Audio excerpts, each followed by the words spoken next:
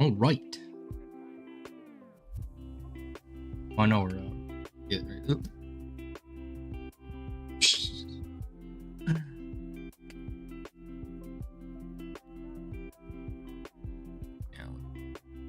A laptop whenever I swap over.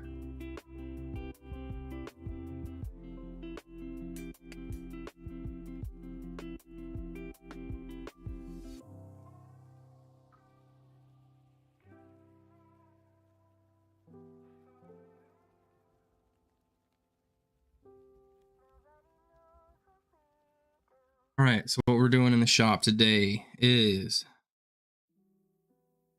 screen controller on my phone. There we are working on a Nintendo Switch, and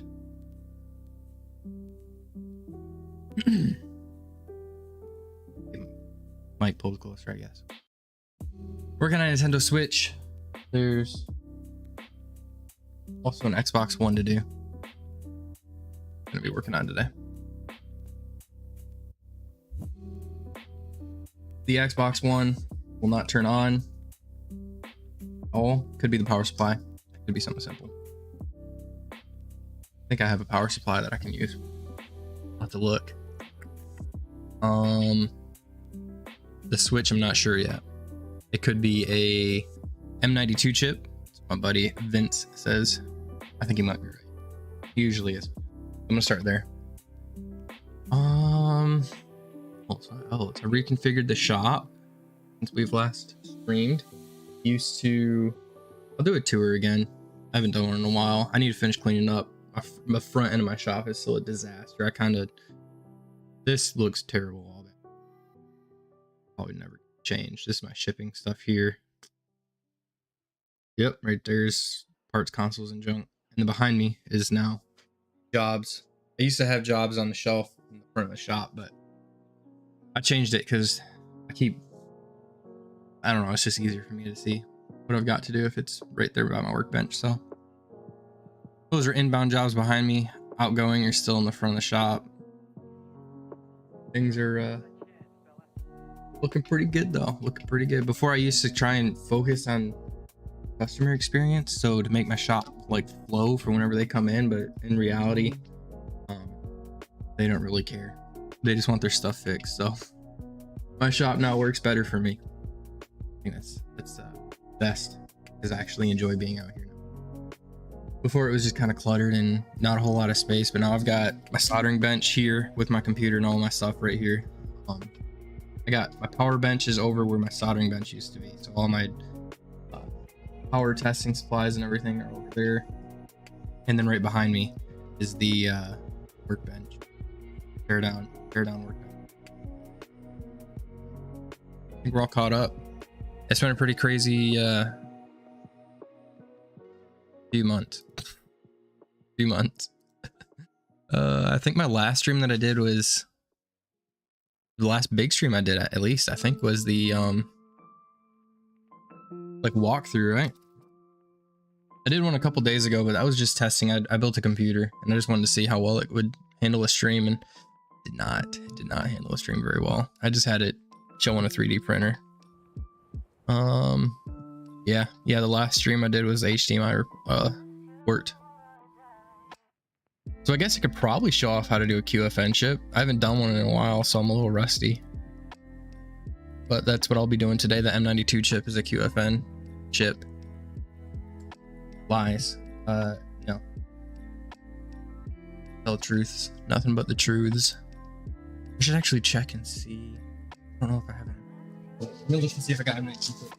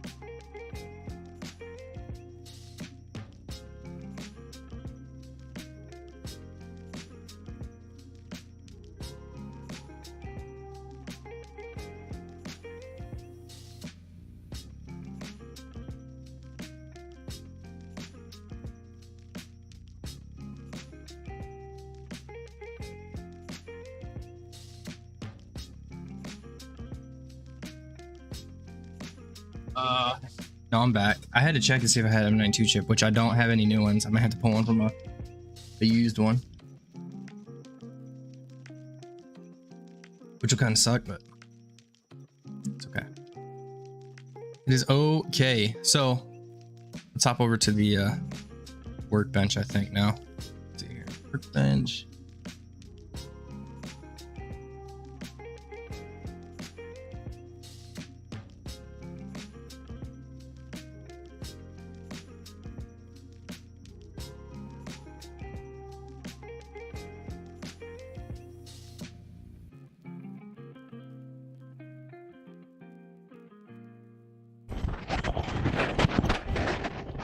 Just had to get my mic test or my mic pulled over here. Okay, I got the roving mic on here. Let's get it flipped. Is that too loud? Let me know if it's too loud. Actually, I could probably just do this right quick. Oh, that sounds good.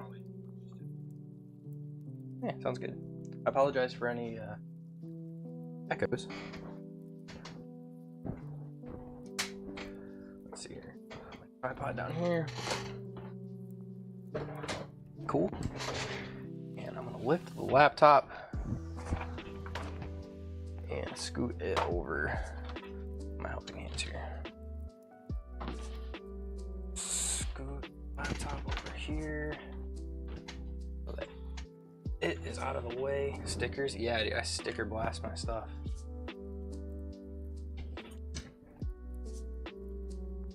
Let's see here.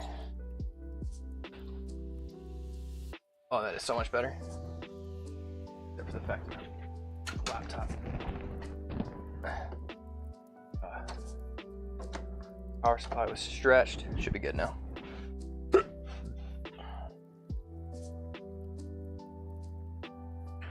Should be good. I'll turn my stream up a little bit so I can hear myself. Awesome. Okay, here's my customer's repair form. Don't need to show that on stream. Sure, they would appreciate that.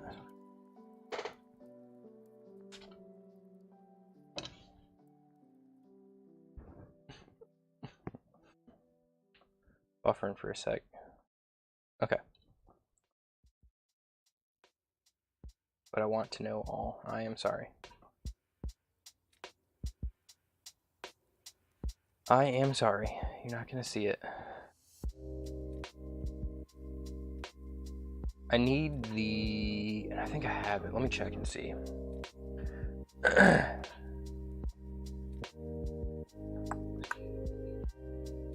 What I put in document.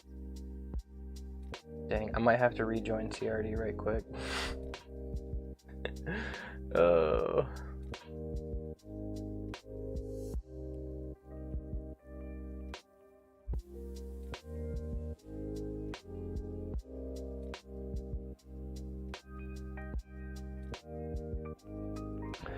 I was looking for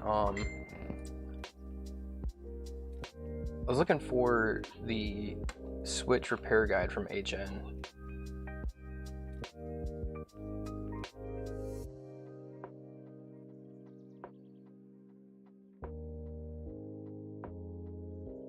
I don't think I have it. I thought I had it saved. I thought I had it saved on my laptop, but I don't. Oh, actually, hold up. Nope. Not there. Well, that stinks.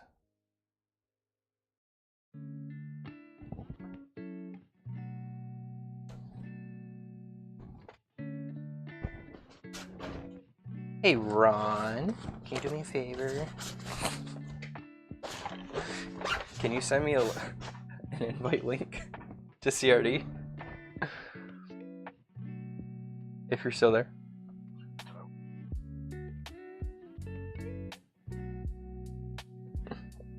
Yeah, Vince is gonna join the stream in a minute. He's putting up shelves. He said that he'll join if he can.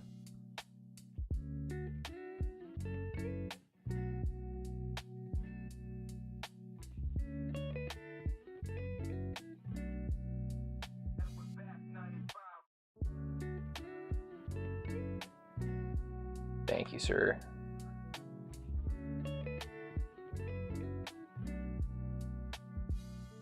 Read the rules. Verify.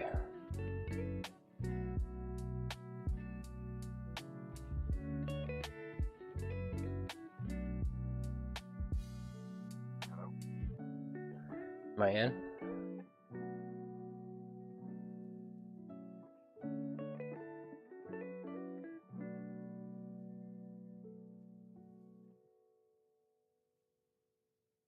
Oh, complete this code. Yep.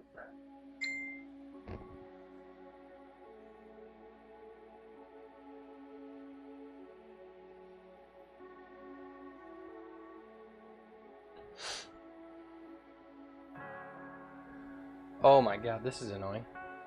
Hold on. I have to sign my soul over. Authentication app.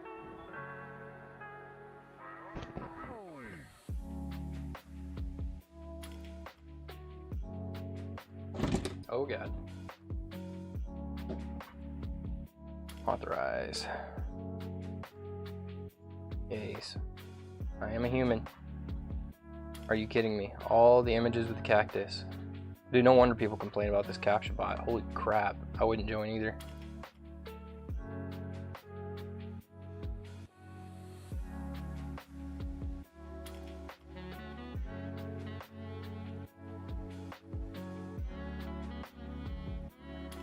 Alright, now that I'm finally in resources, where would it be at? Is it in resources? File sharing tutorials?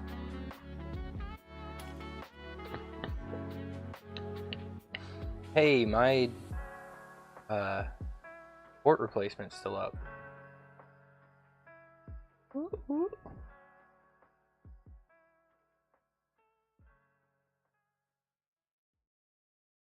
Alright. Let's do a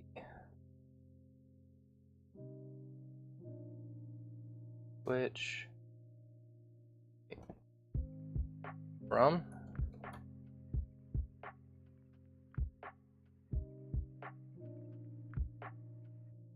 Well, thank you very much.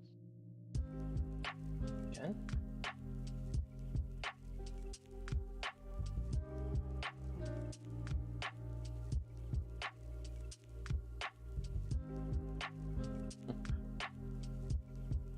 There it is. Download. Carry the schematics. Yeah, I'm probably gonna I might need to grab your Grable schematic, I think.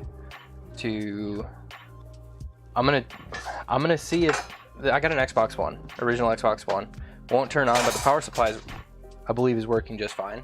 So I'm gonna see on the front panel where the pins are to trip the power button to turn it on, to short it out. So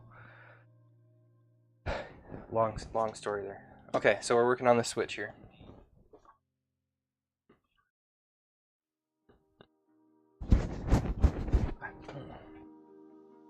Okay, hold on one sec.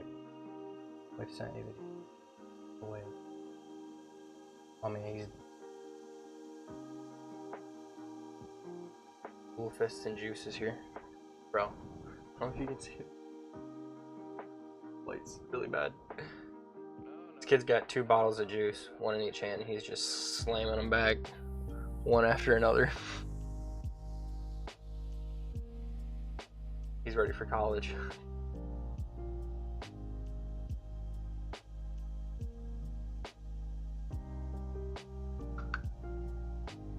I guess that is funny. Whoop.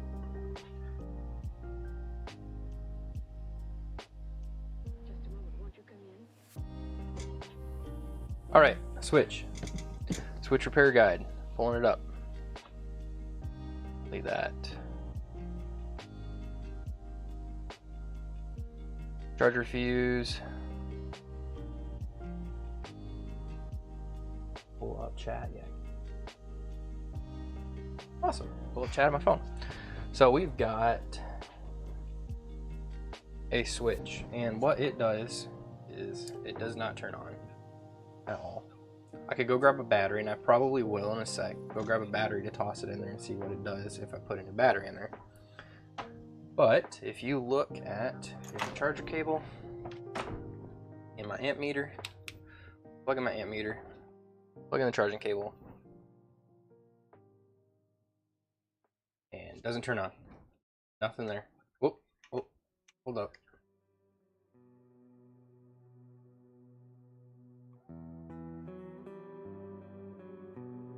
Okay, we very well may have a bad port. Yeah, I think we... Well, we definitely have a bad port, but it also doesn't pull any amp. You can... Light that light up. See that? Still can't. There we go. A little bit. Not really. No amps on the amp meter. And I have to, like, I have to bend it this way. If we flip it around, I think it works just fine. No. Doesn't work if it's plugged in the other way. And maneuvering it doesn't fix anything. This port also kind of looks pretty dirty and nasty. Let's hop over. Let's look back at the underneath the camera here. I know the frames are jacked right now because. Let's see here. Ooh, buddy, that looks nasty.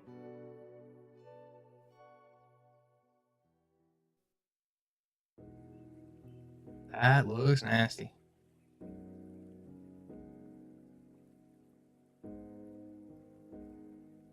I think I might start with the port. Honestly. That's pretty grody.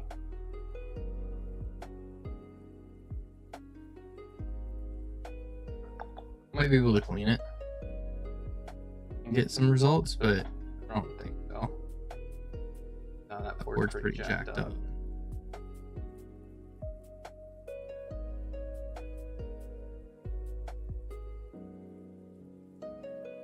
All right, I'm gonna start with the port then.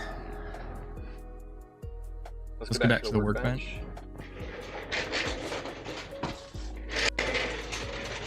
OMG is right, dude. That is a pretty jacked up looking port.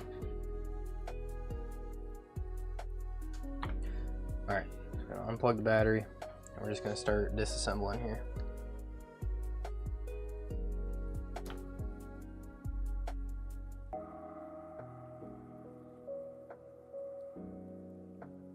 Now I'm on the laptop. Let's go, baby. Are you not working today?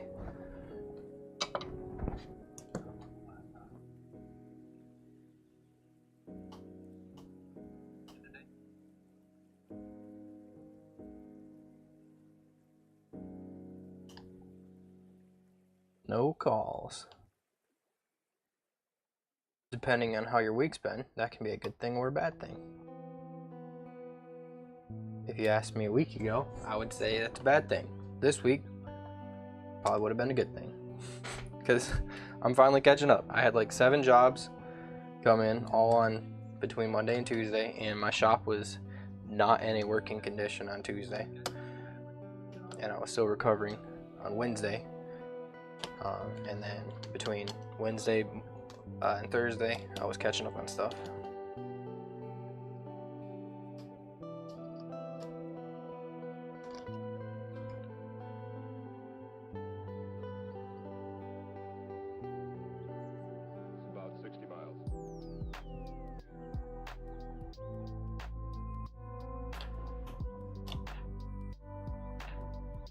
Trash foam there.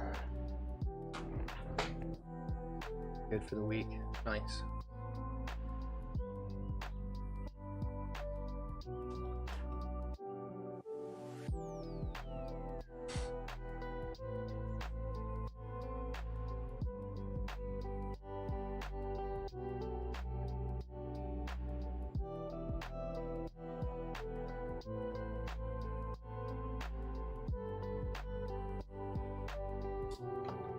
It's been a minute since I worked on a Switch. I'm being honest. I did one yesterday. It wasn't a whole lot. I just messed with the speakers a little bit because I kept throwing some error codes. So looked around and found out that that's what they're related to, kind of, is either the speakers or the headphone jack.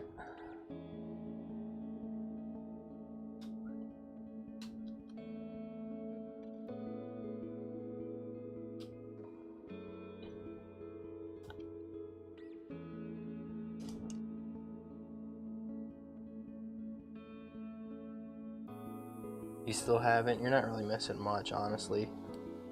Everything sucks about the Switch.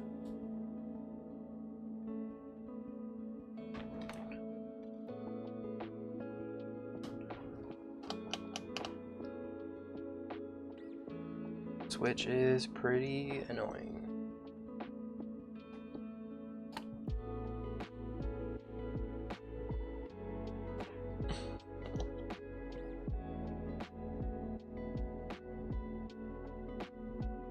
I think I've got it all out. Let's get this fan out.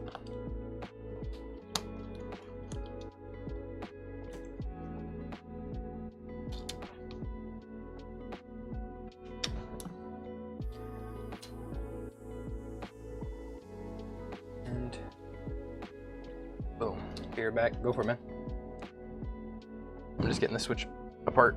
I can get this guy out here. Okay.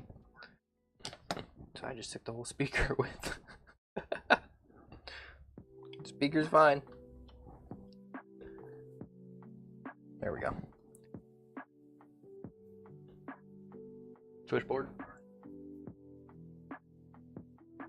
Looking cute. Oh, come there.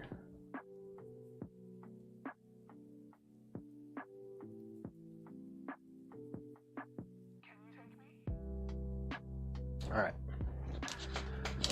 Let's move it on back to the. Wow, where is it? There we go. Capture card video. Boom.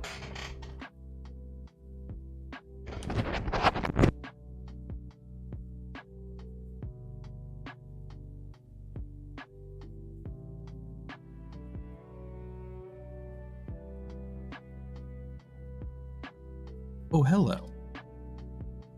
Nice of you to meet me.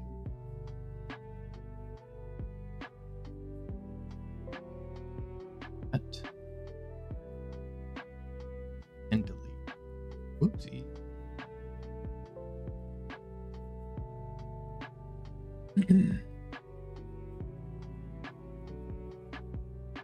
I grab my keyboard.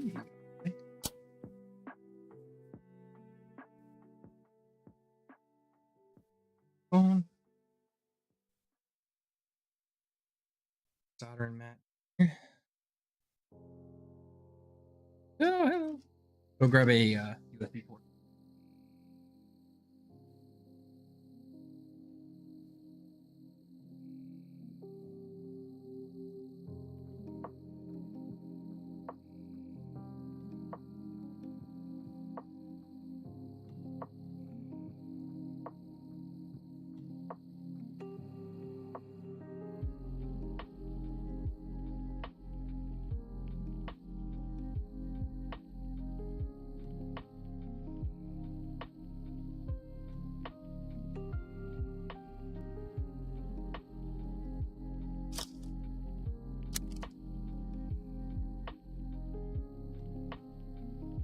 Oh Lord.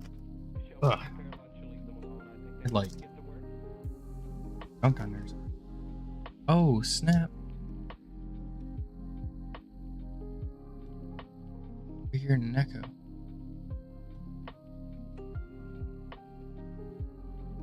Maybe not. It was in my head, I think.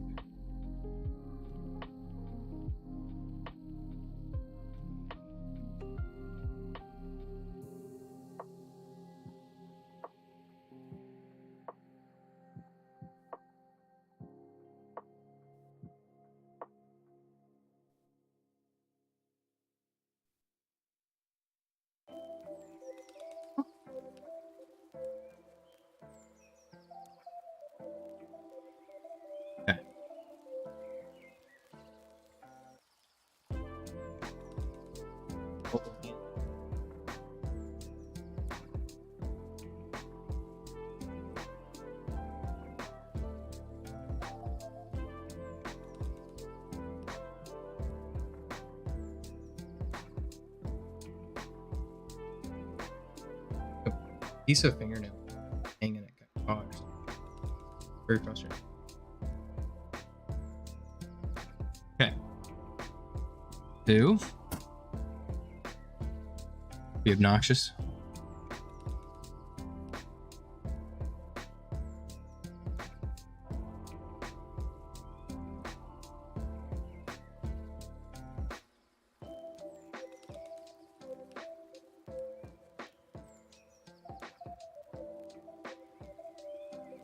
Fix your view because I know you guys are not seeing.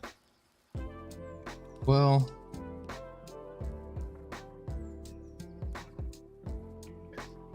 oh, whoa, hello. Okay.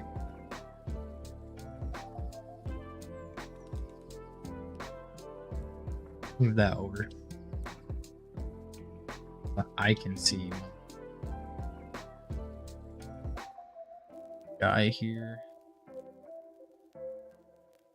I got 2 cameras or 2 monitors, and my main monitor here is not only from a desktop but also from my microscope. So I can kind of see better. I can see through the stream preview on my desktop, but I like to have screen view when I'm doing delicate work. This. Hope I'll just touch here.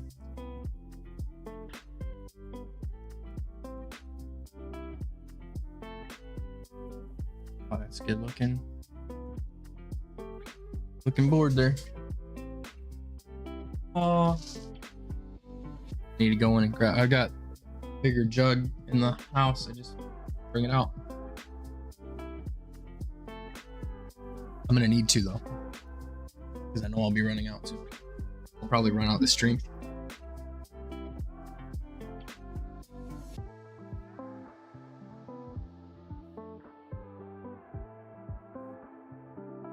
Gotta grab some Q-tips. And I think to start. Iron turned on. Fume extractor. You shouldn't have the fume extractor in the background. Good. We'll see.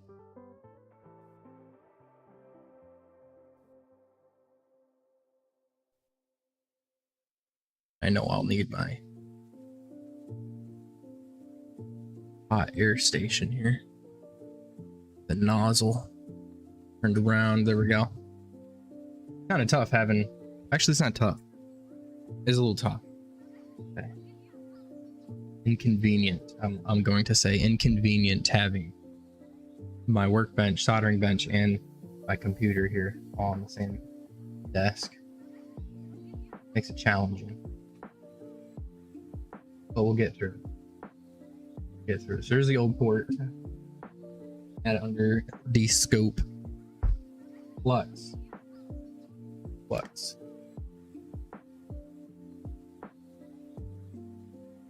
Relocate my drill.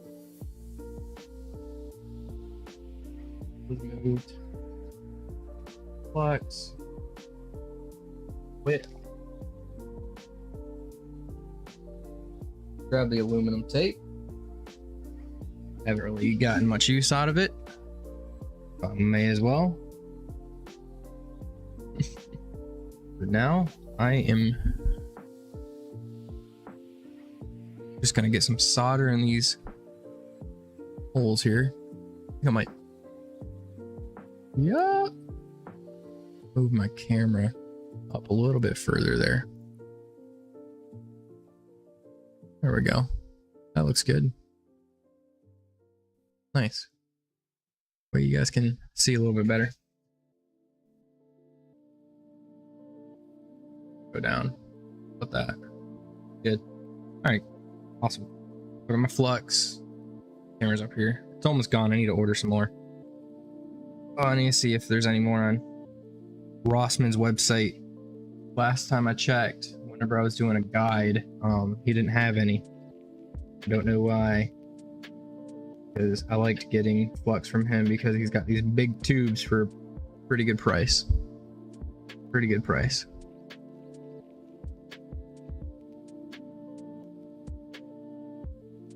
All right, got my iron. Tin it, clean it up a little bit here.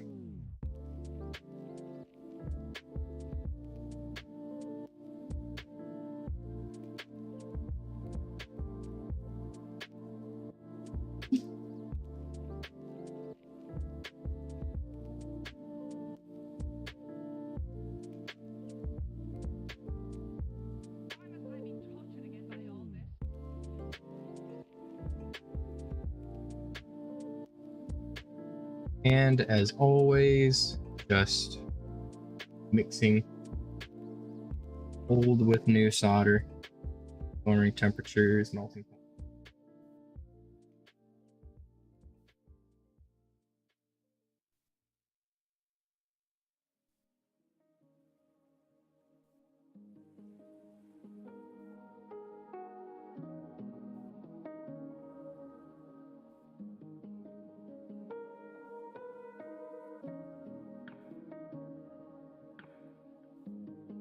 Might need to get a bigger tip on this one.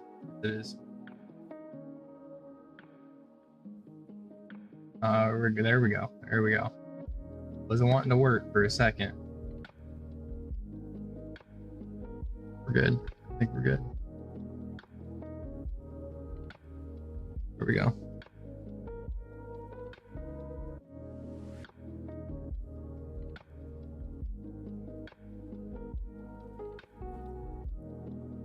Gorgeous.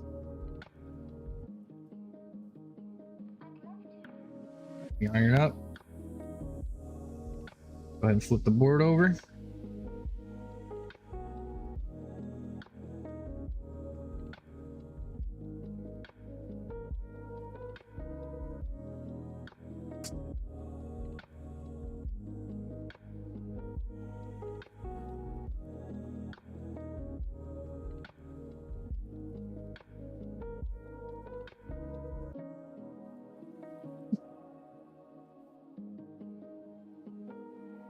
Actually, spin it.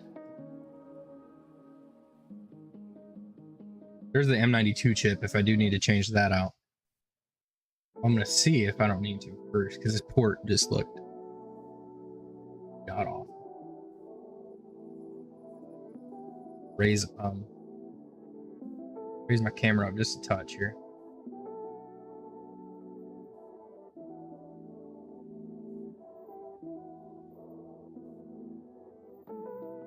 Focus. There we go. Touch. Awesome. Now I'll throw down some more flux here on the top. Pin's good. You're good. Here. Beauty.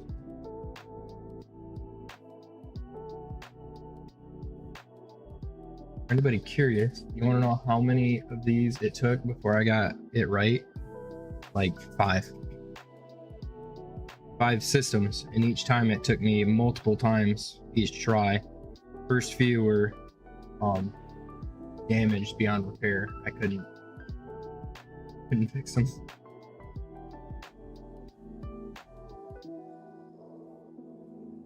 These are not fun, not for the faint of heart, man. I tell you, if you're just starting off soldering, don't start off on this.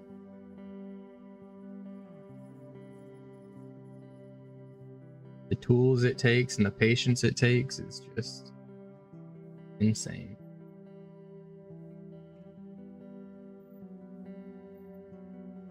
I'm gonna do something that's kind of gonna kill the frame rate on my camera, but I also just can't see very well with the. I guess that's actually, it's not too bad. It's a little choppy, but not terribly choppy.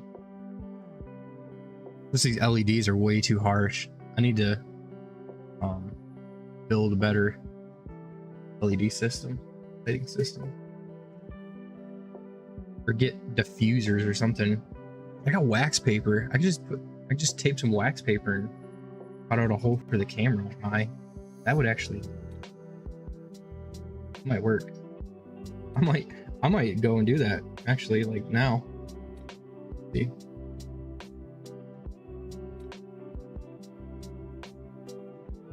Okay, let's get solder on this. Oh god.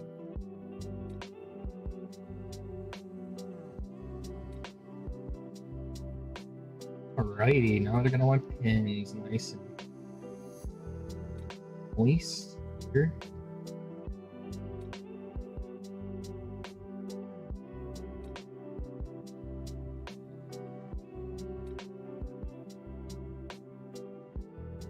Yeah, give me a sec, Chad. I'll be right back. I'm gonna go do that. We're back.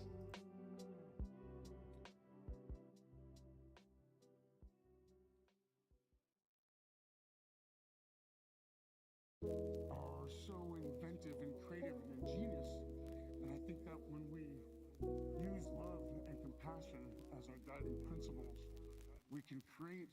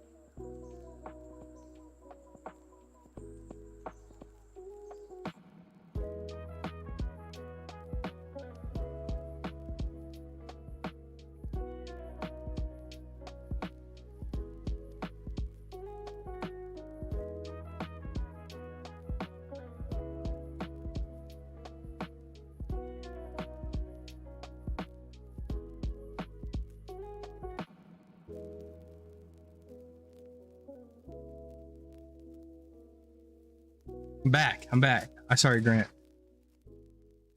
I'm back. I needed to well, here, I'll show you what I'm doing. I've got my camera, microscope, right? And it's got an LED ring on the underneath of it, but whenever go back to the capture card view, this is what it looks like now, right? Without the LEDs on, but it's kind of choppy. You lose FPS when there's not a lot of light. But whenever there's a lot of light, the LEDs are too harsh. And this, it makes it hard to see all the intricate stuff. So I have wax paper that I'm going to possibly put over and cut out a hole for the light. And it makes it less harsh. In theory, we'll see how it goes. I just need to do a few things. So let me go back to, is it because exposure and the software having to adjust? I think so, but I don't know because I haven't really used this camera a whole lot and I don't know. So I'm just gonna tilt my cam up for a sec.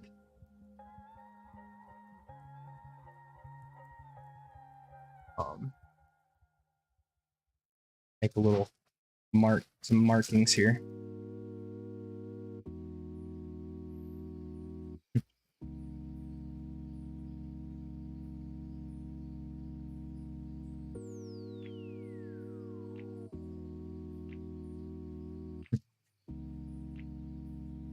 But once I get it solved, I'm gonna work on a Switch, Nintendo Switch. USB-C port is what I'm tearing apart right now. Whoops. Also, how the heck are you, Grant? Long time no see, my man.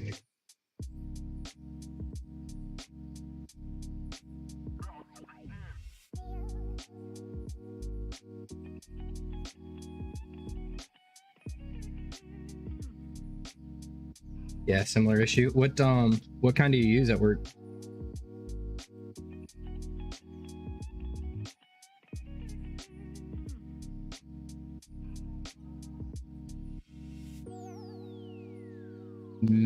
Me. Yeah, you. How are you? And also, what kind of scope do you use at work? 2 questions. 2 questions. Haven't exactly right. Doing pretty good. That's good, man. That's good.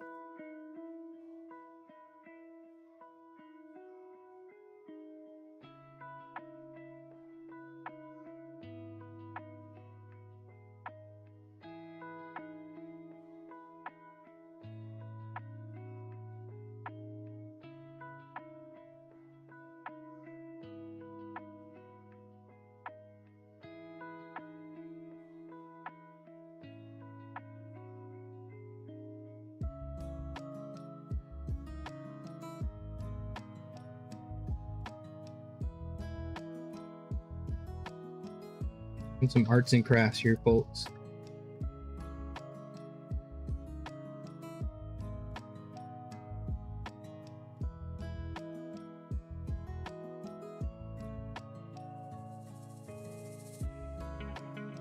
Okay.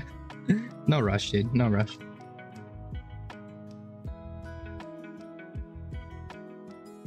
Too stressed about it.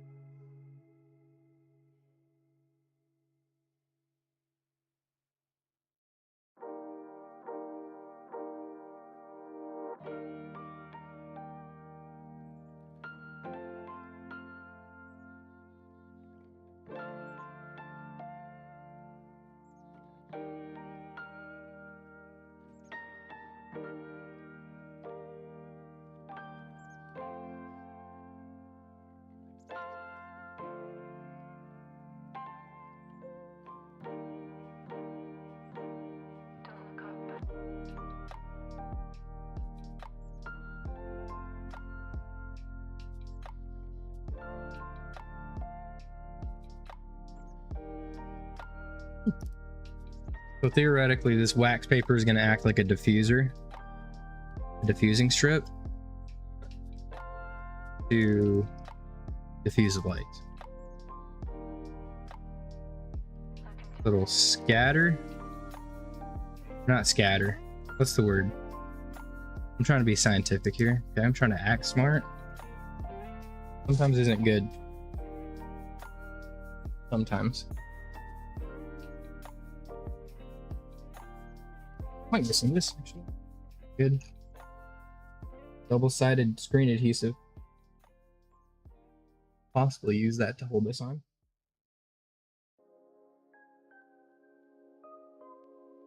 Strips on here. Do one there. There.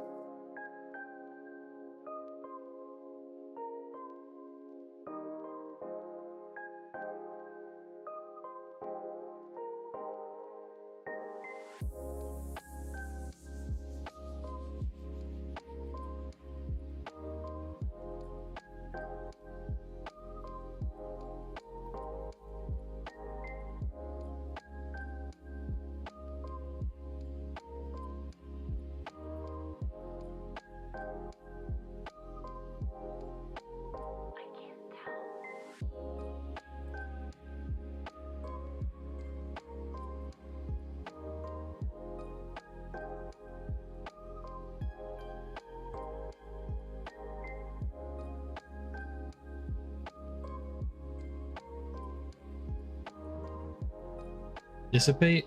Maybe.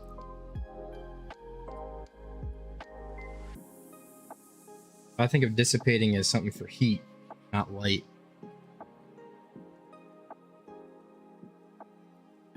I'm thinking like scatter, like scattering the rays of light. But I guess diffusing would still, that's what diffusing is.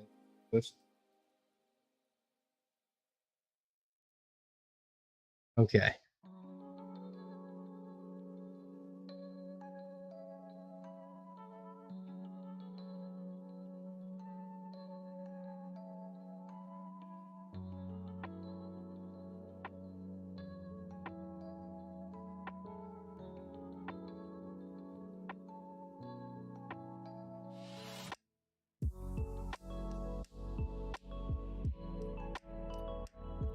Buddy.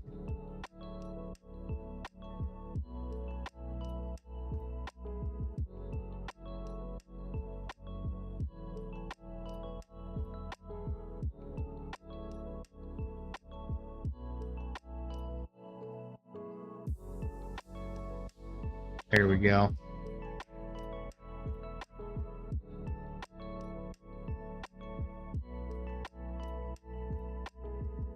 Okay, I think I got it.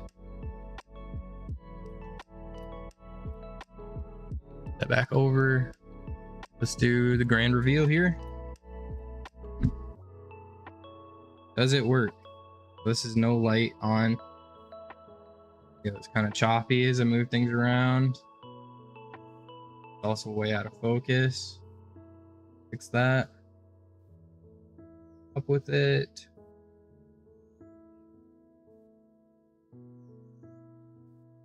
All right, no light. Light. It's just as bad. If not, possibly worse.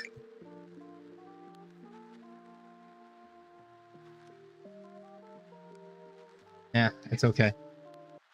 It is what it is, I guess. I don't really need to. Let's see. That's off. That's on. I could probably do another heat, but I don't really know if I care that much. Do another sheet. Let's see. I'll just cut out a small hole for the lens and put it over.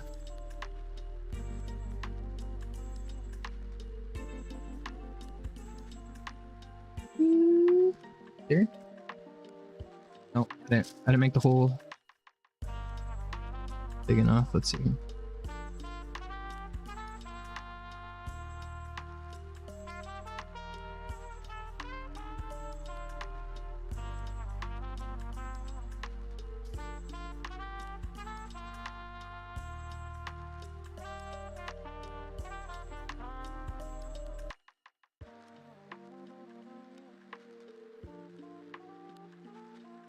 Does look a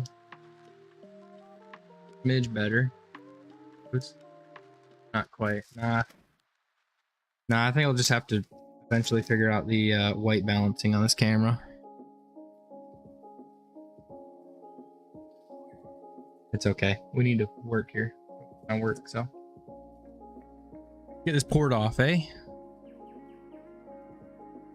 Turn on the thing there. I'm gonna make the white balancing a whole lot worse with aluminum tape. It is going to get ultra reflective up in here real soon. Any day now. As soon as I get the wowzers, dude. I'm just struggling with tape today. Beating me.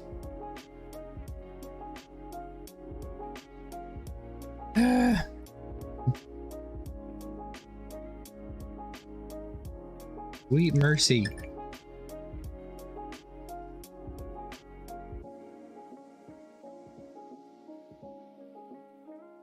That stuff there.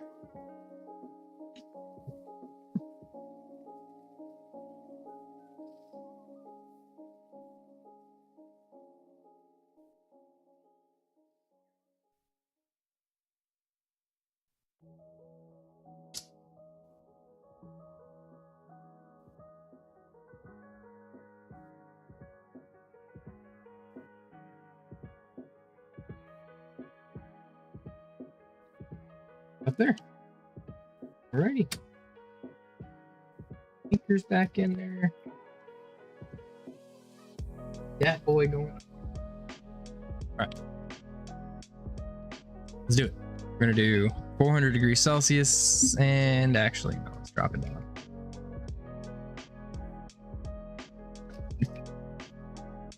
Go with 375 at 50% airflow on the Aten here. Take it on. Not knock stuff off my desk. I also forgot to grab the tweezers. Grab those while we're thinking about it. Get the mic back. Get it. I'm gonna knock the mic all around. Hold up. There we go. You should just still be able to hear me.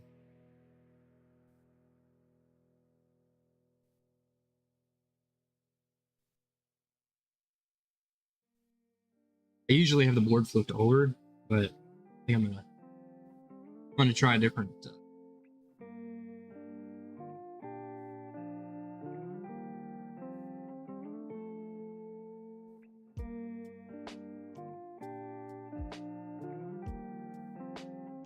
Tap on the top.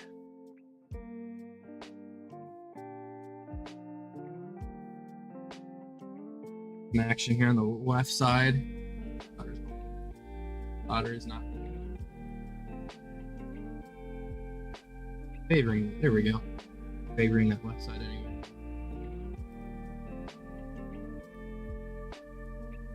There. Felt it pretty good. Usually, the reason why I do it or have it flipped over is so I can just let gravity do its job here. Take the board off for me. Usually is a smarter thing to do. Gonna give it some tap, see if it's ready to lift yet.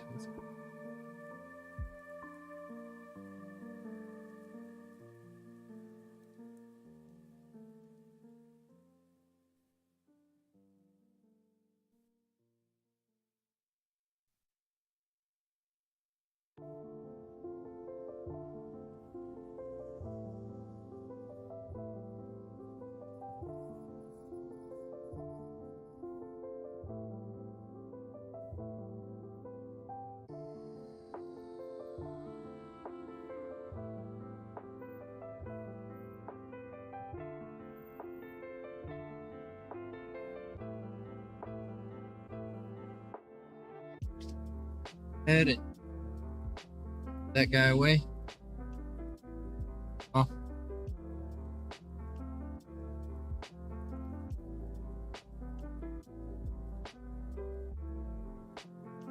Scope in just a touch.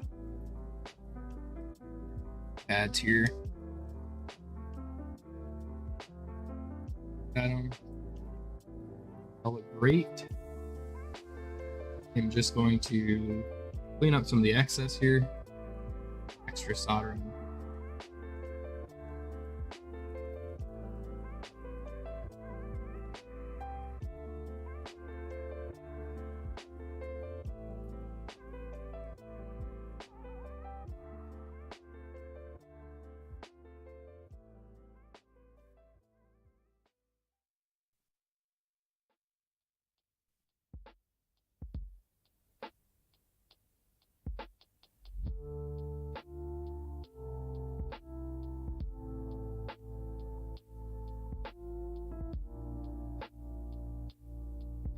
Pretty good. Pretty good. Going to take my new port.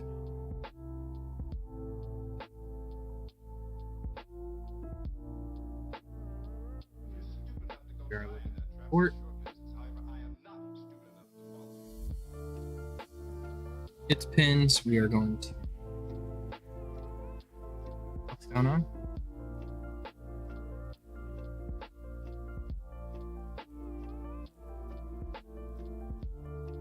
In it.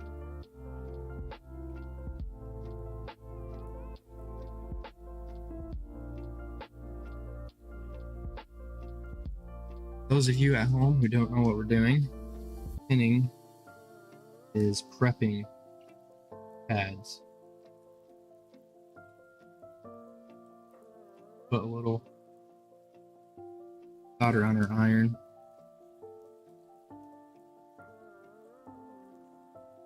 Putting solder on the iron so that then whenever I put the new port down, blow it into place. Go. Already some solder on the pads that help it to go where I want it to go. It's gonna go where wants to go anyways. The flux and solder chemical reaction and fraction that they do to each other. But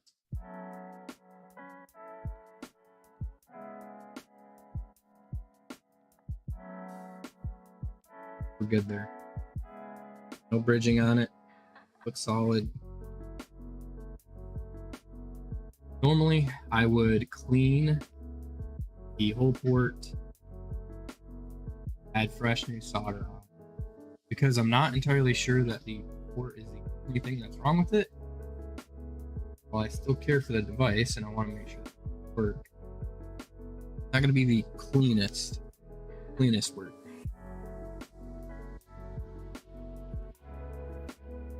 Because there's probably more wrong with this system.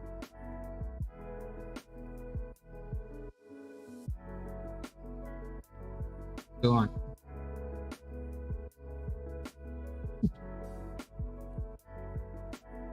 Go ahead and toasty.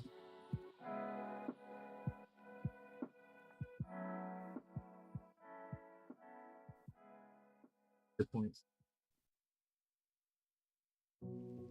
Heated up and melted. Oh. Good that it did.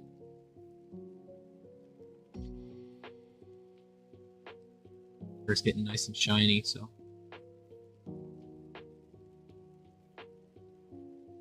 Off camera you can't see it, but there's the so there's these anchor points here, but then there's the other two up top, and I'm trying to make sure nice and ready for me.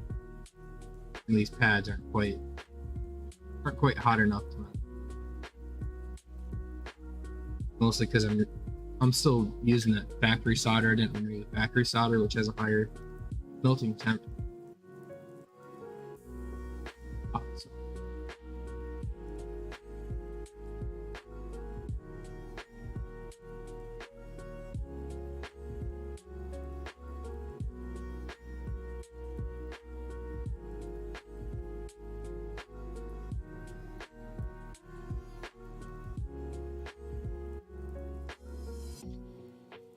Lay some flux down on these pads. I'm gonna bump the temp up just a tad. Easy extra help.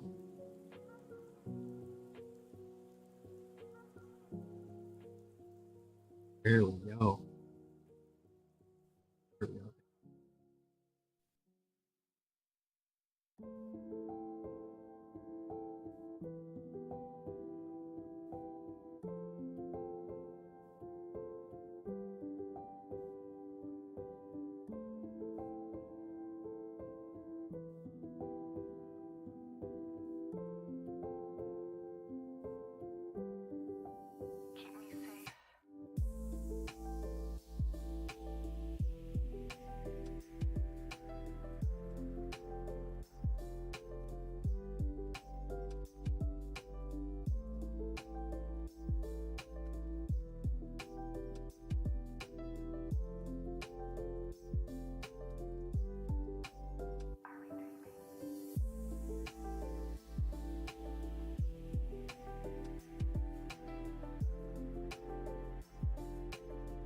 There we go.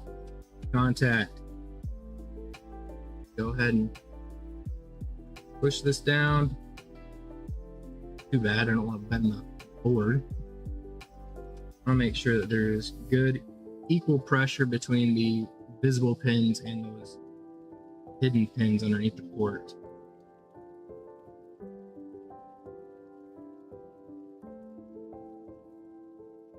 I think we're good. I'm just gonna let it cool. Bit.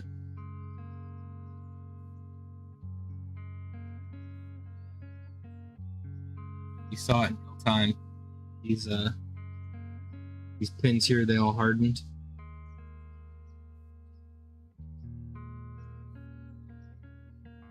Let's go ahead and turn the air station off here. We'll go ahead and just check the pins. Oh, the flash.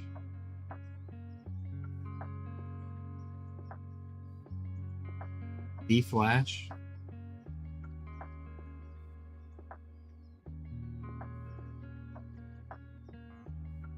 You need to go to a doctor?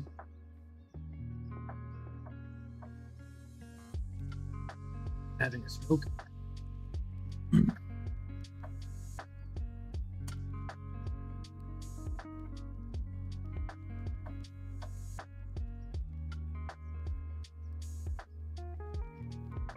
Oh, yeah, the size. Yes. Always a good view.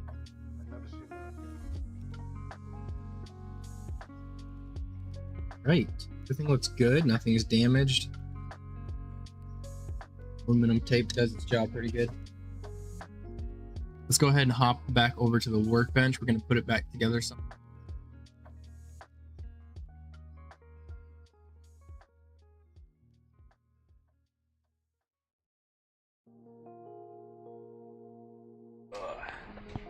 Gotta grab my phone and the mic. Toss the mic back on. Alrighty. We should be good. Everybody can hear me, correct? Should.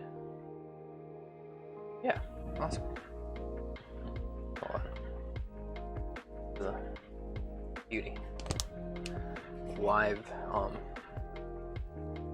view on my laptop, it was lagging behind just a touch. I think we're set though.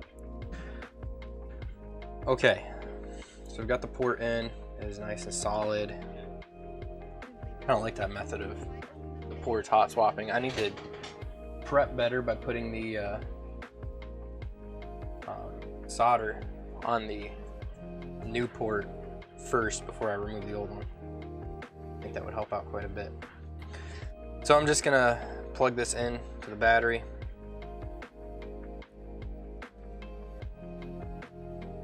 If I can do it, I suck. There we go. And let's plug it in. And it turns on right away. The amp meter does, and it's taking a charge already. It's a slow charge. It's a bit of a trickle. It's 0.1 amps. So 100 milliamps.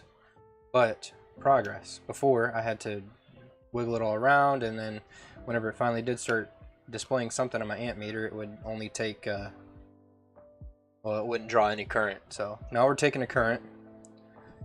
8 volts, 100 milliamps. I believe we're doing pretty solid so far. Let me turn on the multimeter here. And I didn't test the fuse, but I guess I can now. I can see if it's taken the volts that it needs to. It looks like it is. Yeah, 9 volts through there. I think the top side just...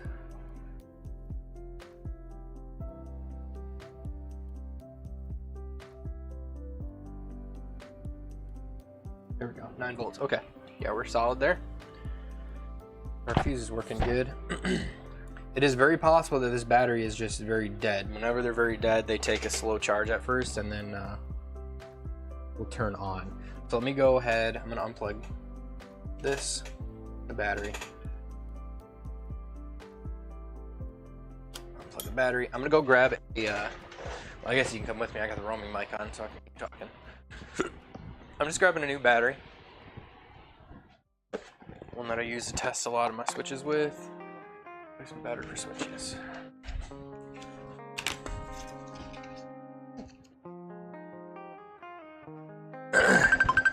And the wife is calling, so I'll be right back, guys. Just give me 1 sec.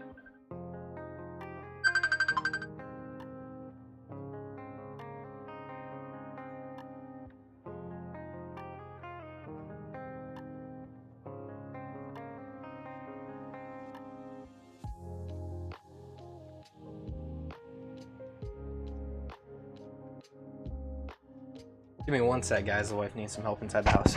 I'll be right back.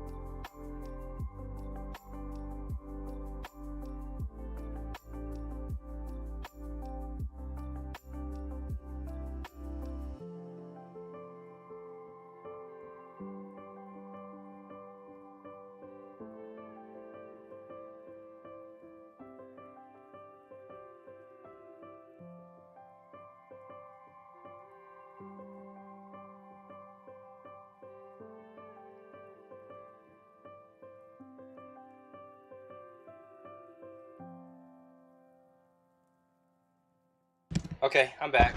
I apologize. Jordan went to relax in the living room after she put Ace down for his nap, and our puppy, I've been giving her one more freedom, right? And today she had full access to the living room, but nothing she could get into. Like, everything was gated off and couldn't get into anything that would hurt her. But she peed on the floor and got into, she broke a child lock off of our little dresser that's in there that we keep all of our cleaning supplies in, and she got into the trash bags.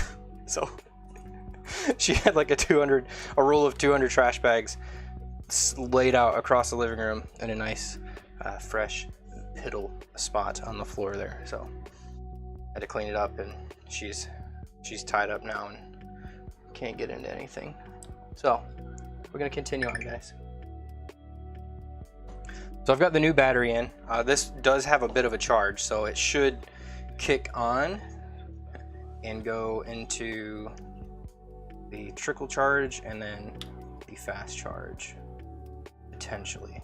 Okay, yeah, automatically it's doing the half, 500 milliamps. There, it kicks on and fast charge. So I think that we fixed this switch, and all I needed was a new port, which is awesome. I did, whenever I was initially looking at it, I did see some corrosion on the Joy-Con rail. So I brought the Joy-Cons and I brought a dock to test. Yeah, it's on the, it would be the left Joy-Con is pretty corroded down in there. So if need be, I might have to replace that. So I'm not gonna fully assemble the system completely, just enough to test the rails. So let's go ahead and put it together. Rebuild here. Get my tweezers.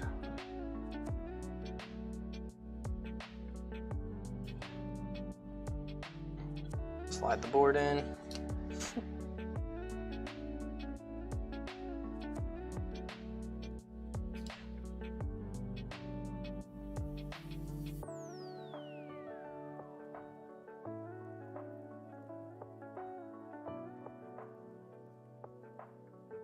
There's about 500 ribbon cables in this system. It's a little over dramatic, but that's how it feels. I swear.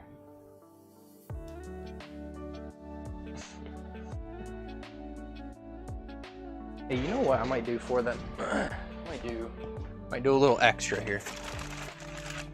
Their switch looks like it got burned.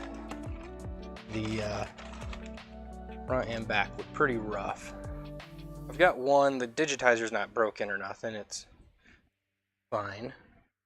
It's got a battery, and the shell looks much better condition. So I'm gonna go ahead and shell swap as well, which isn't too crazy. The only downside is that it could potentially not work with the digitizer, so I'm just gonna put it together enough to, of course I'm already doing that to test, but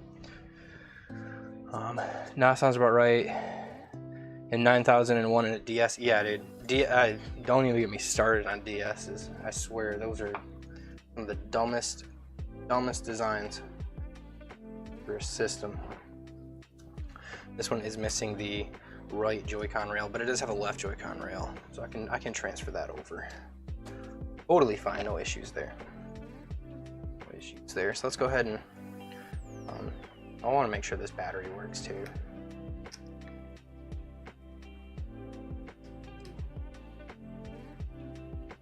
Let's just slot that in there for a sec. Kicks on. Super slow charging. This battery could be completely depleted too. Okay, there we go. It kicks on to the faster charge. There we go. Faster charges in 300 milliamps.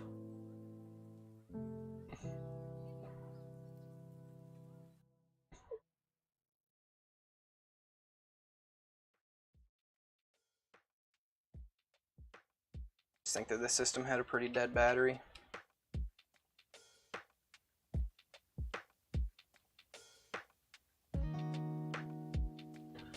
Yes, yeah, it was definitely the port. I should have looked at that first before I took assumptions. Because yeah, the port was pretty nasty. After inspection under the scope, you saw it pretty rough.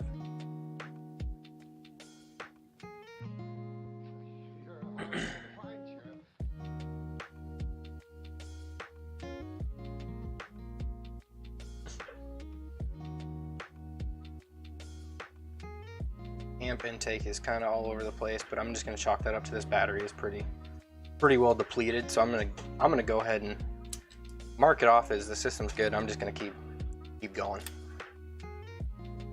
with it here. We are missing the speaker on here, so I can pull that speaker out, put it in there. I used the system yesterday to that system I was talking about yesterday that I fixed. That was throwing error codes, but I got the speaker from us from this shell over here.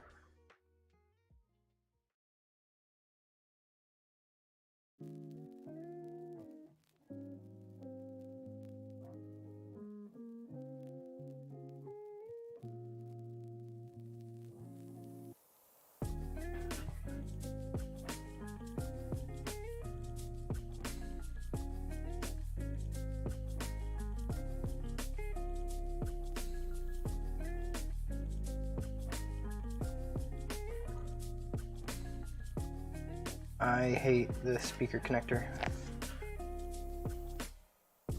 Such a pain in the neck. Can never grab it with my tweezers right. It always, there we go. This one just keeps like rotating up as I go to connect it in. Let me see if we can bend the tabs down. There we go. We'll look around the port. Looked like a war zone. It did. It did look like a war zone. I thought maybe it had a bunch of liquid damage, but the liquid damage indicator was totally fine. Okay, where's my other tweezers? Hold on. I've got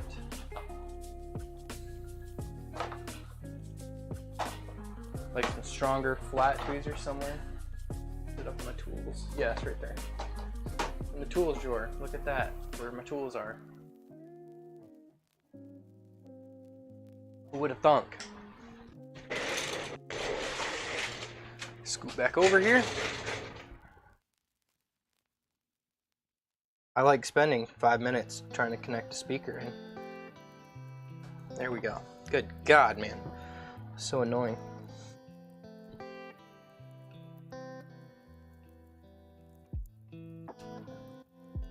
Left Joy-Con rail.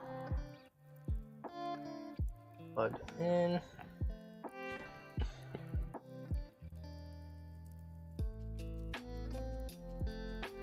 Right speaker. Better tweezers again here. Plugged in. Beautiful. And I've got 2 screws. I'm just gonna send 2 screws through the USB port for now. They're off by a pin, I can see it. Got what off by a pin?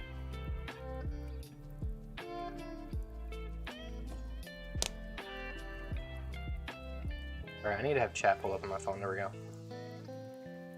Have chat pulled up on my phone so I can.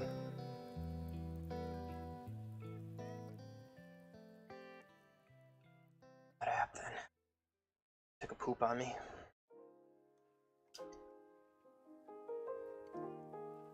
Oh, you're just poking me. Okay. Well, don't. I'm just kidding.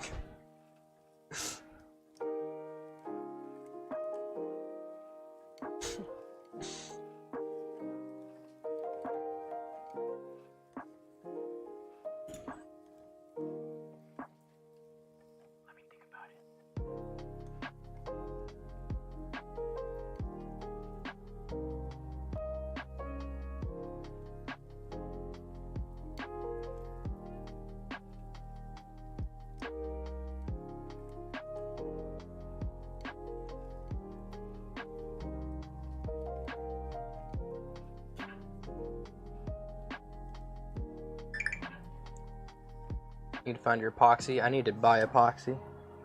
I don't have any.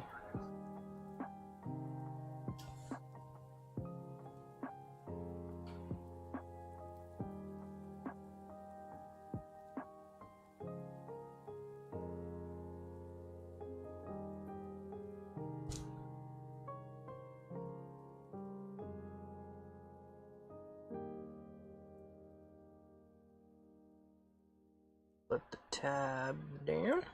I think I just about got it all.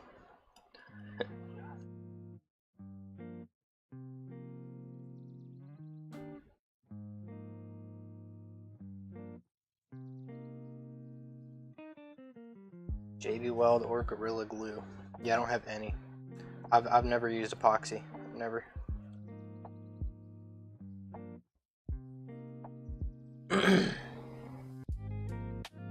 Although I should, since I've been doing a lot of stuff with the 3D printers now, so.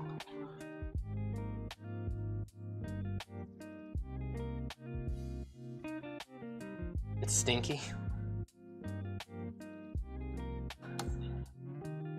Tell us to take a shower then. Not rude. Tell someone that they need a shower.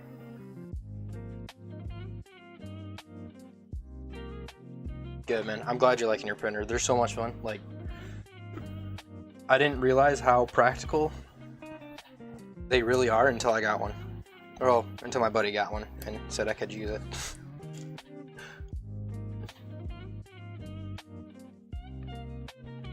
I just need to get the funding for it right now. I'm kind of running on fumes because I was slow for about 2 weeks.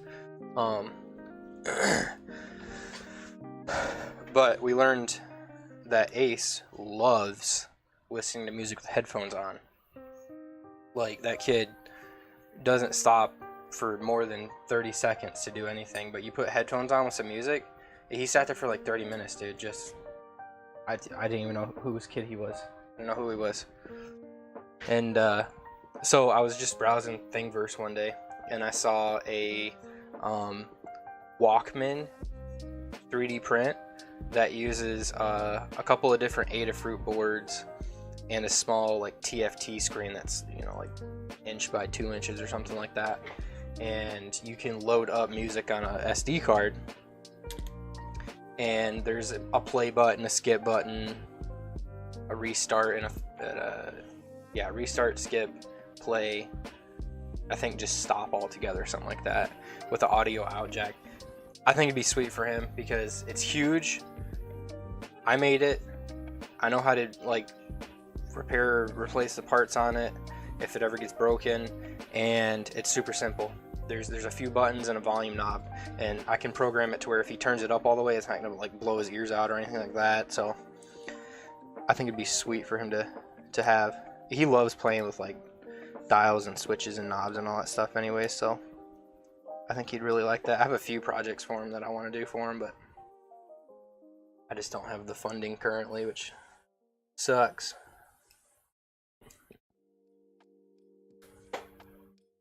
One day I probably will. Build whatever I want when I want. But I have the Walkman printed off. My buddy printed it off for me. I haven't seen him in like a week though. He's been pretty busy, I'm guessing, with work and some other stuff that he's taking care of. So okay, so we've got the system put together enough to test. I don't have another Joy-Con rail in there, but it should still boot regardless.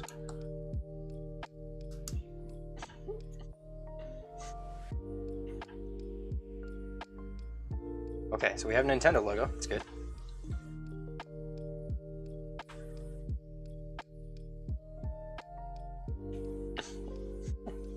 Ah, that's why it wasn't fast charging, because the battery was at 100%. Okay, yeah, that's what I was afraid of. This digitizer's not going to work because of the board not matching, which is fine. We'll, nice. Very nice. So yeah, I think I'm gonna say that I've got the system working, aside from the digital. Oh, what do you know? It does work. Is it just dirty or something? I need to calibrate. Can I calibrate it?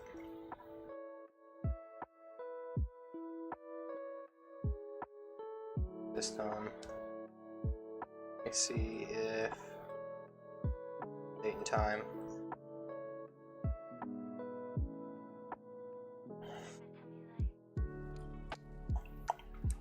Trying to see if there is a like display,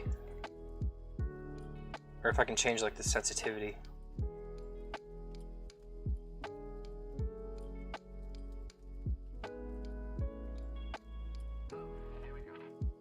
I guess it's not too terrible.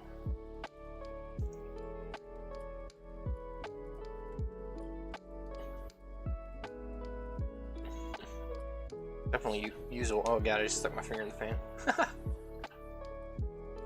Definitely usable though. Somewhat. It could be dirty. Let me power off.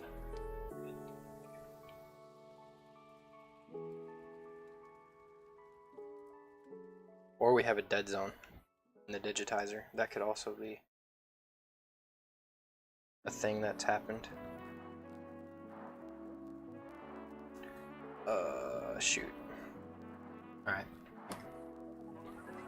I guess I'm gonna persuade it to turn off by doing boop, that.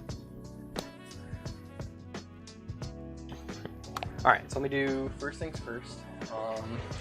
We can clean the screen off. Where's my Windex?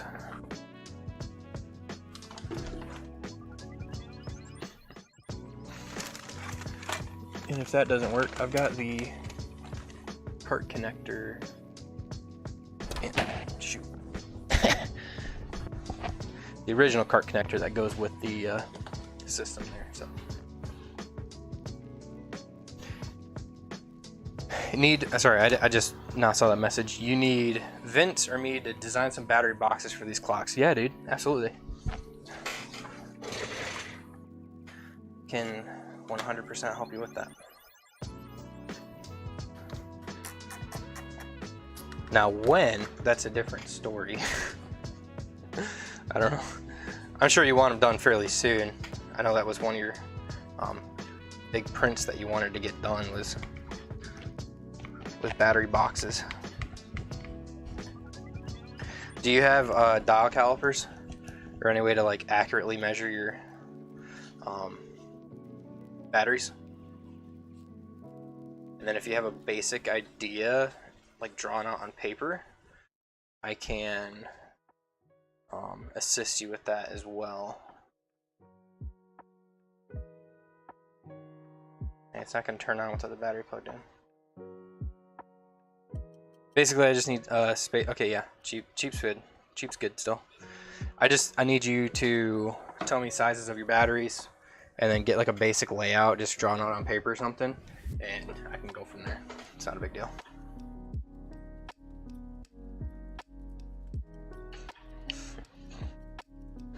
Okay, now I think there is a way to calibrate the screen, so I'm gonna try and calibrate it. I just need to remember how.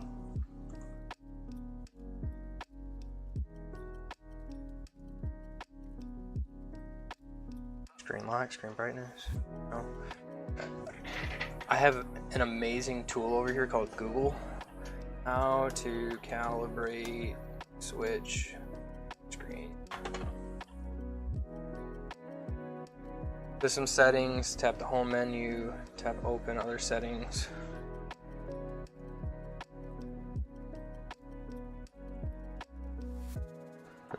Touch screen.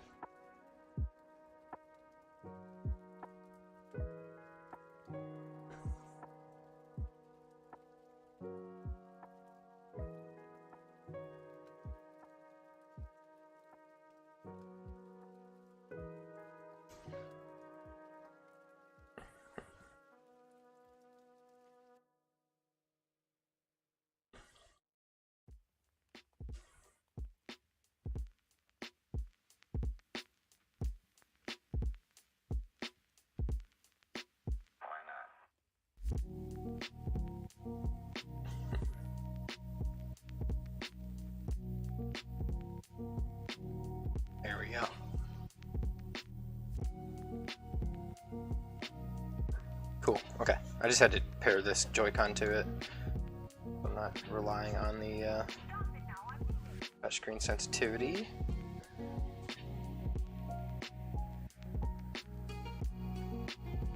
Test touchscreen.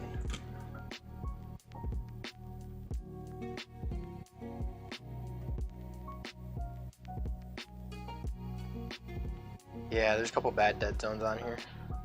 I'm gonna go ahead and just replace the original, or replace it with the original. I don't.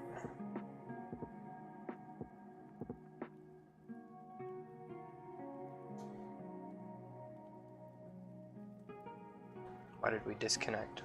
No. Turn off.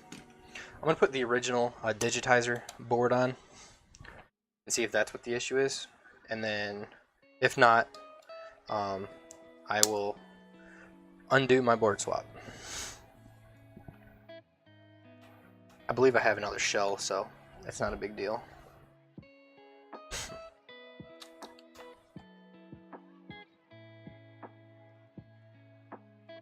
I was just trying to be nice, okay, and help him out. Slide that in there.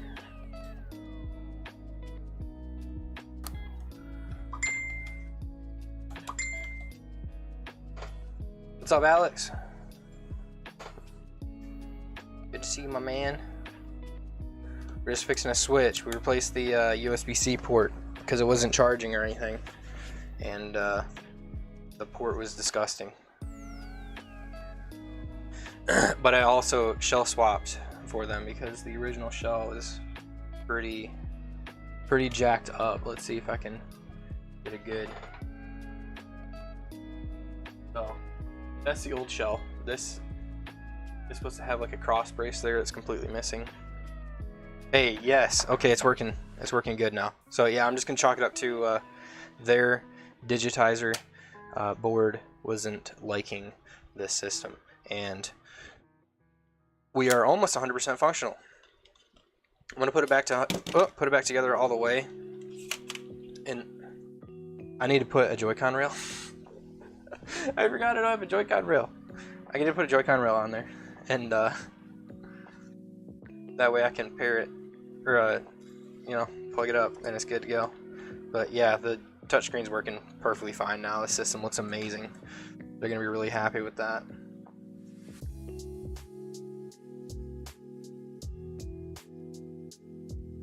Off. Okay, let's see. I'm catching up on your stuff, Ryan. Let's see. Last masking tape, made a mistake trying to remove material and punched a couple holes in the spot case. That's why I'm using epoxy. Gotcha. Right on.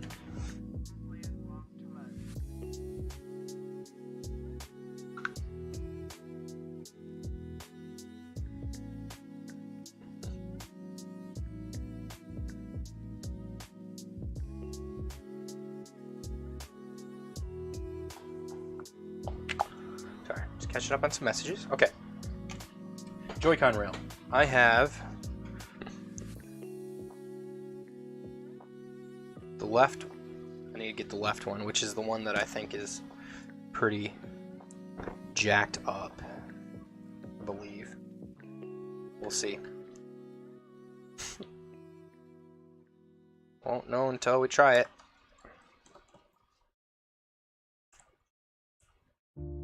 Go ahead and get the rail out.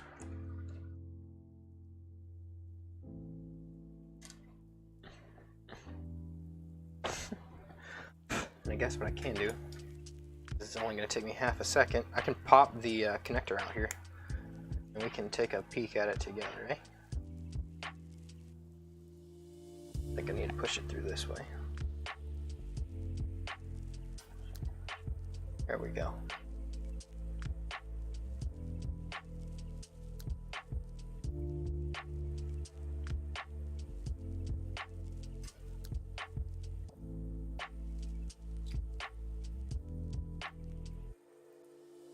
There we go. Get that guy out and slides out this way. No, that Joy-Con rail actually looks pretty good. Connector looks great, so we'll go ahead and slide it back in. It's kind of dirty, so let me Just shoot some Windex on it. I've been using Windex a lot to clean stuff, which is kind of funny. Just kind of gunky in there, so we're gonna go ahead and just give it a good cleaning. Not a huge deal.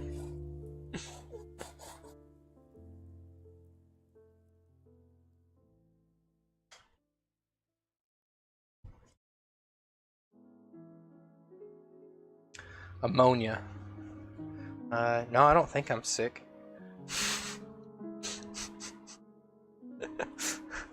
Cat pee? Yeah. I'm just gonna go harvest my cat's urine, and I'm gonna use that to clean my systems from now on. People ask me what's my secret. I'm not gonna tell them.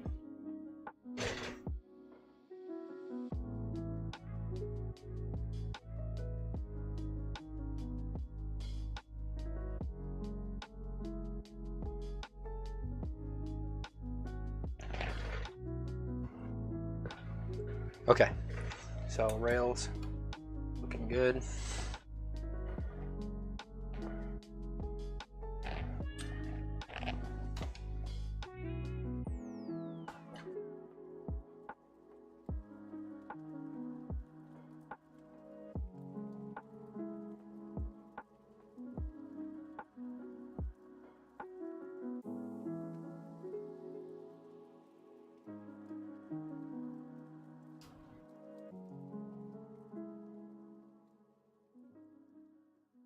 Ace would be proud. I'm sure he would be. Get my Joy-Con rail screws in. I heard one of them fall.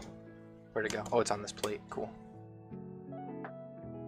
Then we can go ahead and button up the system, and I'll call the customer and let her know it's done. She'll be pretty happy. Pretty happy. And I will be happy because I can pay my bills this week. That's what it's all about. That's what it's all about. It's not about helping people, being a good citizen, or a strong pillar in the community. It's about making money, baby. I'm totally kidding, by the way. I like paying my bills, but I also like helping people out, so.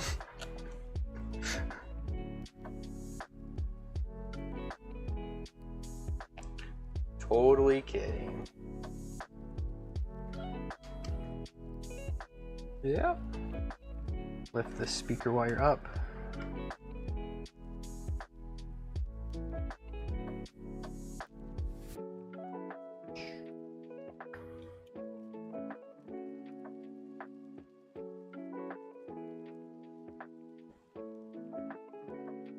Whoopsies. Whoopsies! Got all the screws for this digitizer board. Oh, will you knock it off, dude?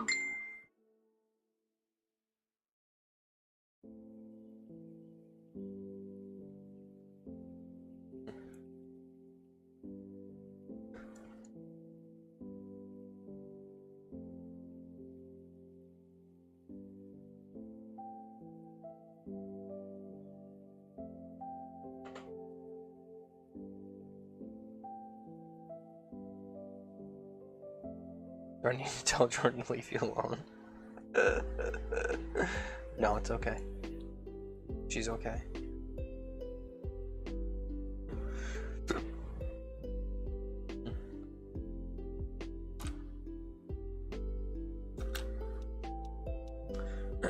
I might, where's my thermal compound? Oh, it's on my desk. But I need a paper towel. I'm gonna clean some of this thermal compound off. Well, I'm gonna clean it all off, actually. And replace it.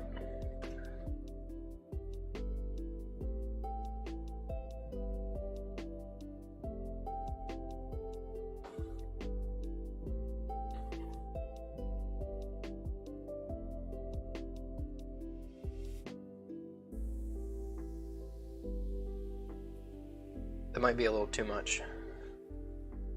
It's okay, it'll ooze off the sides.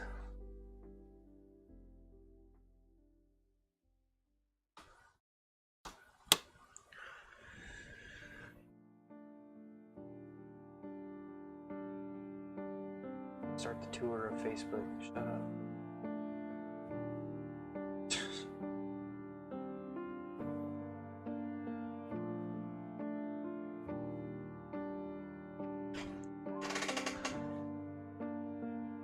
Make the artistic pile. The old triple coiler. Dog poo. That was a good one.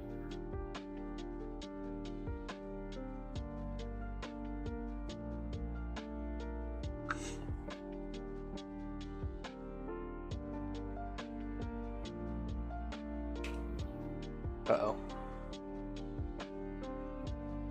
You'll vote me for it? We'll have struggles because I don't have Reddit anymore. My account's still active in the live, but it's not on there anymore. I got rid of it. I deleted it.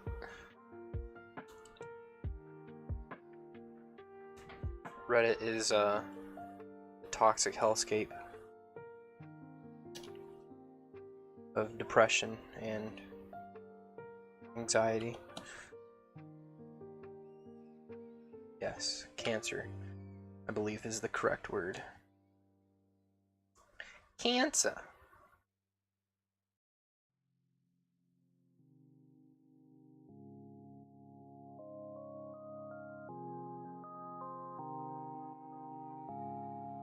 Dude, Vince, what's up, Vince? So I fixed the switch. Wasn't the M92? Yeah, I was just telling you that. Yeah, fixed it. Wasn't the M92? It was a USB port. If you go back earlier in the stream, I show it underneath the scope, and it looked ugly. It was very gross. So I replaced the port, and I shell swapped too, because this is their original shell, and it's like got burn marks and gunk all over it. So I replaced the shell with just a spare that I had from a dead system that's in a lot better condition. And I think it's just about done. Just about done. I'm just buttoning it up right now. Take my sweet time. There's some new paste on there. I think I've got all the screws in. Don't see anything I'm missing.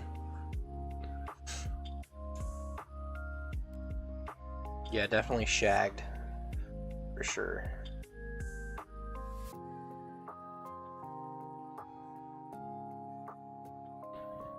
Yeah, that's all I need.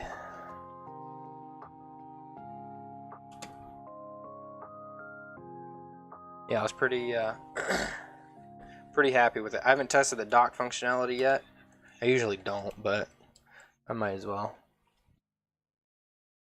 It's nice when it's just a port or an M92. I agree. Yeah, the port, it was only working one way, and the other way it would work if I had to tilt a little bit, and it wouldn't draw anything. So I was like, you know what, I'm just gonna replace the port first and go from there. All right, Ron, one more of those and you're out.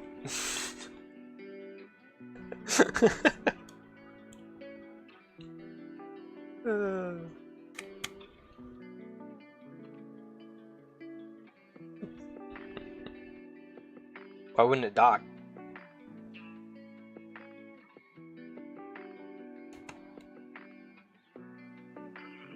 Curious.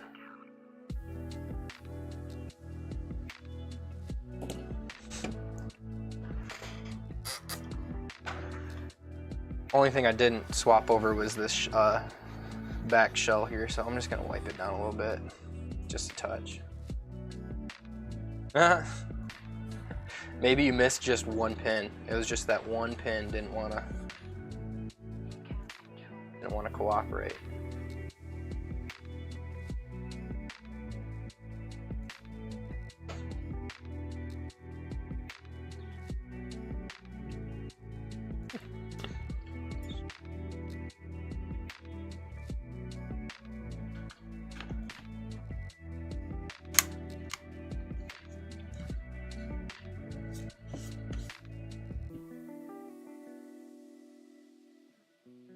These are the screws.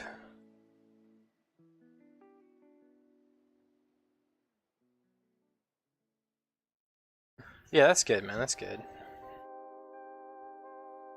For the most part, I've had all my customers have been pretty understanding of stuff. So if something messes up, they're cool with it. They bring it back to me, and I take care of them. If you got good customer service, people will be more forgiving.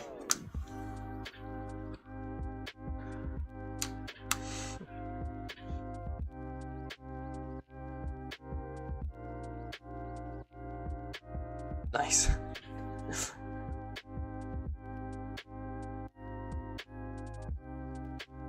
Yeah, those are always good experiences.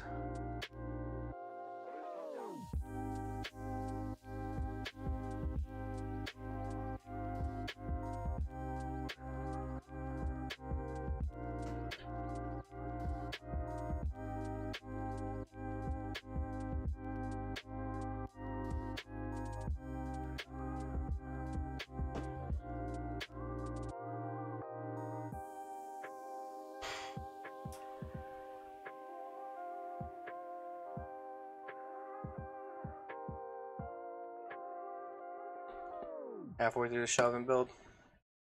Very good. Very good. Well, I appreciate you stopping by, man. I appreciate you stopping by. Good luck with the shelves. Hopefully everything turns out nice. I saw you sent me a message on Discord, but I haven't checked it yet. Only messages I've responded to so far are my wife's. She's the important one. I know you understand.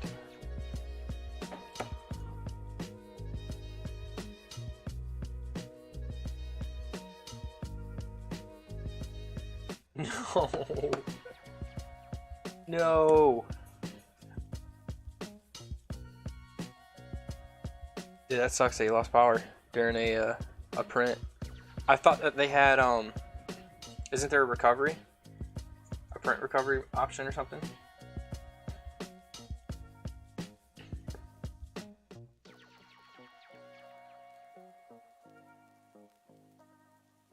Yeah, that's what I thought.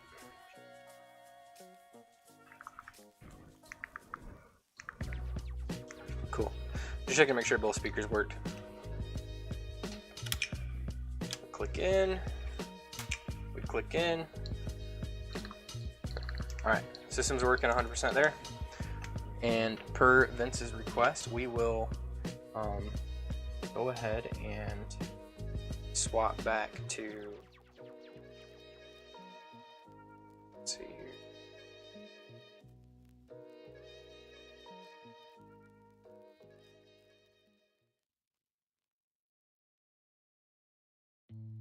Slide on over.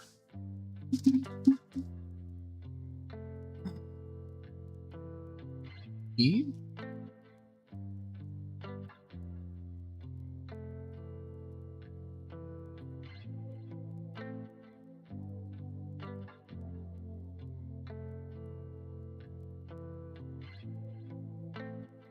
Second.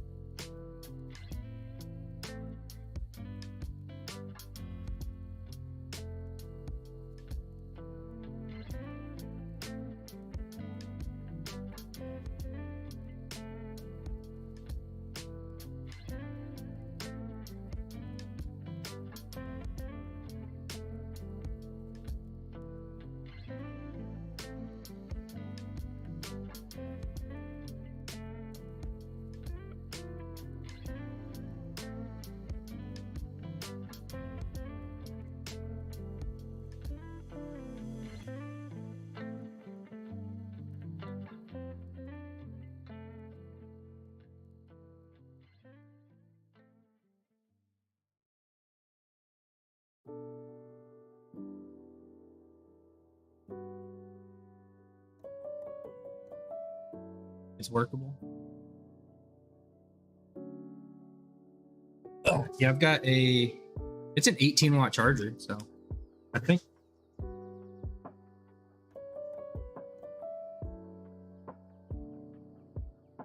the switch, you guys can hear me, right? Yeah, you can. Okay.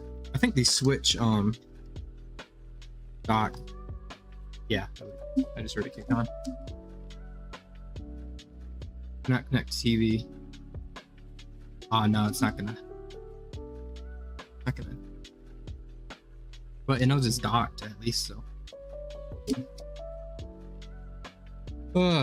I'm just gonna chalk it up to say it works. Because it knows it's docked. It just won't output because the power supply isn't good enough.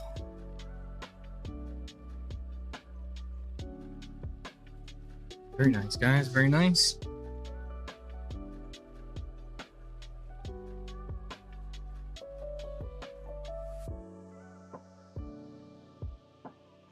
Back. Gonna kind of put away tool. Call my customer here in a minute. Good news. She'll be very happy.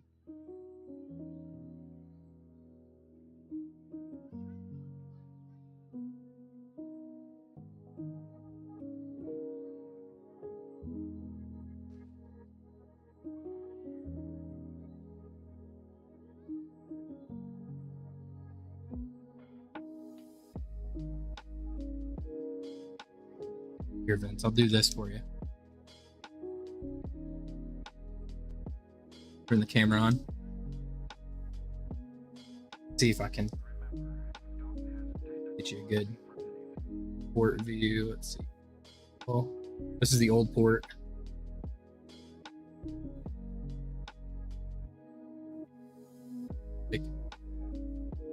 Rotate. There we go.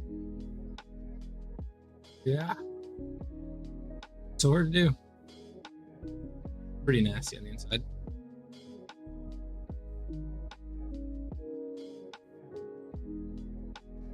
Pretty bad. Pretty bad.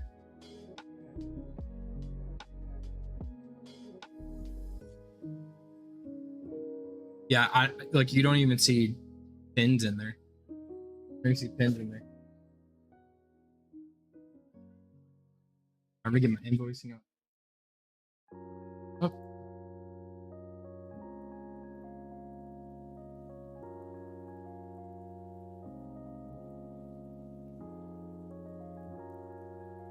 Eat.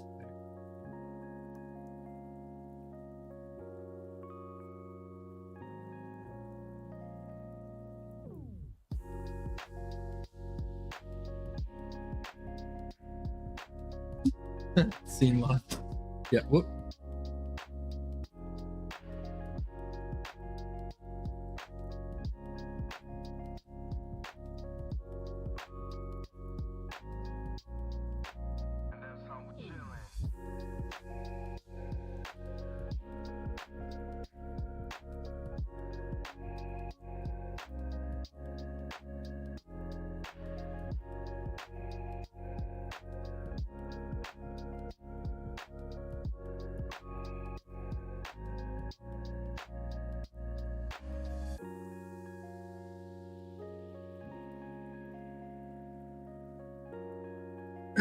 Sorry, we filed a warranty claim on our mattress. We bought a mattress 2 years ago, and like it is falling apart.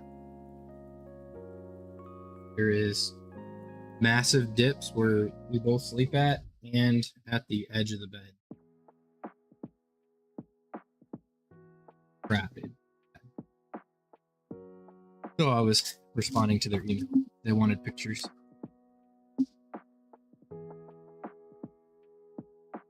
Yeah, ours is like a hybrid. It's got memory foam on the top.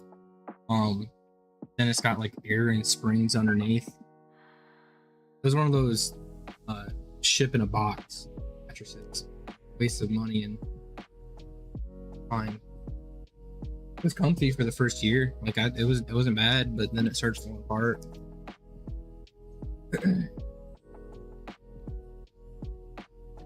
Like the only way we could get our baby to go to sleep for his first year of life was to hold him and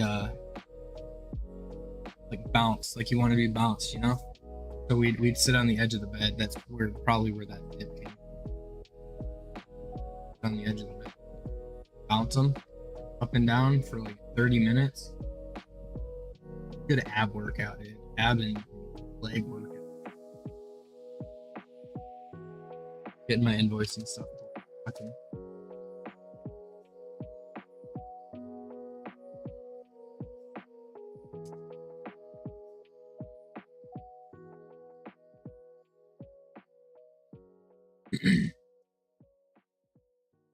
Customer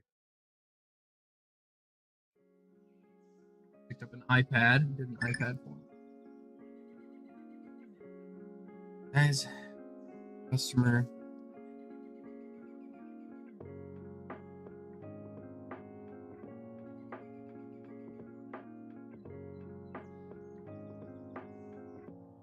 Really top developed long.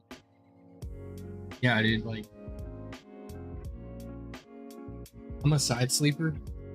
So yeah, that's where it always wake up either hurting like on the sides or right in the back.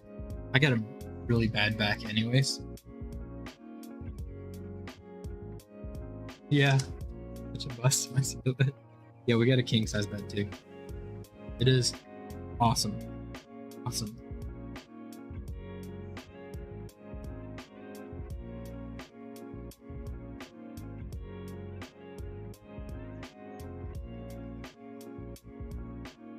It's worth it when you got a baby because believe it or not, a 2-foot tall, 40-pound human being takes up more space than a fully developed adult.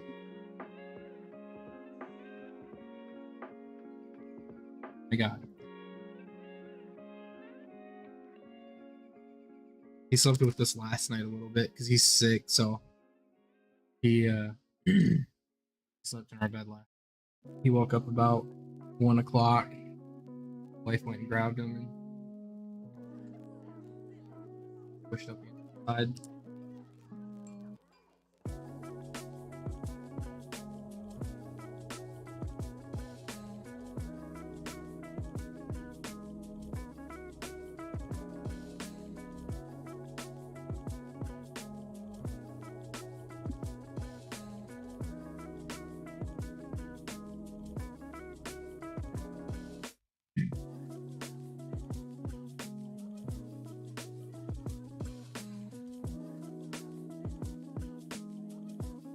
The monitor displacement is too far off, so every time I try to move my mouse over the other side of the other monitor.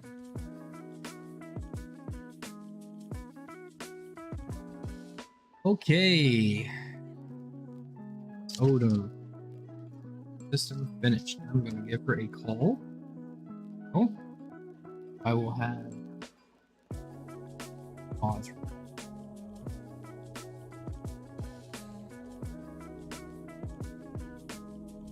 Privacy. Alright guys, I'll be right back. Just give me one.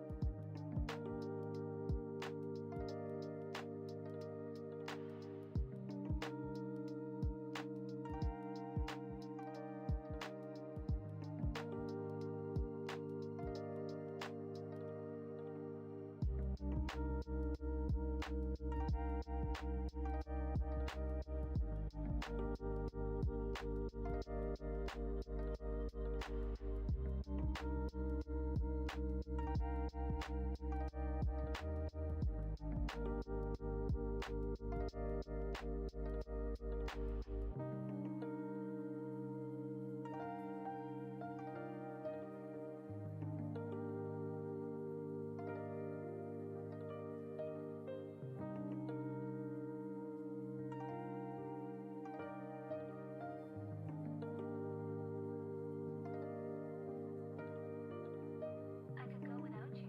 I just don't want to.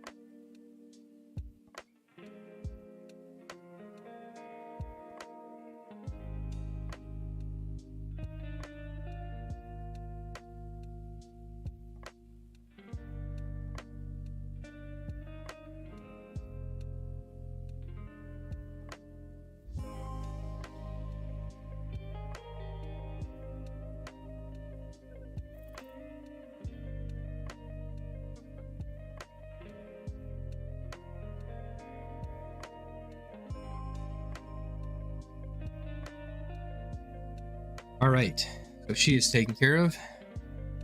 Pop by either today, later in the evening, or tomorrow. I'm gonna go put her switch over on the other side of the shop. I'll get that.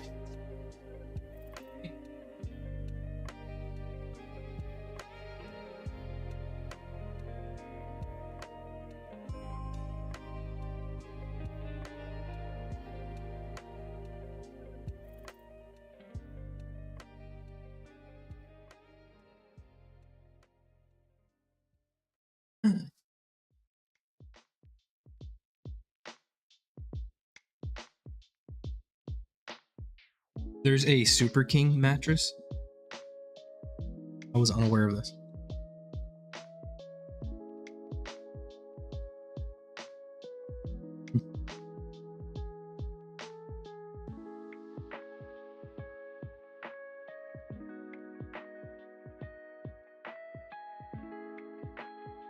Seven feet wide. Good. What are you guys doing that you need 7 feet of mattress space? Don't tell me. Just trying to keep this PG. Let's see. Super King mattress. Let's look it up. Well, that's excellent.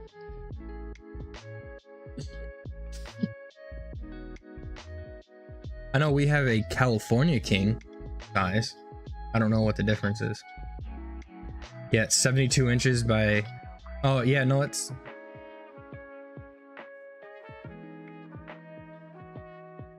I think that Super King is just the Americans' California king size bed, because that's...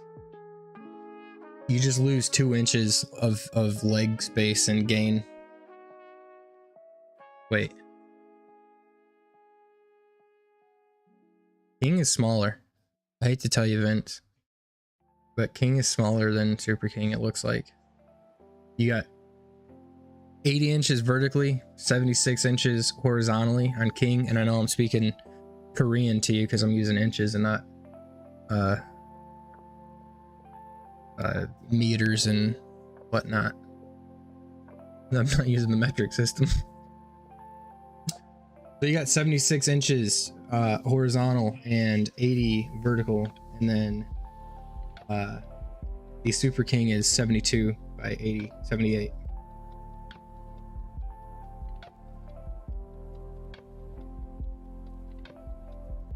Whack. I don't know. I'm looking at it at a diagram. Super King mattress size.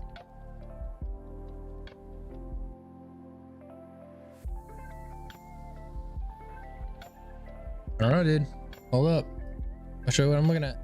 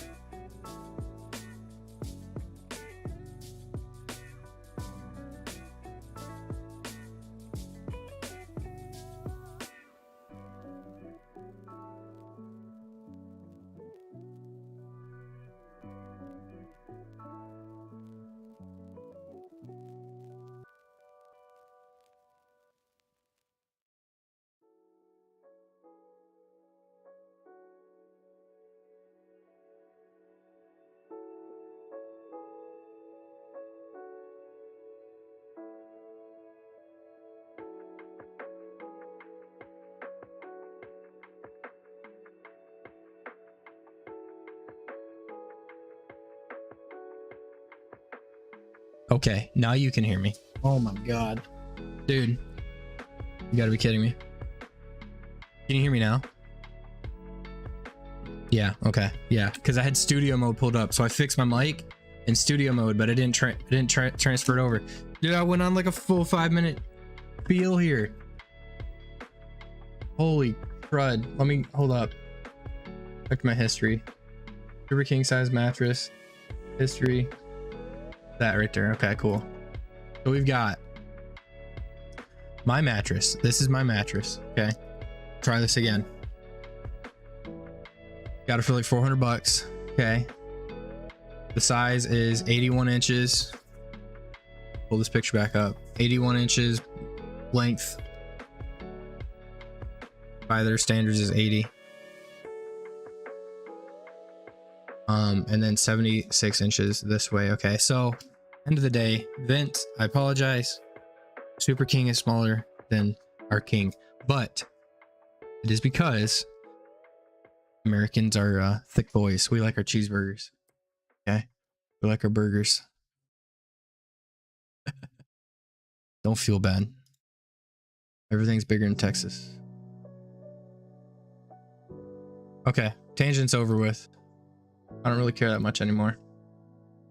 We're all set. Look at that. Isn't that a pretty background right there? Absolutely.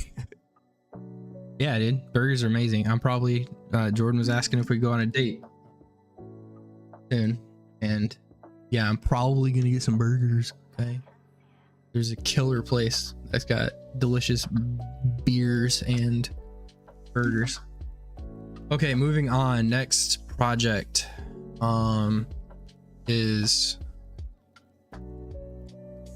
that up. I have a original Xbox One thick boy, either the power supply or the front panel connector, because I get absolutely no response whenever I push the power button. So I'm thinking it's the front panel connector. And I'm going to test that theory now. We've got, hop back over to the workbench.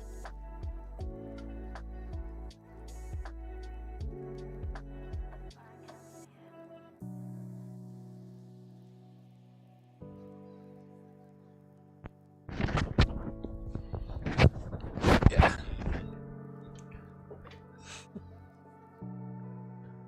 I keep going out of sync over my laptop. Oh shoot. Hold on one second, boys. Needs her ID card in that switch. I didn't check that part out. I'm sure it's working and fine. I just I didn't insert it.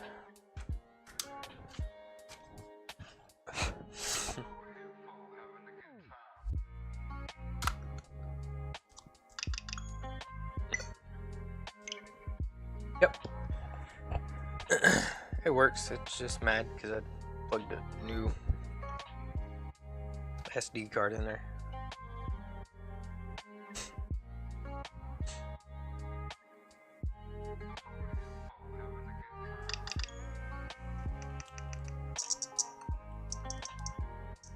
Data management. Yep. SD card works beautifully. Turn that off. I'm gonna detach my Joy-Cons so they don't steal mine. AKA, I'll forget that they're my Joy-Cons. Give them back to them.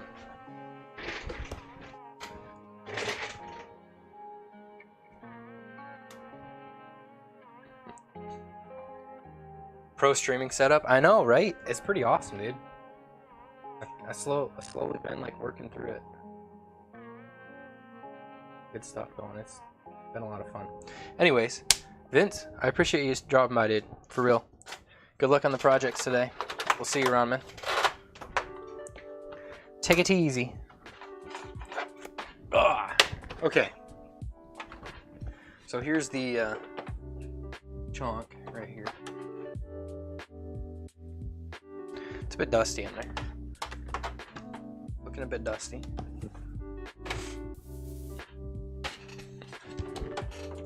Power supply plugged in, and we've got orange. Yeah, supply there.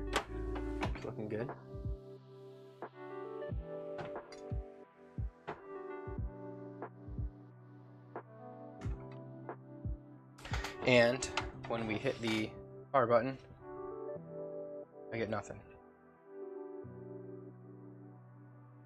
Get nothing. So, make some room and ditch this.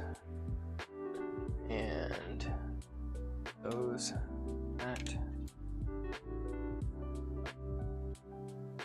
And this can go back in my parts bin.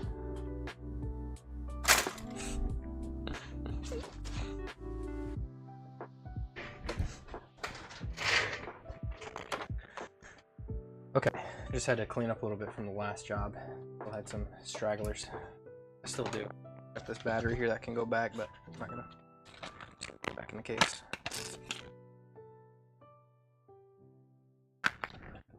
Right then.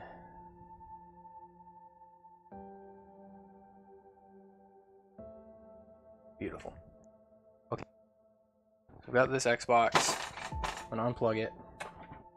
I'm gonna disassemble a little bit so I can access the front panel here. So go ahead and start doing that. Get this guy popped open, taken off. Keep my hands up here. I need some shelves in. I need shelves on my workbench and above me. It'd be beautiful.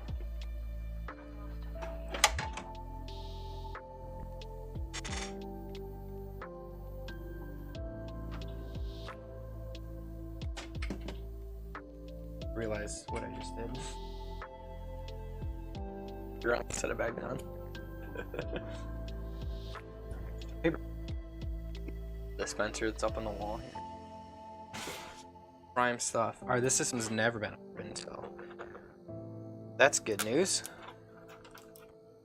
It looks a little dusty. You can see some dust in there. Not terrible.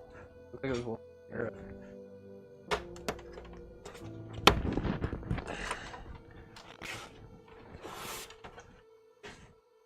Have I mentioned shells? I think I have quite a few times. I think I'm gonna need the pry tool here. I'm back. You're back. Good to be back, man.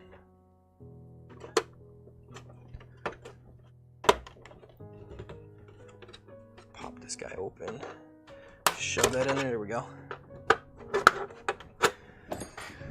I'm just trying to get this Xbox One here opened up.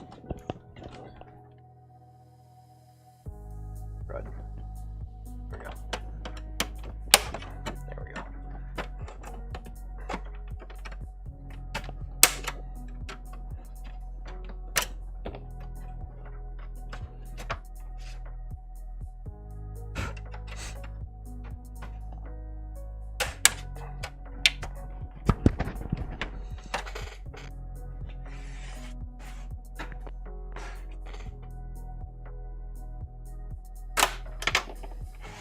Alright, got that up. Papa John's is sending me notifications. It's National Pizza Day, in case you didn't know.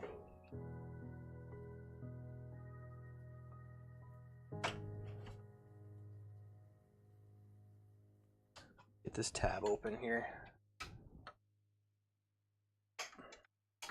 Okay, front panel's out. All that just so I can move it from the top plate and we have access to the front panel. So what I need to do now is assess. This thing looks fine. What I want to do is look for some scams. Let's hop back over.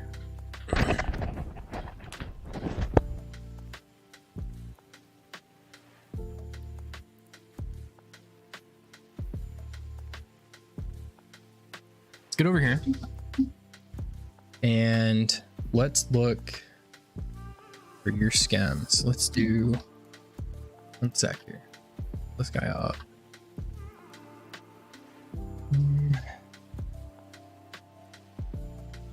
Open up Google Drive. pretty sure that I have Skems O'Malley paired with me.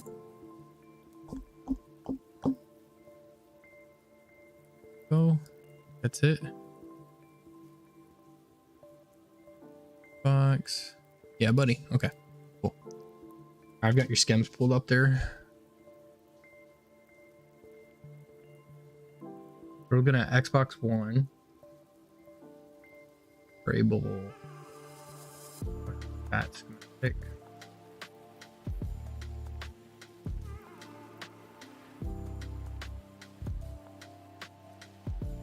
Bottom board. Xbox One 1537 bottom board. What's that? Can I zoom in?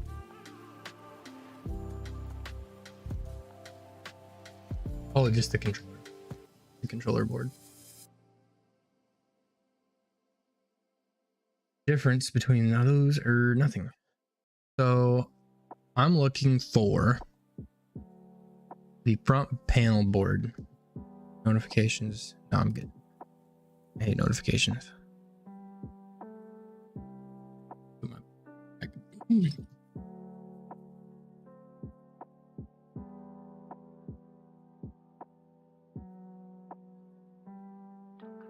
We're peering over this together, guys. We're looking for the front panel board, potentially, if that's on here, and the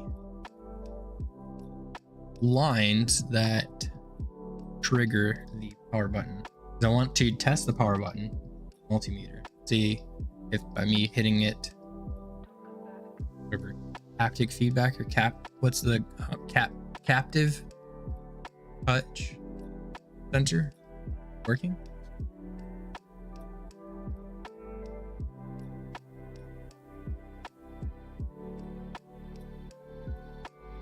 Oh, that. Yeah, man, take your time, dude. I'm just looking at looking to see if I can connector switch it. Maybe.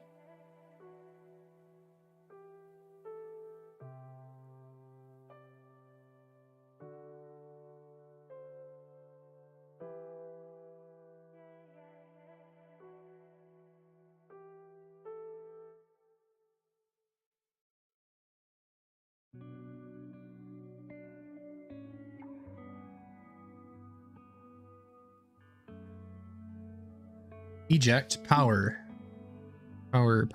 switch headers.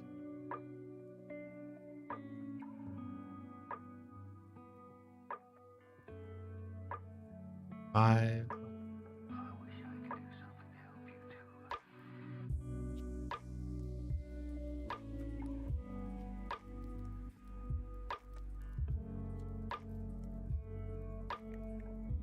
Yeah, buddy. Okay.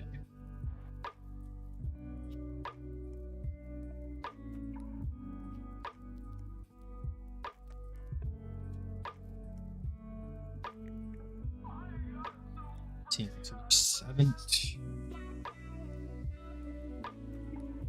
Right one. So over there.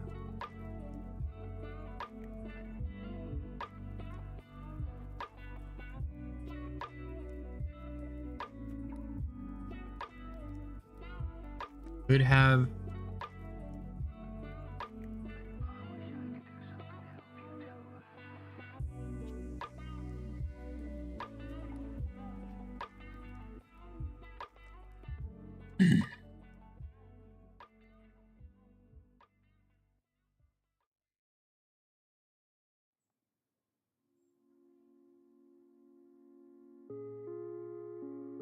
So what I'm thinking I'm looking at.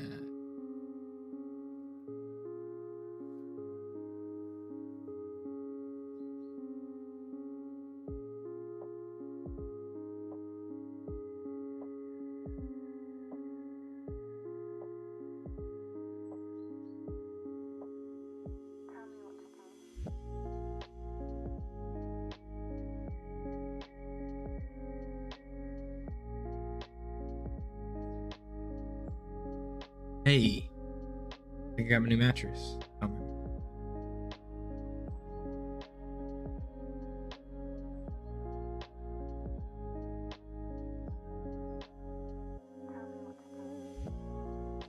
Yeah, they're sending me a new one.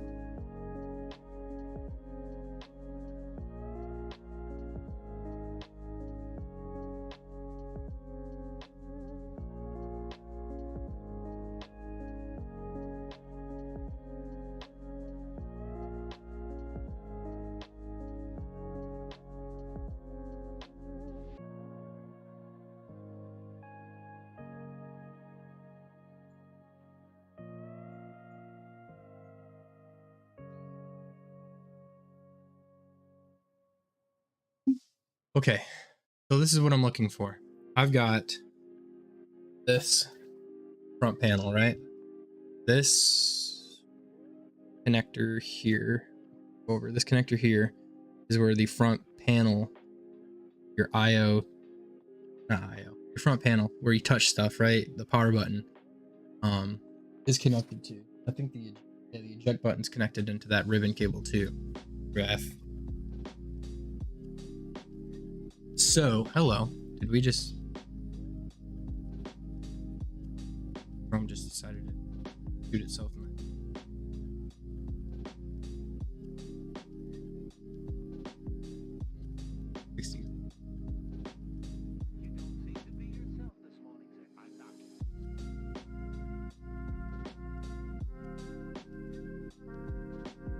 So, what I'm looking for is the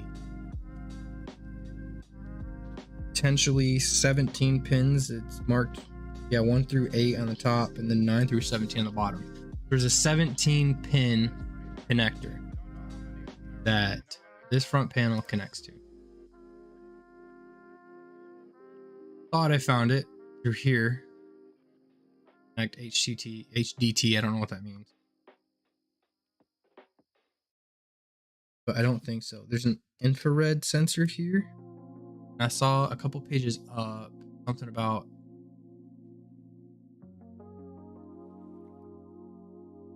something.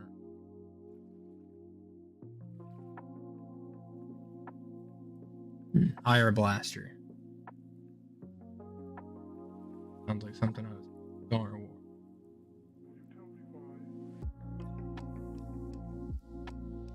So what I'm trying to find are the 2 pins. Whenever you push your power button on anything, 2 pins. Push the power button, it completes the circuit. That tells the system, hey, being told to turn on, and it kicks on. Because I'm not getting that with my power button, right? I'm not getting any response from the power button. That's where I'm looking at for. And there is 70 some odd pages of schematics for the original Xbox One. And kind of hard to read through it all and figure out which is which. So I kind of went to switches, voltage standby, that stuff like that may be there. There's a couple of ICs that I'm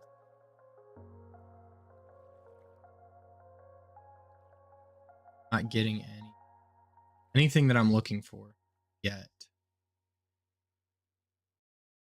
Where was I? I was on page 66, 67.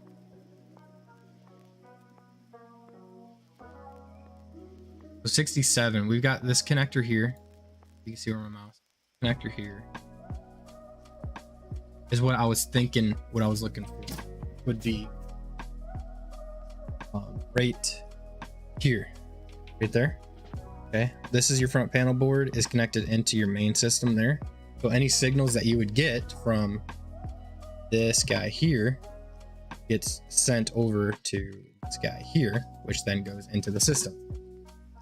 So if I could find the power pins through that connector, which I believed was this, then I could potentially just bypass this guy altogether and bridge the 2 pins on here to turn it on for me.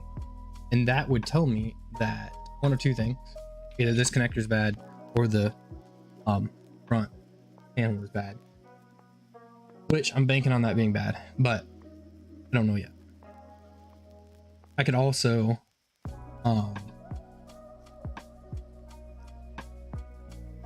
I could find whatever power pins are on here. I could trace them back to this connector here. Test it that way. And then once I find out which pins there are on here, then I can put my multimeter on the front panel connector, the 2 pins that are the power pins on that power button, see if just the touch sensor is. I don't have any connectors in stock.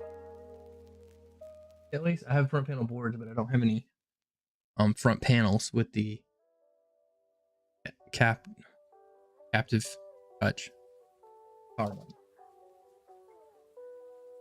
Oh.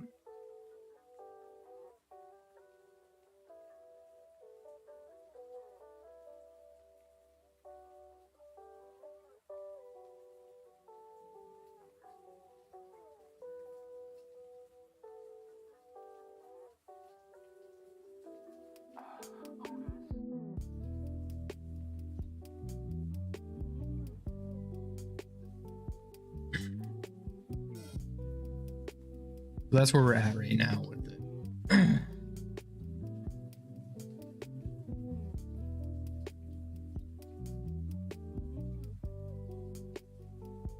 I might take the system more apart so I can access board.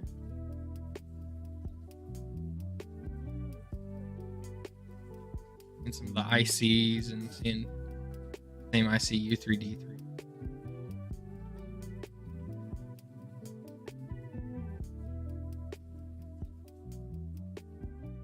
Ground and power.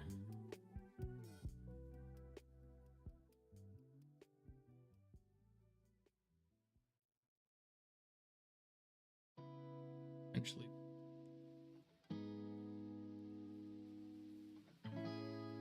They don't necessarily label it, okay? They don't just tell you, hey, this is.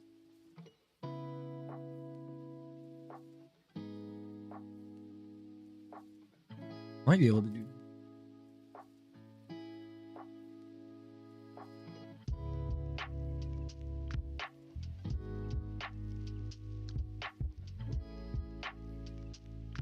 $200 results for on.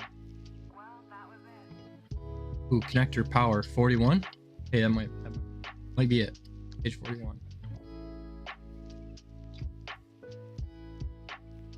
3, 7.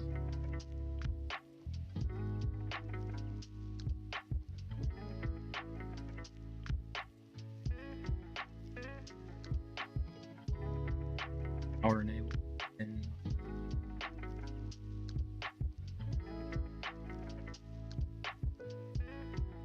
4 ground pins,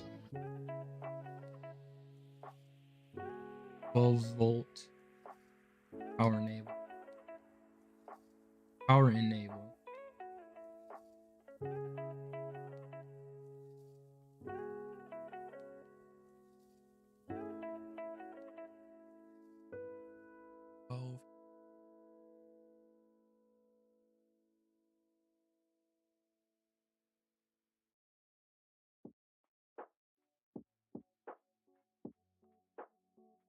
Let's hop back over to the workbench.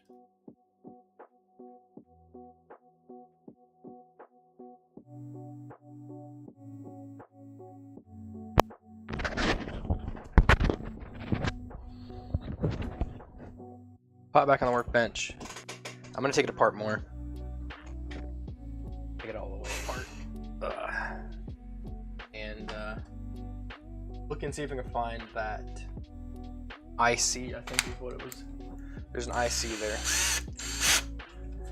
Now if I can trace all that back, might be able to find what I'm looking for. This is screwed up. There we go.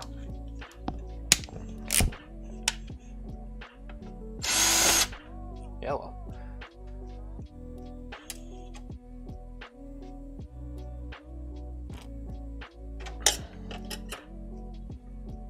Pop up.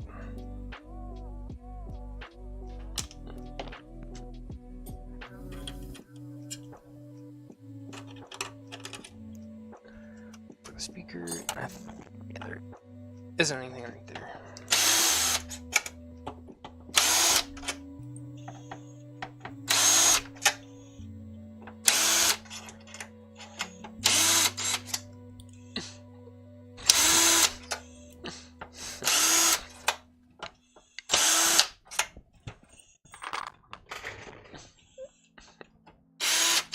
Go ahead and get the front panel out too.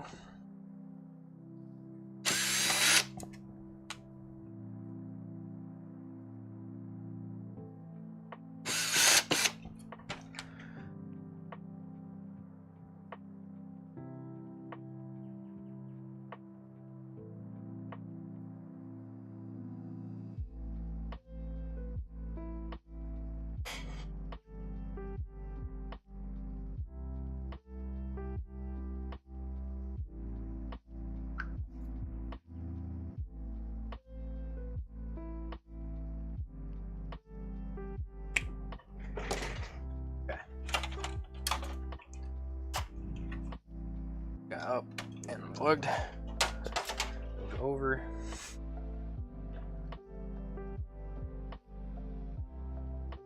You know, before I do all of this, check and make sure it's not the power supply. Because I never did that. Let's see. Fairly certain I have. Yes, I do.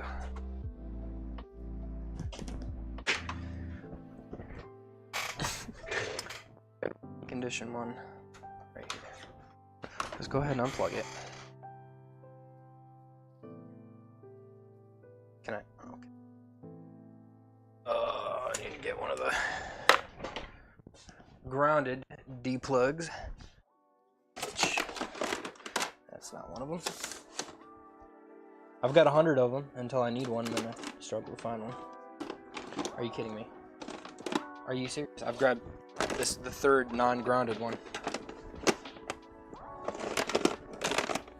4. Seriously? How many of these do I have? There we go. Good lord.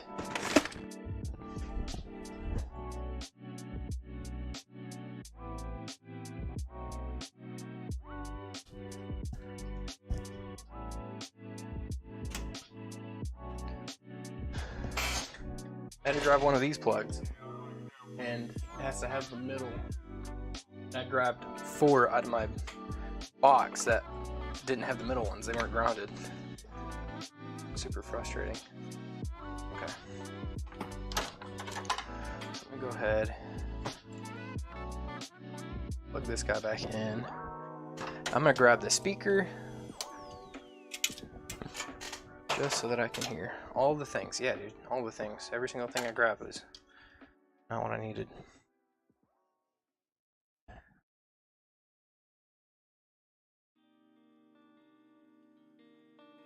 I could have also checked to see if the front panel is good by hitting the eject button as well.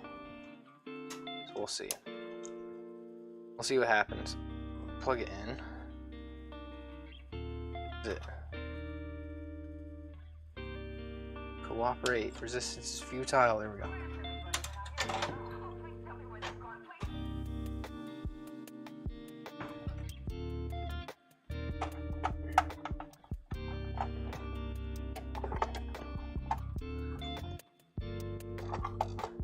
There we go.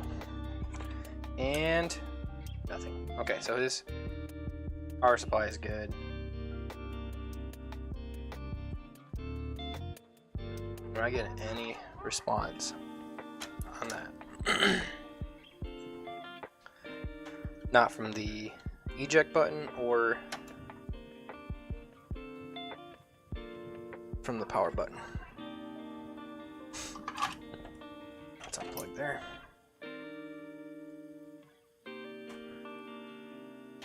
Front panel unplugged.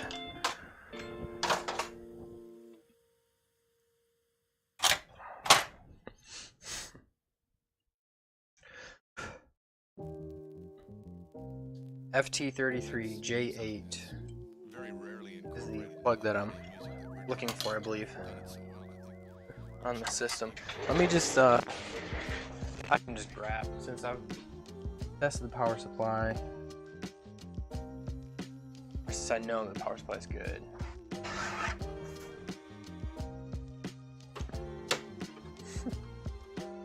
Just ease my mind for a second and see if it is the front panel.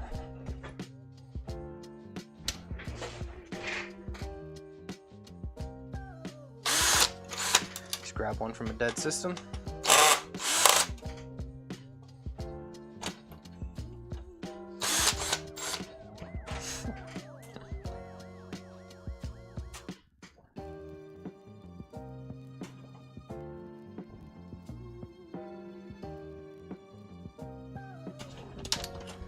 Come on out.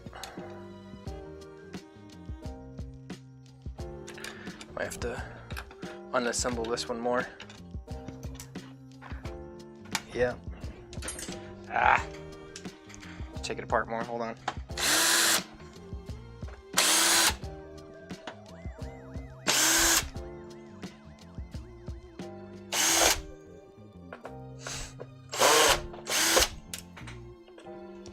Stupid Wi-Fi board out of the way. Ah, there we go.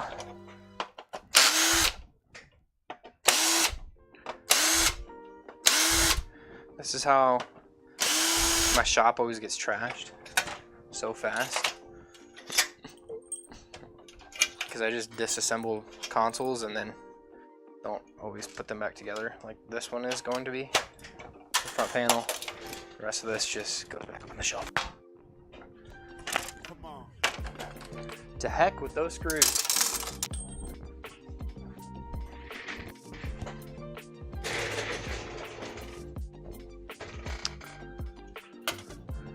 Okay, so here's my new front panel.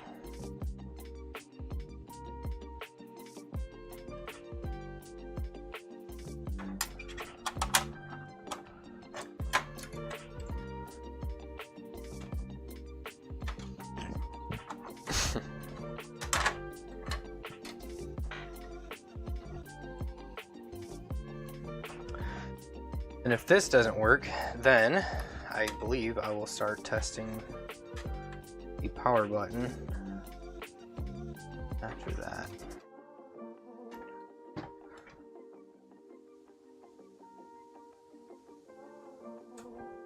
Ron, if you're still there, do you know what I'm talking about when I say that I'm trying to trip the pins to turn on without the power button?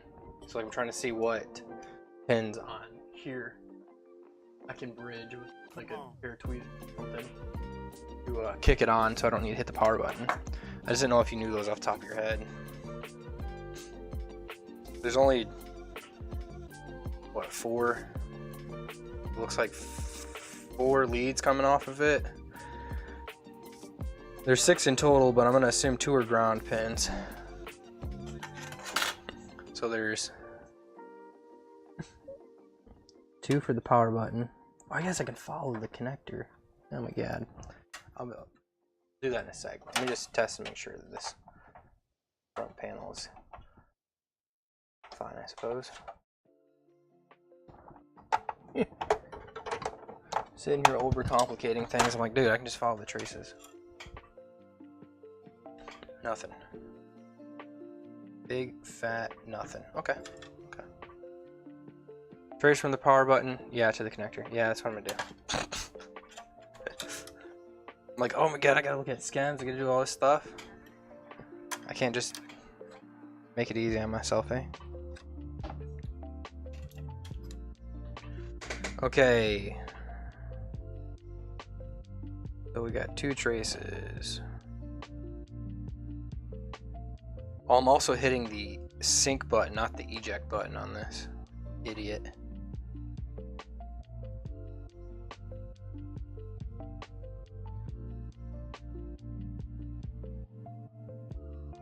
These 2 bottom ones.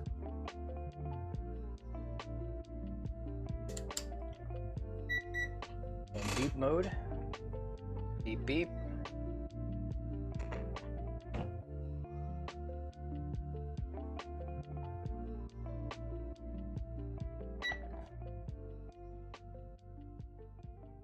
Okay. This is gonna be tough.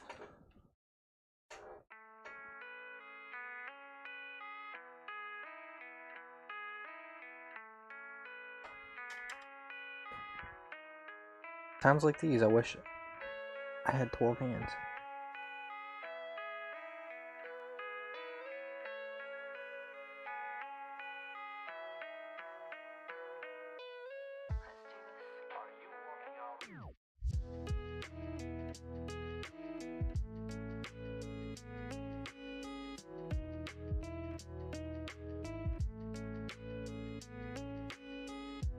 Not getting any action. Typed it first. Yeah, but I didn't look at the chat first, so. Okay, so it would be the two bottom pins. To turn it on. We plugged it in, yes. Want to confirm before I start probing here. The bottom pins.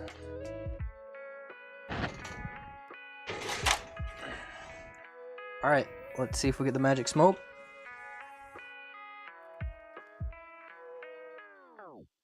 Nothing.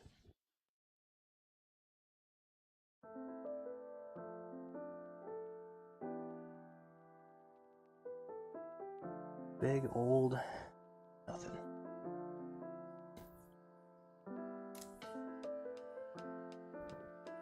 So I don't think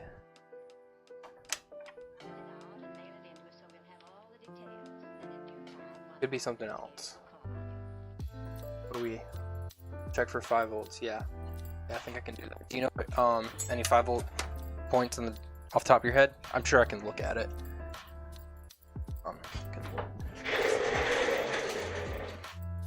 Pull schems back up. I think there's a voltage layout. Yeah, X by 1. Yep, I got it. Don't worry about it. Alright, so 5 volt, boys, turning yellow.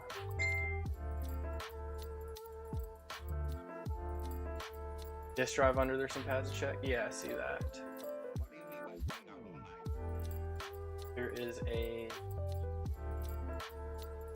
MOSFET, looks like. Are they?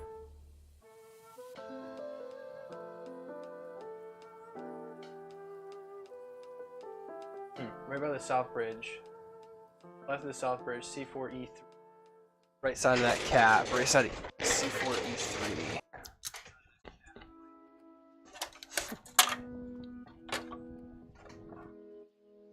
Oh, C4D3. C4D3. Yes. C4D3. We are looking for DC voltage.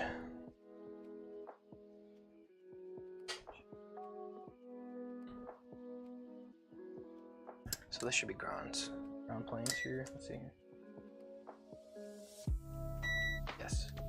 Aren't these ground too? Okay. So ground and right side of gap here. We've got nothing. I don't think. There is these two MOSFETs here.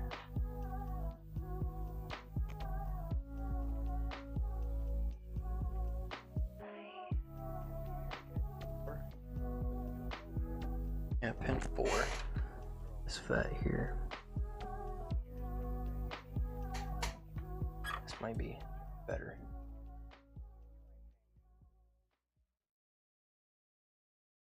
It's appearing that I am not getting 5 volts.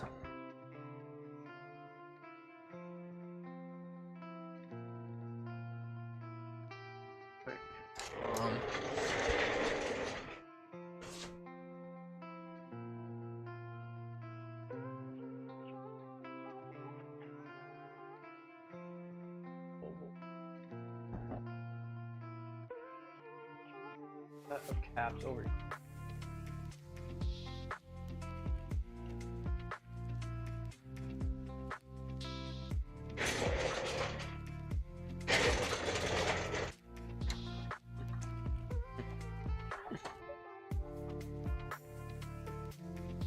These two.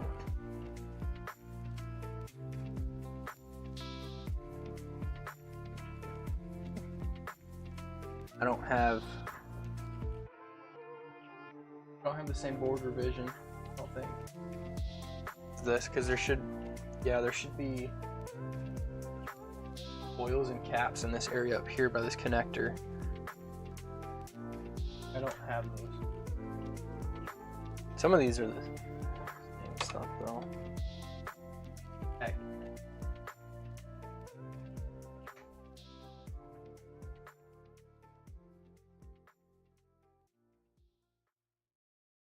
I wouldn't even get 12 volts anyways though unless the system was on, right?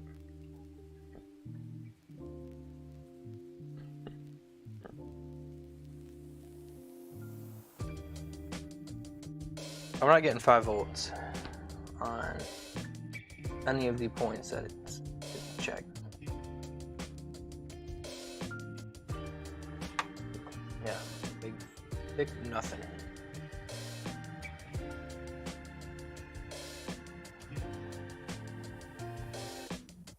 My phone went off like 10 times.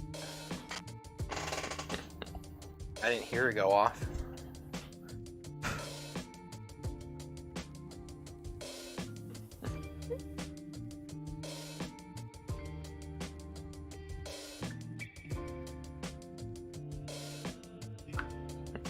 Obviously. Okay, I'm sorry, babe. Okay, just give me 1 sec, guys. Go hop inside for 1 second.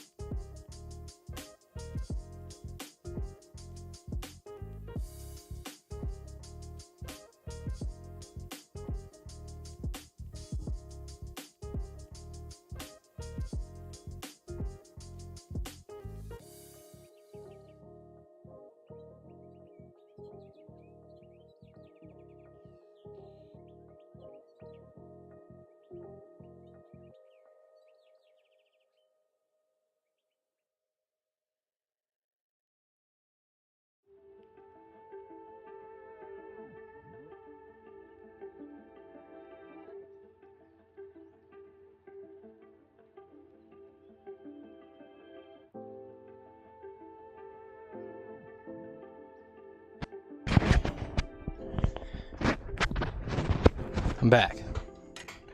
Like a vertebrae.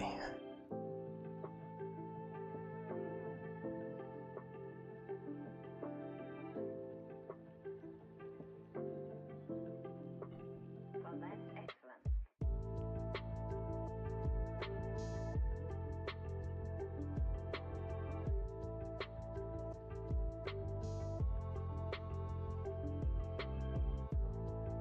Give me one sec, guys. Catching up on all my.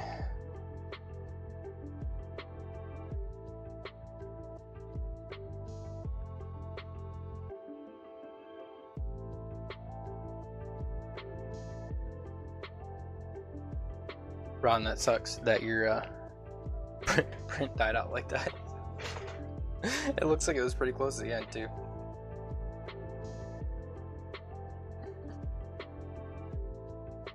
Alright, so I have no 5 volts.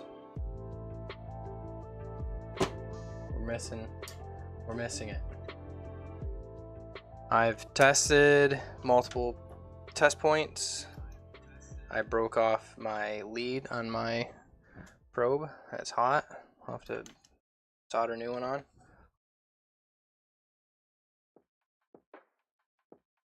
Power chip. Yep, that's what I'm thinking. So I'm gonna go ahead. I'm just gonna take the board out. Urgh.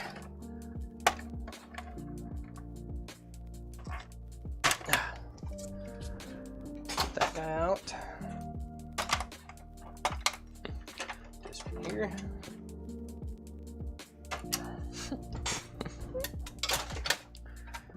I don't have any new chips. I don't think I've actually ever seen any available from my supplier.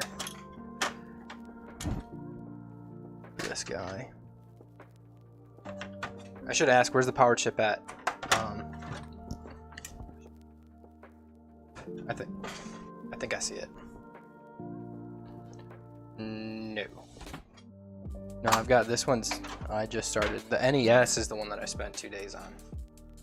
And that one we're just waiting on a power supply to come in from she ordered a power supply and sent it to me under the hard drive.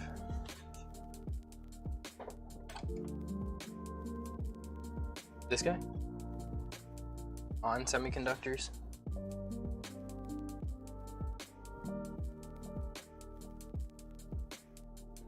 I'll have to look at it underneath the scope. I think it's this one. This is an on-chip. That's where it is for the 1S, so we'll see.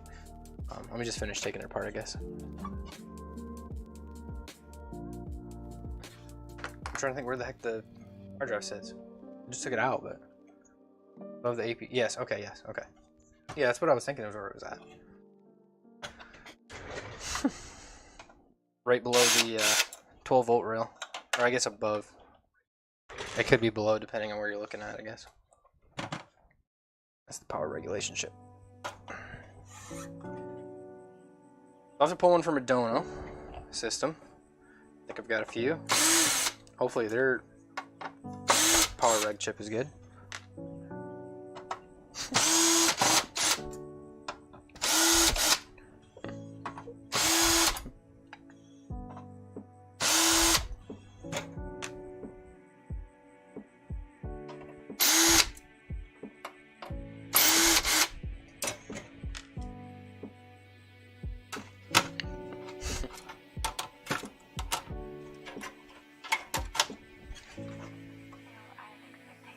Make sure I wasn't missing a screw. Board's just not wanting to cooperate. For being a, when did the system come out? 2013? 2014? Let's go benefit it out. Let's say you bought it in 2015, okay, just before the S. This system's actually pretty clean for being like 6-7 years old. Not bad at all. A little dust, but that's normal.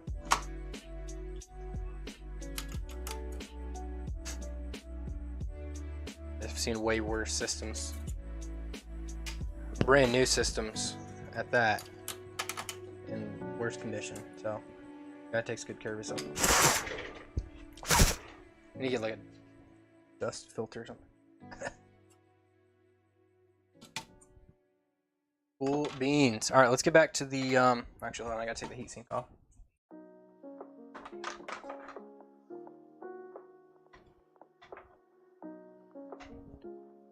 Do as I say, not as I do. Get yourself a APU removing tool. Don't do what I'm doing. I can get away with it because I've done it hundreds of times. I know what I'm doing.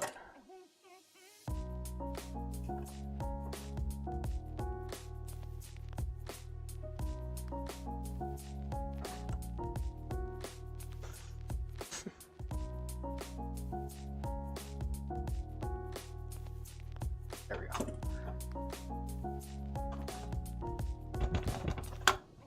Okay, so we're just gonna be a pain in the neck then. That's what's up.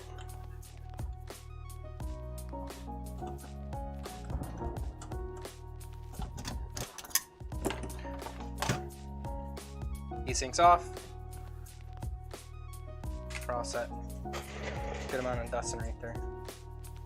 Alright. Head back over to the workbench.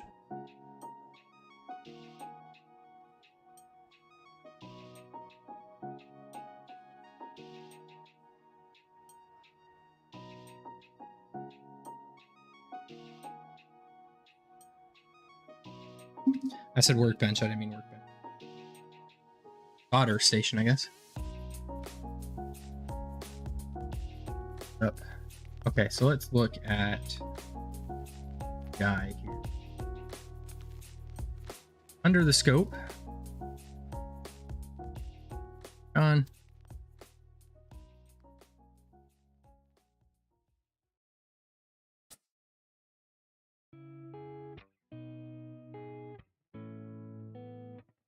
I need a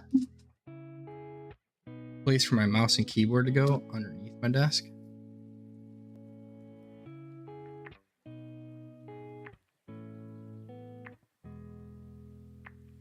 Open in place here. Scope out. Transition over. Oh, wow, that will be nice. Oh, that will be nice.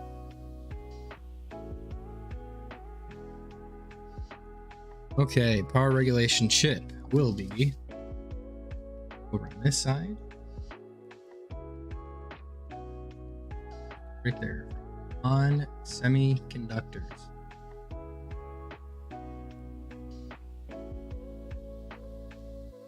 Good. So, got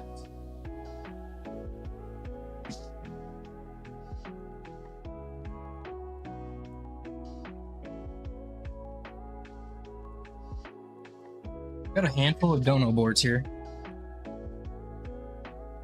And I think this one, yeah, this one just had a crap APU.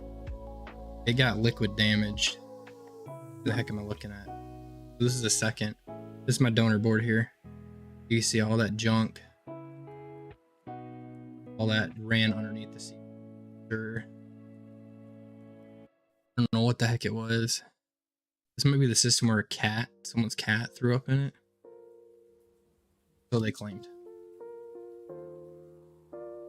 So I'm going to quickly test and just make sure that I get some voltage from this system. Let's pop back over to the...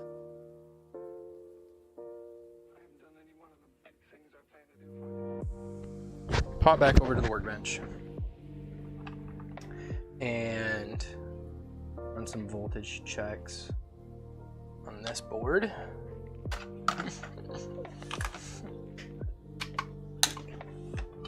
Let's get it plugged in.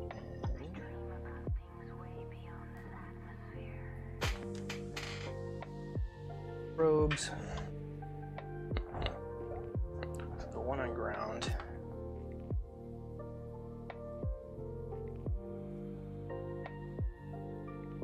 And of course is a different board revision.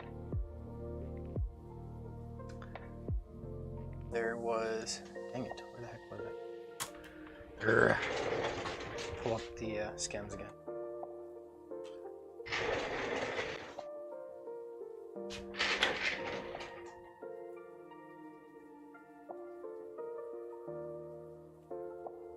my phone on silent? Hold on.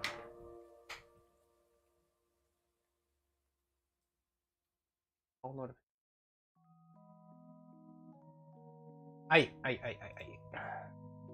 I'm just looking here. There are 5 volts that I can peek at. But a few, okay.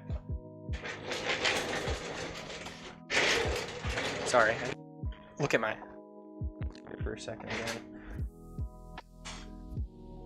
So right above the on semiconductor, there are 2 caps. There's also got from this RAM chip.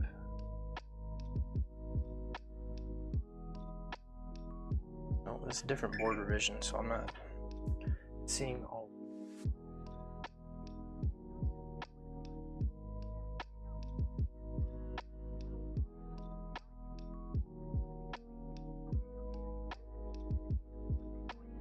Trying to find a there's a test pad somewhere around here.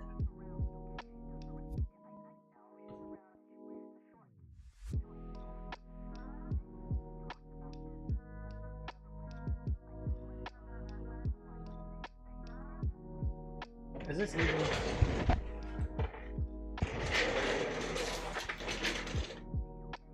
This is a 1S standby.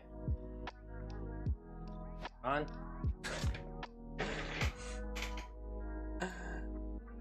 You've got the 1S standby test points in the 1 folder. Just so you know, if you're still watching, I'll send you a text.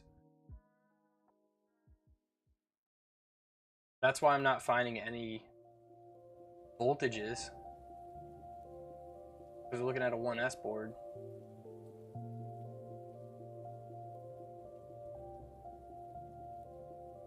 Like some of the traces or some of the build was similar.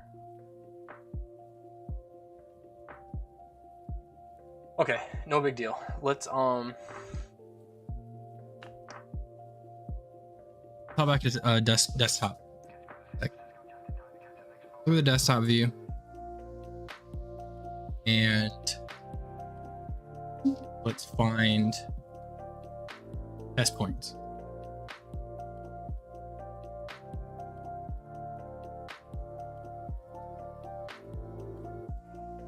So we are looking for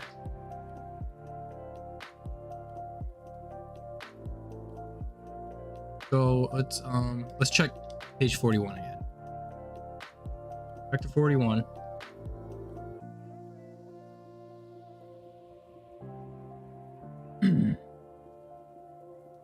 Page 41, J9A1 connector.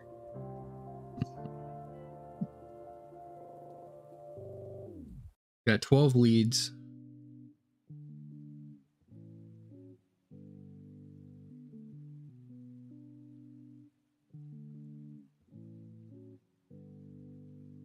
It's got a 12.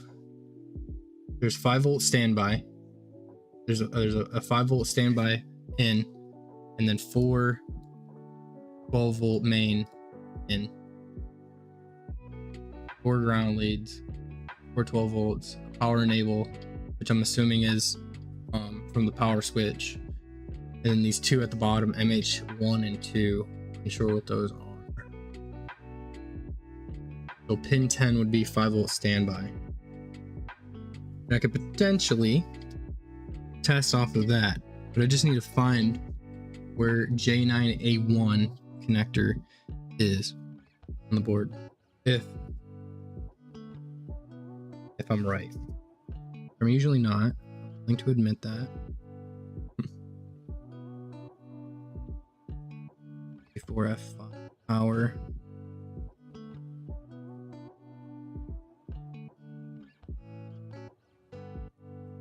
Keyboard on.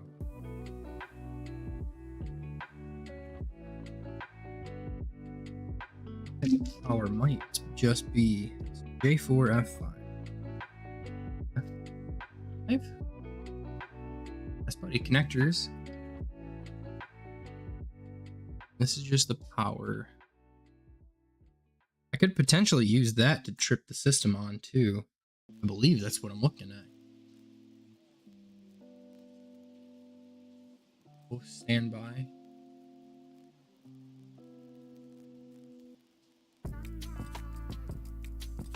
2 kilo ohm resistor here.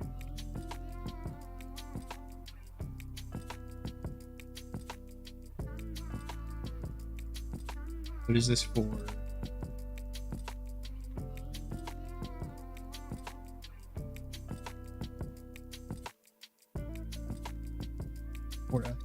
Resistor. Yep, that's right there. Okay, okay.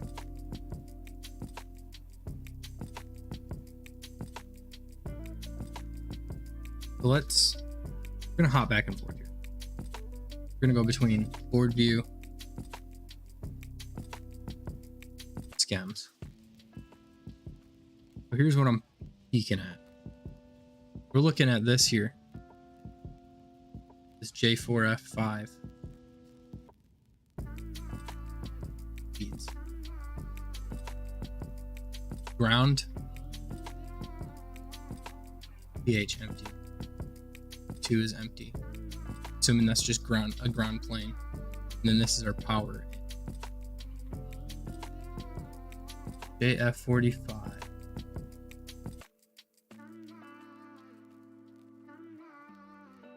Power on.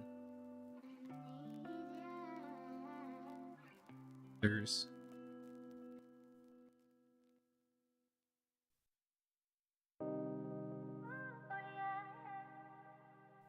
desktop view. Can't see it because my fat head's in the way. So this guy here, this is what I'm pointing at underneath the scope.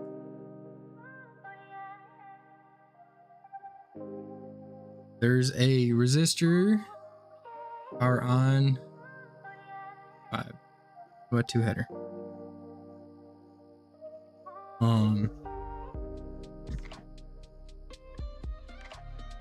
Thing is though, I don't know if I'd be getting a 5-volt in. Let me hop back over to the workbench. Back to the workbench for a sec.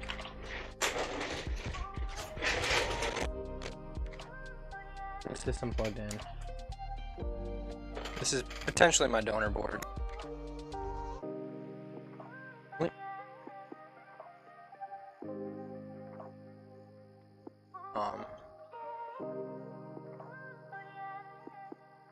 Yes, okay, so I was right.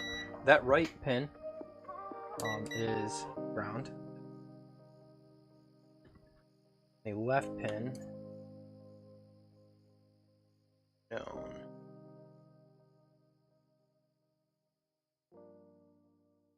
Let's see what happens. Let's just see. Get any sort of reading off. Negative. Negative. Good. I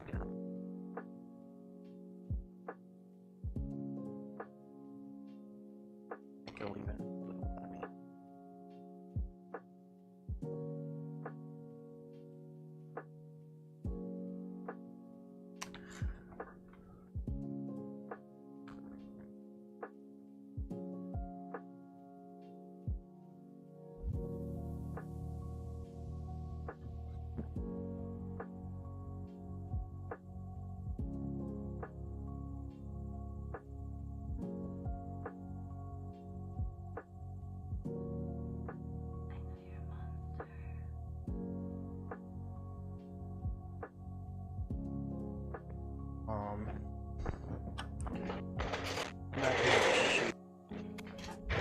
Since I know the name of the chip,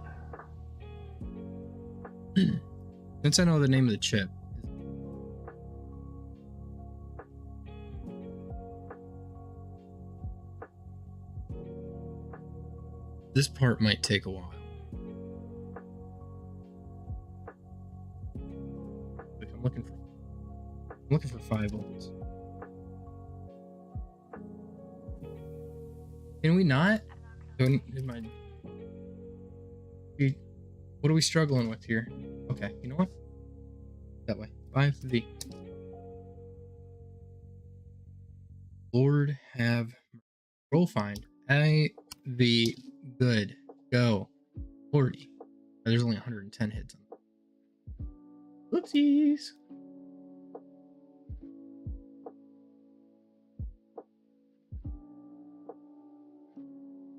These are the tips, I believe.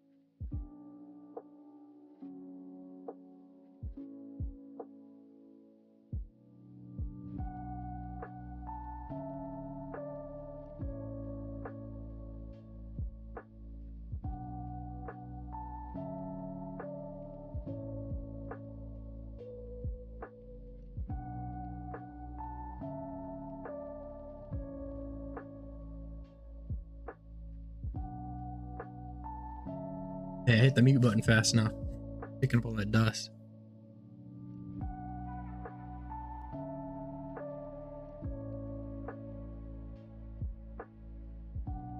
Let's see if I can do something that has 5V STBY.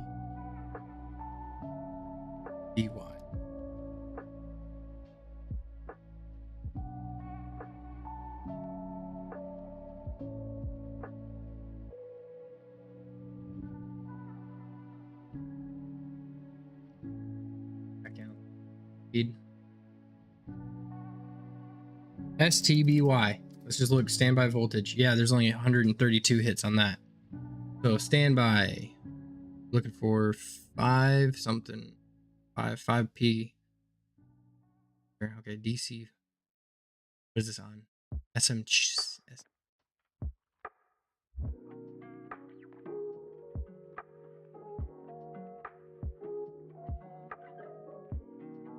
BGA 514.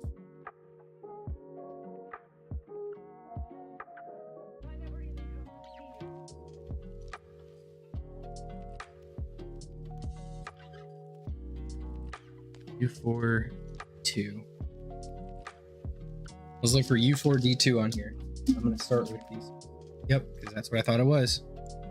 Here it is, Southbridge ship.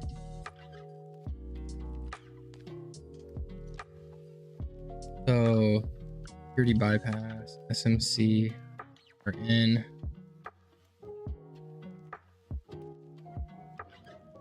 There is a diode, D5C1.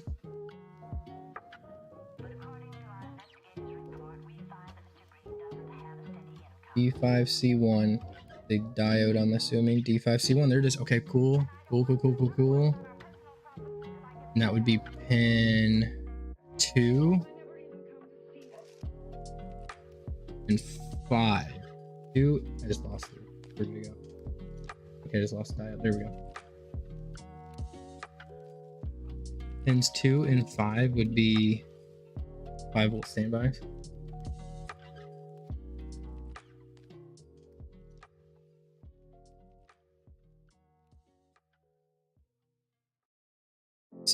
Let me see if I can find more in.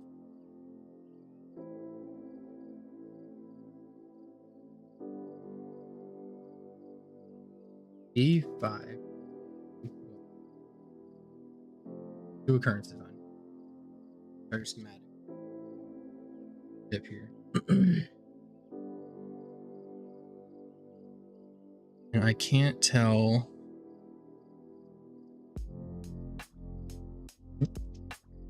Excuse me, boys.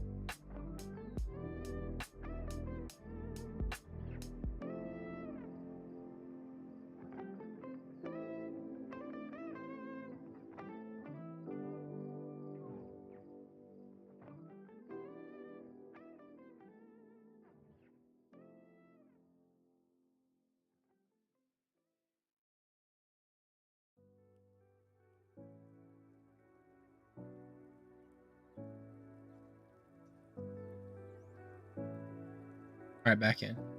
Sorry. Did you send a buffering emoji there, Ron?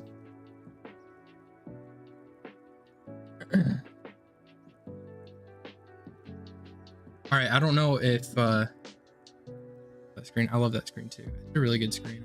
Here, I'll show you it again.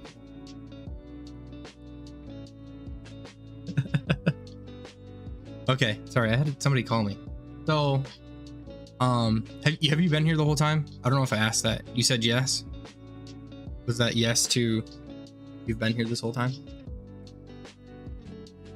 Because your standby voltages that you sent or that are in schems that are posted in the Xbox One folder.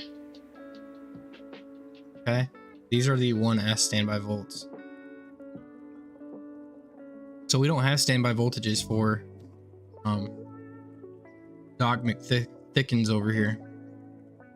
So I'm trying to find good spots to where I can check for voltages.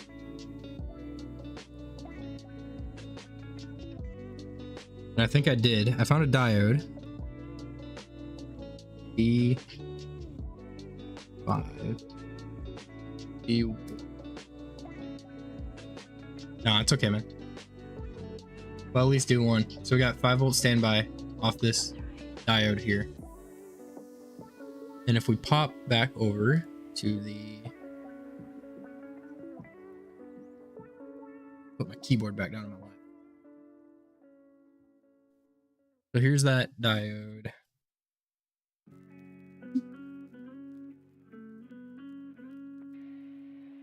Fix this guy here.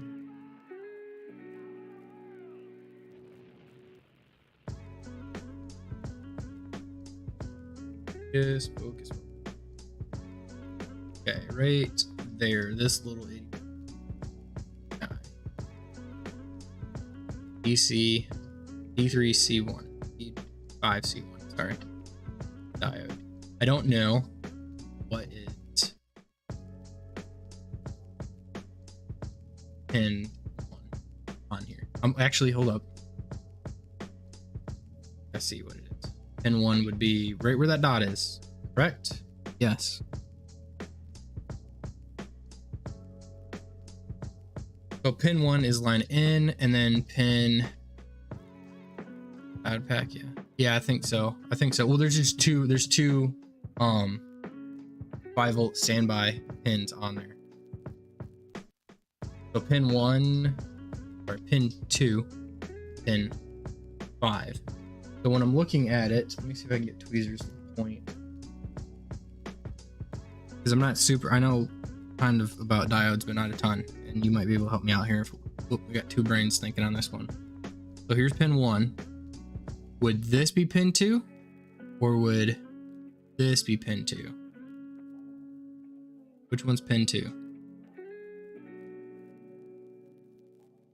Essentially, I'm looking for pin 5. I don't know if it would be, this would be pin 5. Plug in and check the voltage. Yeah, I mean, I can do that. For pin 1. So this would check the voltages under pin 1 here, or check under pin 1 here, as in this would be pin 2.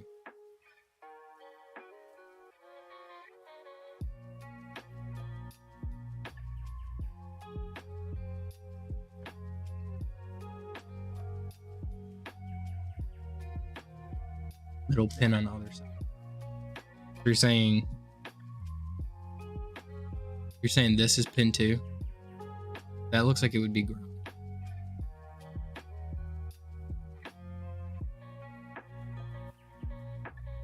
One, 6, 2, 4, 5. Wait. What? 1, 6, 2, 4, 3, 5. Is that what you're saying? Doesn't sound right.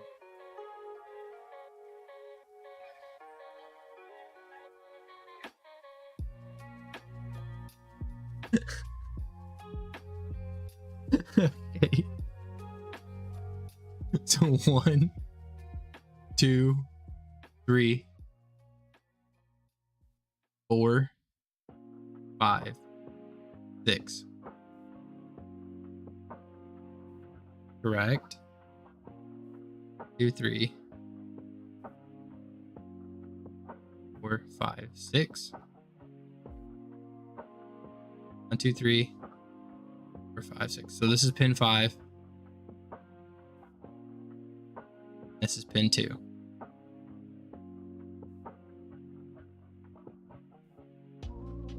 Okay. Okay. I just didn't want to stick my probes where I shouldn't be.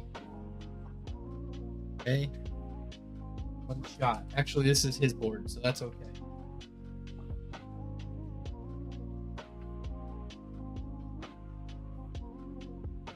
Workbench.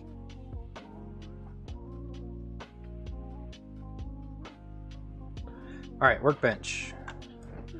Plug it in. Locating diode.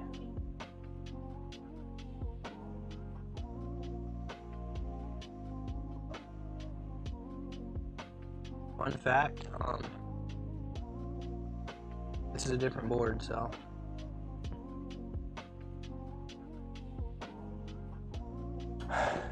Pin 6 is on the other side panel. Okay. I'm gonna set this guy up here. Hold on. Let me grab his system. So this is the one that we concluded is the correct one.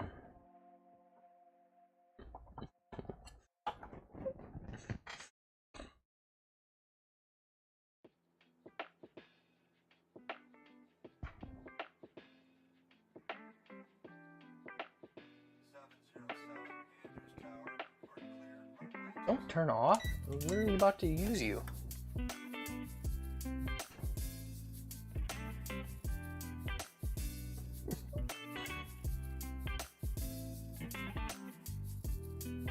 All right, we have 5 volts. We got 5 volts. So it's not voltage loss. So what the heck is it?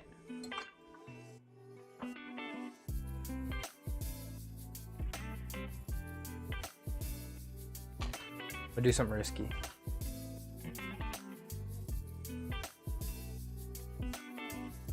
Try and trip it on. See if the APU doesn't heat up.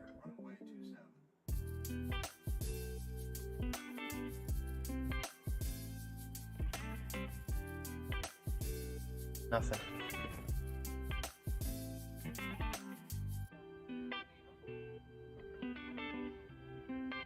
Huh.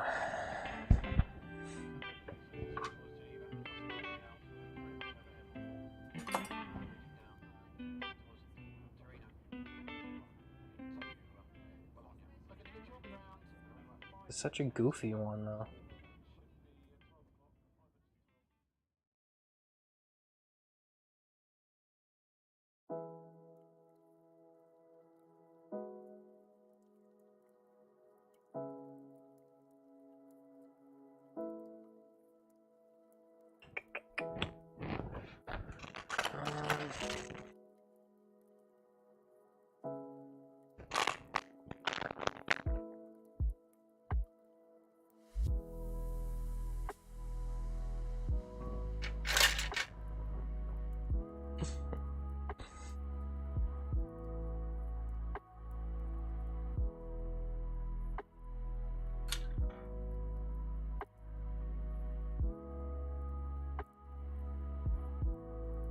What does it take to power it on?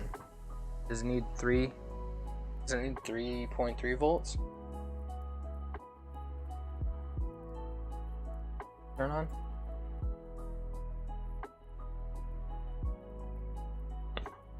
I'm not a sci. I just don't want to.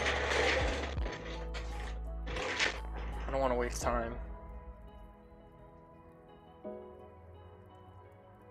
Which one can argue I'm wasting time doing all this too, so.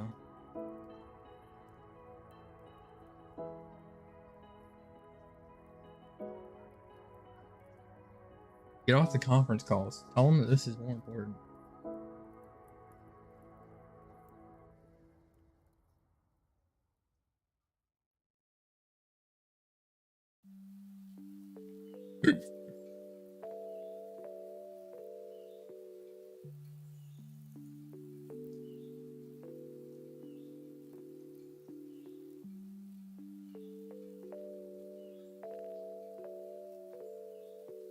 Page 28 is.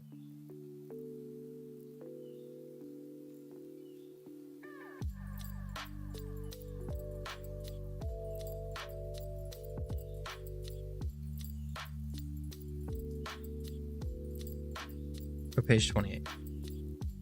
I just want to see what.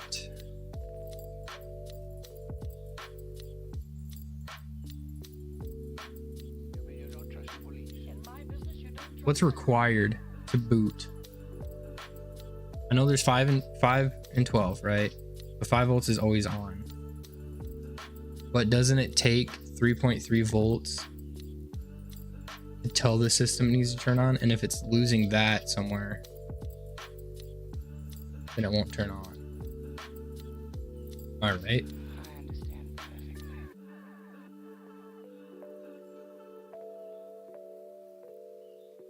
And that's what I don't know.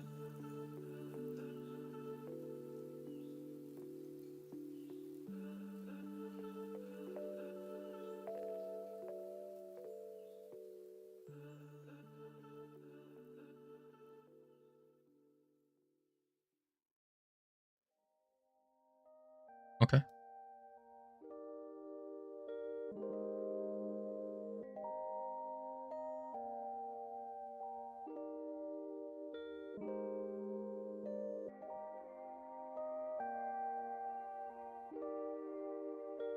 I don't know that. All I know is 5 and 12, 5 being same. Yeah, I don't know either. I feel like I've heard something about 3.3 being something, but I don't know for sure. Okay, hold on.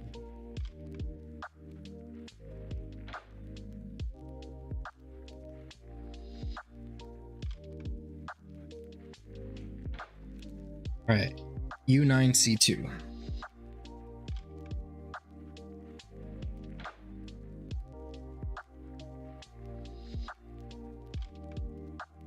All right, here's our semiconductor.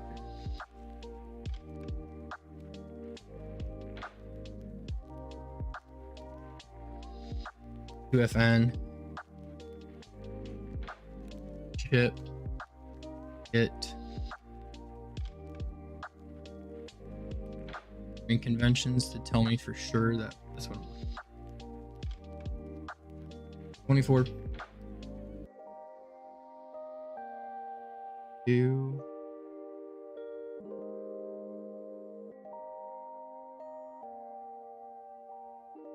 3 not 50 tens, there's 40.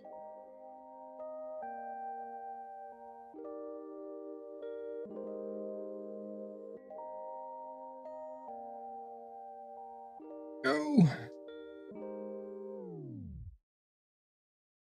Drop that.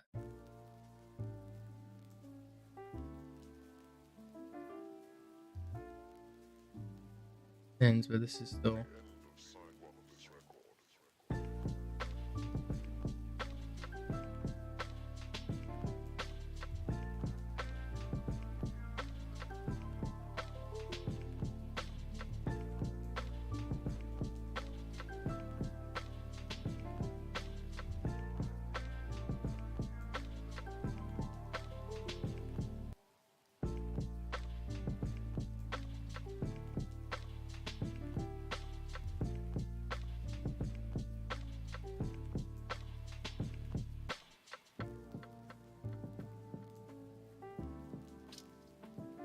Yeah, I was looking at it.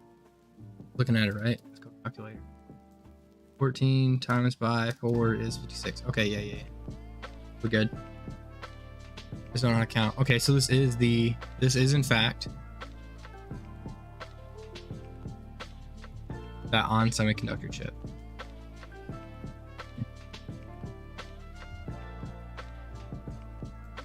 What I'm looking for now.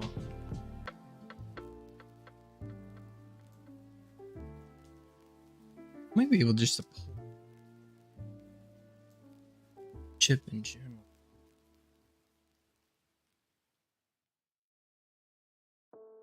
chip schematics and see what do.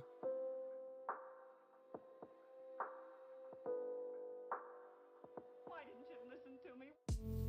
Yep.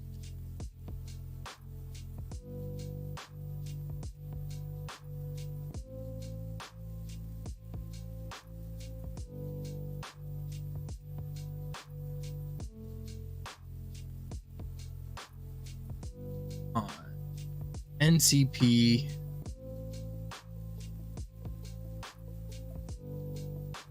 on semiconductor.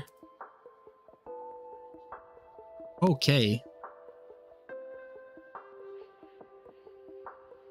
NCP 4204. 04.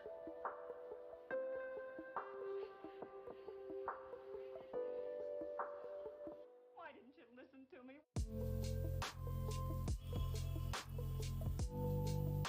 So this is vision.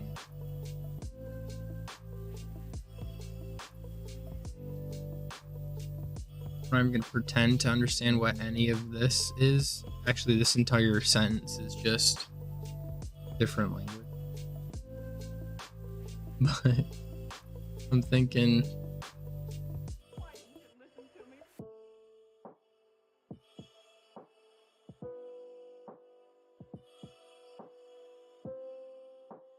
but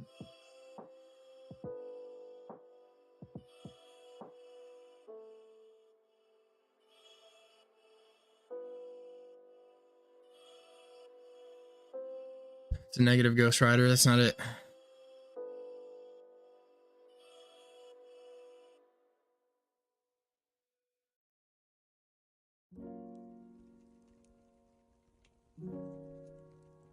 Definitely not it. EV car.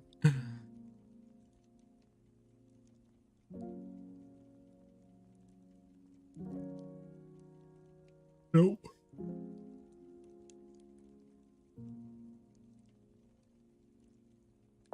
Oh.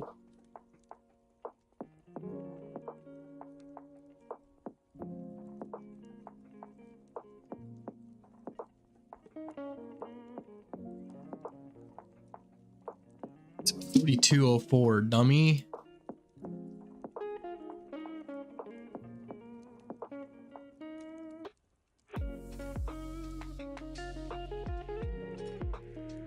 CP 4204. And I think you may have already sent me the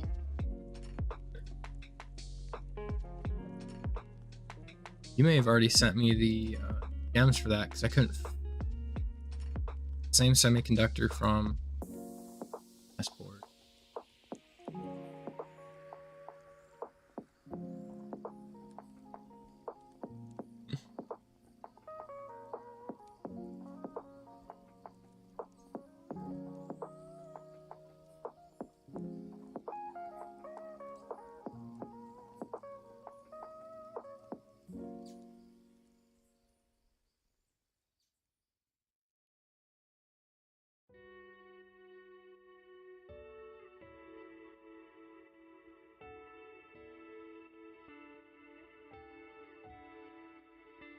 Got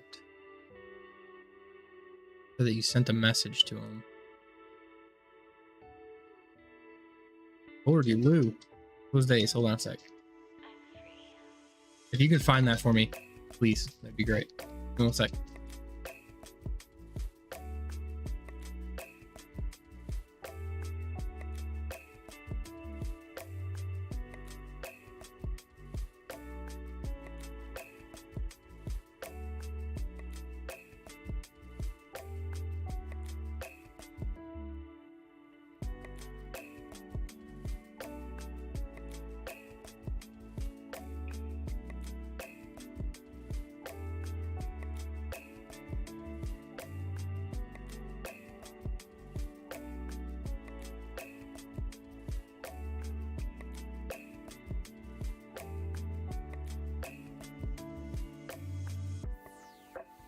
Alright, I'm back. Sorry. Customer calling. She's coming to pick up her switch, the one that I fixed earlier today. Oh man.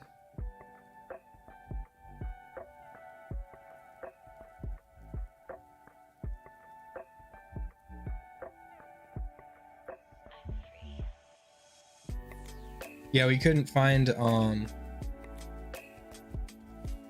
data sheets. Hold up.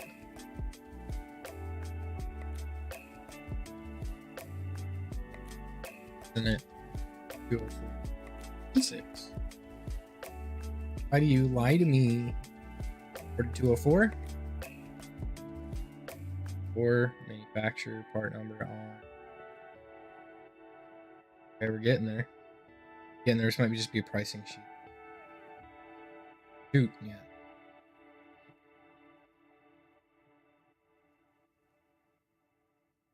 Look and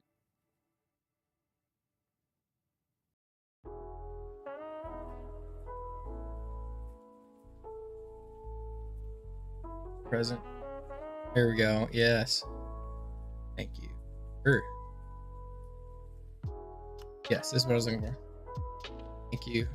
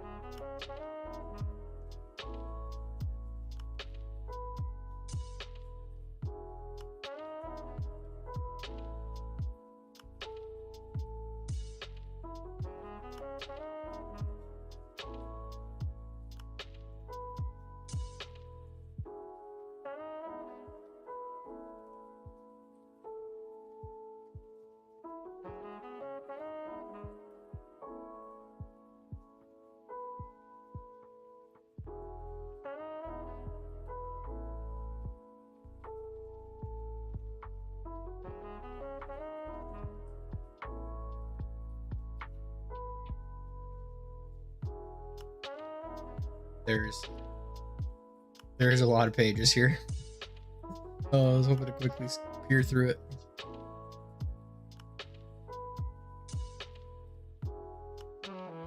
Okay. Back here.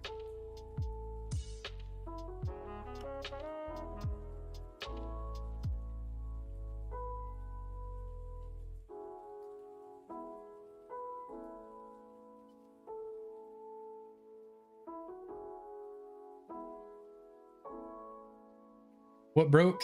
I'm working on an Xbox One that won't turn on all, like no input from the power button. So I've ruled out front panel, power button itself gets 5 volts standby. So checking to see if I thought I read somewhere that the system turn it on takes 3.3 volts, but I don't know if that's true or not. So I was trying to see, like, there's always the 5 volts that's present, right? But whenever you hit the power button, it sends a 3 volt signal somewhere and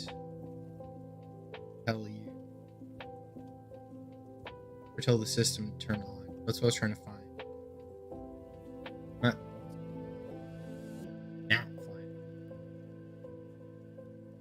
So I was trying to see if I could find where that is. I'm not seeing it on the spec sheet. Semiconductor. Oh heavens.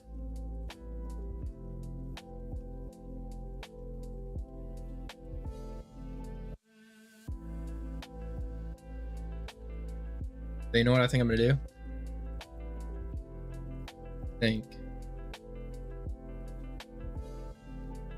Just going to pull the trigger, place the semiconductor, see what happens.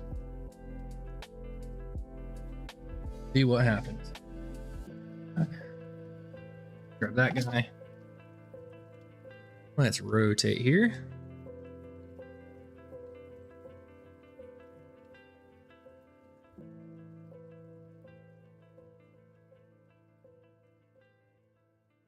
You have some new ones somewhere? I don't have any new ones.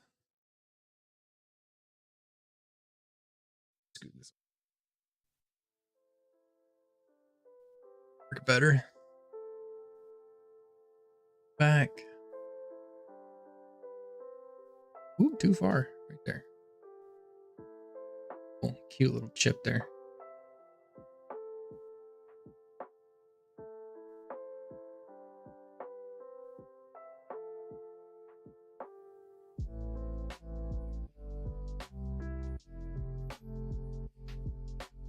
Guess it's close as I'm gonna get.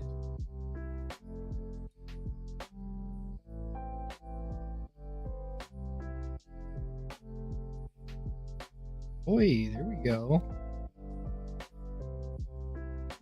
Getting innovative with my camera mount. I'm gonna zoom in a little bit so I get bigger, clearer picture.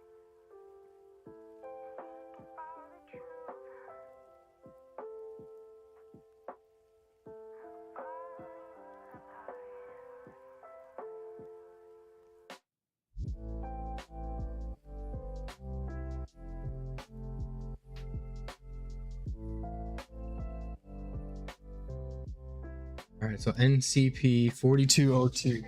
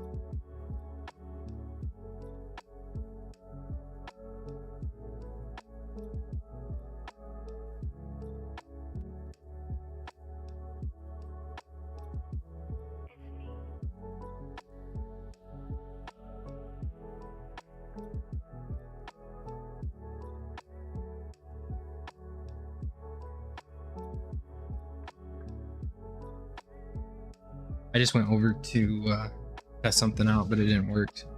Oh my god. The real reason why I went over there. Demon. NCP 4202. Same kid. Verify. 4204.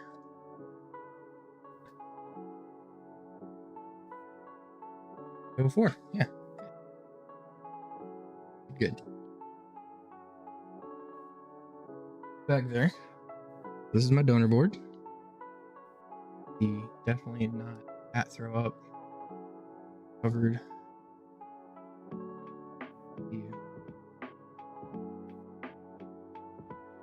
Turn that on. And fired up.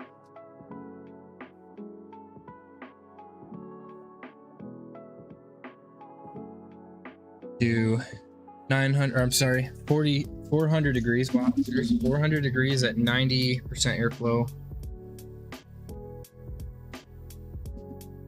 Raise and scoot my mic back just a tad.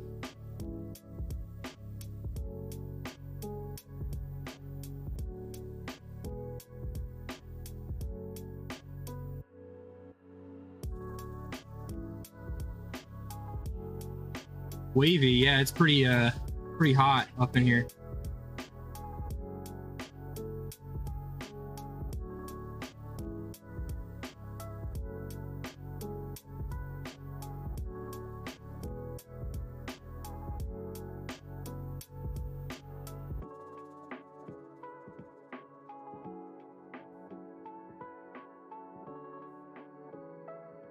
I seriously think that is the fastest I've ever taken a chip off a board.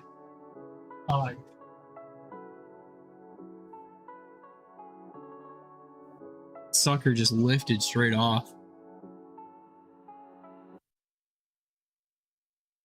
Yeah, I got all wavy because of the heat. The word. There's a word for whenever that happens.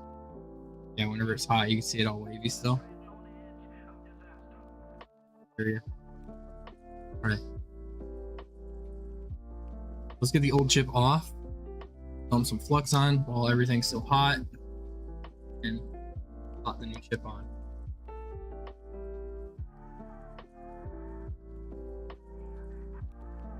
Warm up a tad.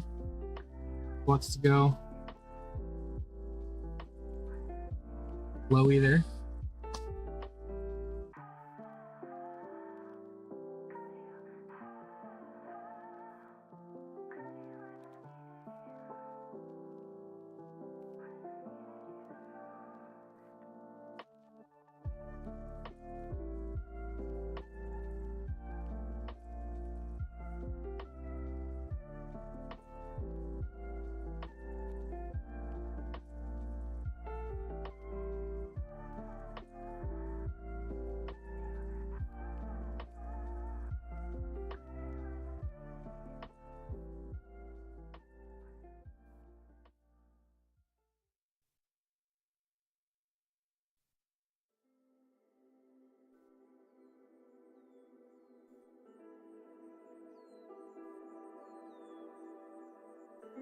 I think we're good.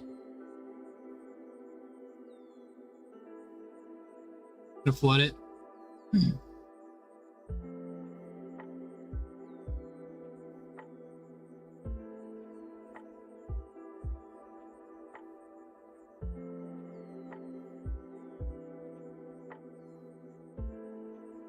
I cheated? No, it's called I've done like 500 freaking QFN chips, dude. And I mean, I've got a pretty solid hot air station.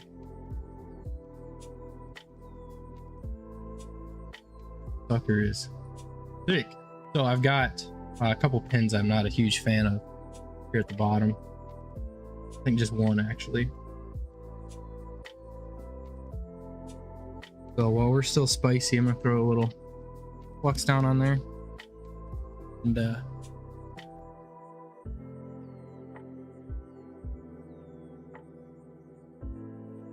just get a little dash there. Oh yeah. Oh yeah, that looks good. Nope. There you go. There we go. Just maybe like a little check here. Going with the back side of the iron. Hit them all.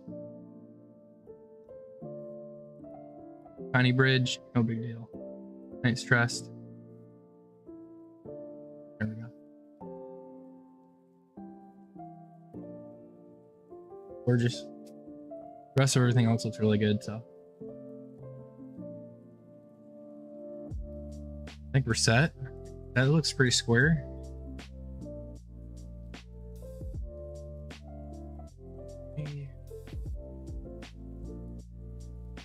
With my alcohol, there it is.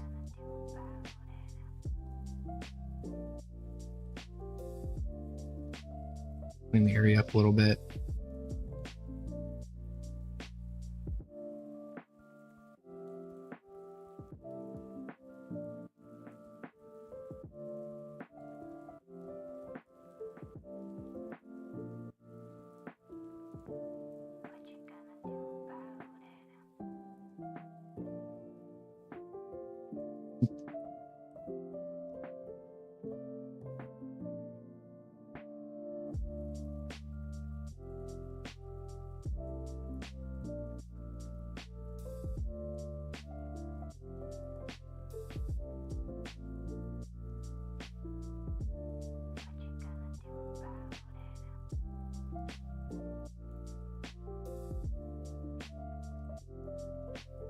Solid. I did not cheat. No smoke and mirrors on this one, okay? Smoke and mirrors. Just that good. Alright. Let's hop back over to the workbench now. Done with that. Look at that. Turn off my junk. Slide back. Let's see what happens, huh? Let's see what happens. We plug it up.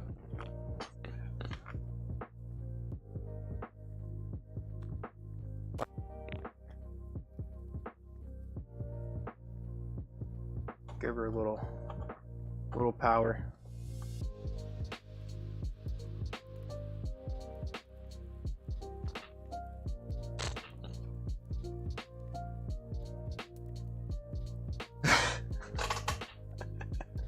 All right, Ron.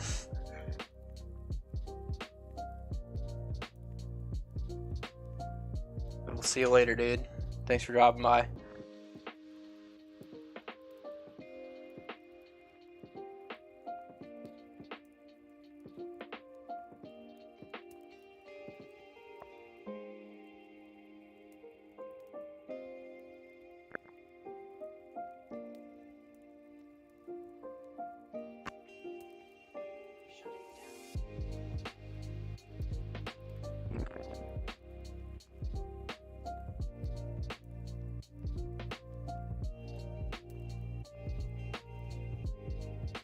Yeah.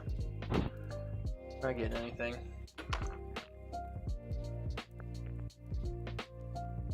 No, at this point, not quite sure what else it could be.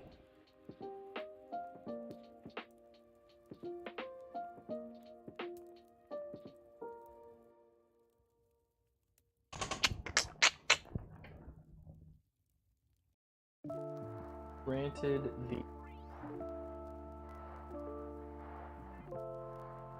conductor that I threw on there could be faulty.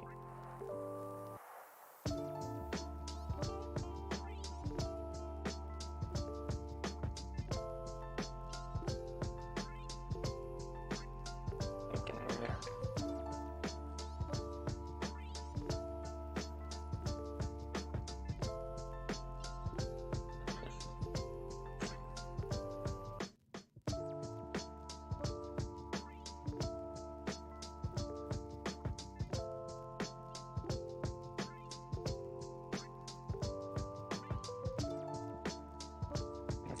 Getting 5-volt standby here.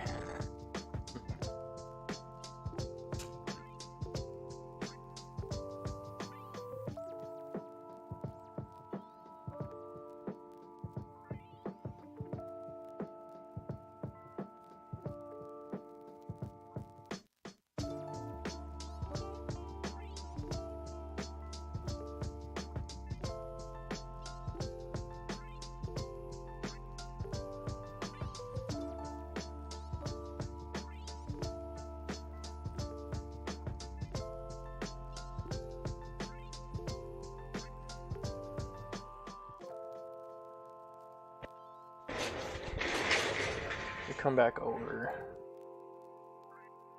Back over to the computer.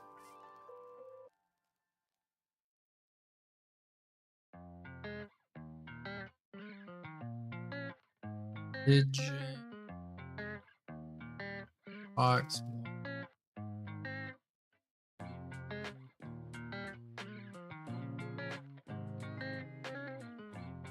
See if someone else has one. Original Xbox One. Not the One S. There's a YouTube video from January. Xbox One model 1540. Alright, welcome back to another episode of Let's See What We Can Tear Up Today. So I have an Xbox One. I think it's a model 15. Watch this guy. 1540. Yeah, model 1540. Check. I bought this for $25, and the seller said that it doesn't do anything. They don't know what's wrong with it because they don't work on these. It seems pretty clean. I have not attempted to power it on, so I'm going to do it right now. I did buy me a power supply from good old Amazon because I didn't have one. So from watching videos, I think you're supposed to press this button to power it on, and then there's like an eject button right there maybe. I don't know. and it does not do anything. So, not sure of all of the different things that can cause a no power issue, other than, well, you know, no power. You know what I'm saying? I mean, yeah. So I guess that's where we'll start. It's almost like if you had a short or something on the 12 volt reel. I mean, it seems that your power supply would give you some kind of indication, but it does not. So I guess I will figure out how to take this thing apart. Nothing's in the board, so let's plug it in. Let's plug it in and see if the fan spins up. It does not. Wonder where voltage runs to in this thing. Am I getting voltage on the output? Let's find a multimeter. We're gonna assume these are ground. Is this voltage coming out? I'm gonna say no. Voltage coming out here. I'm gonna say no. Okay. Well, where does voltage come out then? Guess let's flip the board over and see maybe it's on the other side. Oh, here we go. Oh, did this thing get wet or something, man? Well, what's all this? You know what I'm saying? All of this right here. It's flux. And right here. Looks like. And right. I just realized his video is pretty quiet. Let me. It might be normal. I've taken things apart before and looked at them and said, man, Could be better. no, that's something. That is something. He was asking what all this stuff was up here. Yeah, I guess he hasn't really right done here. very many systems. This does not bode well for a repair. You know what I'm saying? Looks like something got hot right here. I think I'm going to have to look at this under the microscope. To the naked eye, I should say, I don't see a tremendous amount of corrosion other than like right here. That seems to be the most significant amount, and that's on the ground. But you never know until you look under the microscope. So we got 5 volts on that pin, 5.2. And where does that go? I see a minus. I see a minus sign. What does that minus sign go to? Yeah, that's the only place I see 5 volts right there. Nowhere else do I see 5 volts. I guess the question is where does that 5 volts go? Things that make you go. Alright, so let's check some voltages. So I know that just, watching other folks fix these things, around here somewhere I should have 1.8 volts. Actually, you know what? I should probably plug it in first, huh? So I have 1.8 volts there. I have nothing there. Oh, no, I have 1.1 volts there. Up here, I'm pretty sure I'm supposed to have 3.2 volts, and I don't have anything. Over here, I have 406 millivolts. On this inductor, I have 5.2 volts, but I'm pretty sure here or here I should have 0.3 volt or 3.2 volts or 3 volts, whatever it is. I'm not exactly certain. That's where I was don't getting at. know if that's tied to these all of this power rail here, because Potentially the I'm wanting to say 3 this volts. puts I out turn my 12 heater on. volts. And I don't think these are bad, because the orange light on the power brick does not go off, so it's not like there's a short or something. But then again, I don't know if these are responsible for creating the 5 volts and the 3 volts and the 1 volts and all that kind of thing. So I'm not altogether certain. All right, so here's where I am at. So initially, when I plugged this in, when I could see everything, I noticed that the fan did not bump at all. It didn't move at all. And so, every video I've ever watched, the fan, kind of spins. And if it doesn't, then that's an indication that there's something wrong with your 12 volts. So I checked every single MOSFET on my 12 volt rail, and none of them are shorted to ground. I checked the gate with respect to ground. So one meter was on ground, the other was on then the negative lead was on the gate, and they all read 0.6. And when you reverse them, they get up to like 2 volts or whatever. So then it's almost as if my 12 volts is not being enabled. And as far as I understand, it's the 5 volts that enables your 12 volts. As I started checking my standby voltages, because what I believe is supposed to happen is when I plug this in, it generates the 5 volts, and then the 5 volts will generate a 5 volts enable signal back to my input power, and then it'll start producing 12 volts, and then that's what'll bump your fan, right? So I'm not getting clearly that 5 volts enable signal. So I found a diagram on the internet showing where you could measure all of your standby voltages. And so I'm going to go through and kind of show you what I'm looking at here, right? So up here, I should have my 5 volts. It's either this one or this one. It's that one. So that's my 5.2 volts, and as you can see, I'm getting that. And then they say you're supposed to also feel 5 volts on this second pin on this chip right here, and I do. And then on the back side of this chip, you're supposed to be getting 5 volts out. And if you notice, I'm getting 0.4 volts. And that 0.4 volts has fell all the way back over to this side of the board. So it clearly states that you should get 5 volts on the input and 5 volts on the output, but I'm not getting that. And then when I go to this chip down here, it's the exact same chip. I'm supposed to get 5.2 volts there, and I do, and then I'm supposed to get 5 volts on the output. But as you notice, I only get 1.4 volts on the output. So then when I look those chips up, those are actually 2 MOSFETs in one SOP or SO8 package. And so essentially what you have is these first 2 pins on this chip, pins 1 and 2 I think, are your gate and your source. So the first pin located right here, let's see if I can zoom in even further. So the first pin on this chip over here, that is your gate, and then next to it is the source, and then on the output is your drain. And so these 2 would be the drain for, I think, gate 2 and source 2. But in any event, they're MOSFETs essentially. And it appears that since all of your drains, regardless of what the inputs are 5 volts, you should be measuring 5 volts on any of these pins right here. And I'm not. I'm measuring 1.4 volts. So I guess my dilemma is I don't think these are bad, because when you look at the schematic of that chip, it shows you, where the diode is in relation between source and gain, or source and drain. And so when I take the appropriate measurements with my multimeter in diode mode, I get the values that I'm supposed to get. So I don't think those are bad.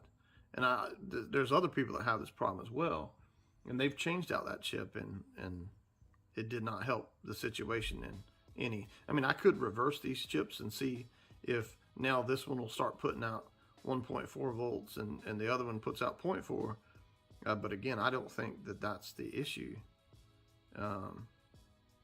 One thing I do see is that, all right, so another unique thing I learned, on this chip on the gate, I get 4.8 volts, and that's the gate again. On this gate, I get a full 5.2 volts. So it makes me wonder if I'm supposed to have a lower voltage on the gate than the source in order to cut this MOSFET on. What I did do was, so I injected 5 volts on the drains of those MOSFETs, and it drew like 900 milliamps or something like that. I didn't notice any life. It did not enable the 12 volts. I did not see a bump in the fan. So then I started checking my 3.2 volts, because at first I thought I was missing that. So yeah, according to that diagram, you should have, these are diodes. I figure out so what you the should heck. have voltage on one side. In this case, as you can see, I have 4.6 volts. And on this side, Yeah, I'm waiting for I a have customer. She said 4 she's driving volts. from and that Robbinsville. 4 volts is going Even into this soon chip, after and I she believe called me, this she said chip that is she- producing my 3.2 volts. More towards 6. 'Cause As you can see, when I measure that 3.2 volts there, picking up I get it. And then that 3.2 volts is felt at this diode.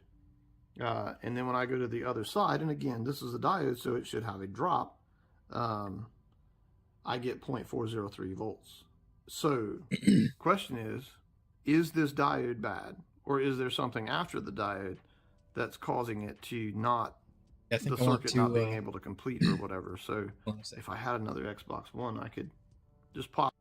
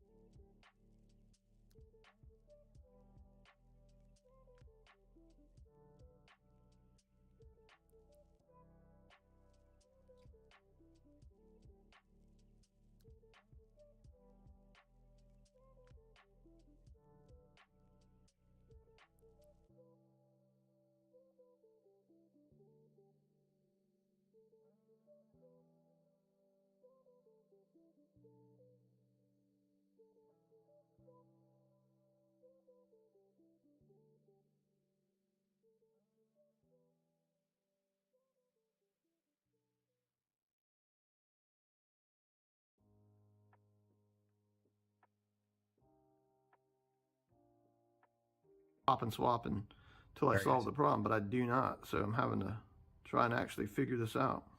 But I know that 3.2 volts is important because it goes to both my Blu-ray drive, whatever it is. And so that 3.2 volts is distributed throughout the board. It's supposed to be distributed down here. Well, you can't see that, but it seems like there are two distinct problems on this, but I suspect it's not two distinct problems. I suspect it's one problem that's causing both issues, maybe. But I'm going to try to find a shot. This is a Schottky diode. B2L1 is the nomenclature on it. It's a Schottky diode, and so Schottky diodes, apparently, from what I read, are just basically fast switching rectifiers, and they have a lower voltage drop than a normal silicon diode does.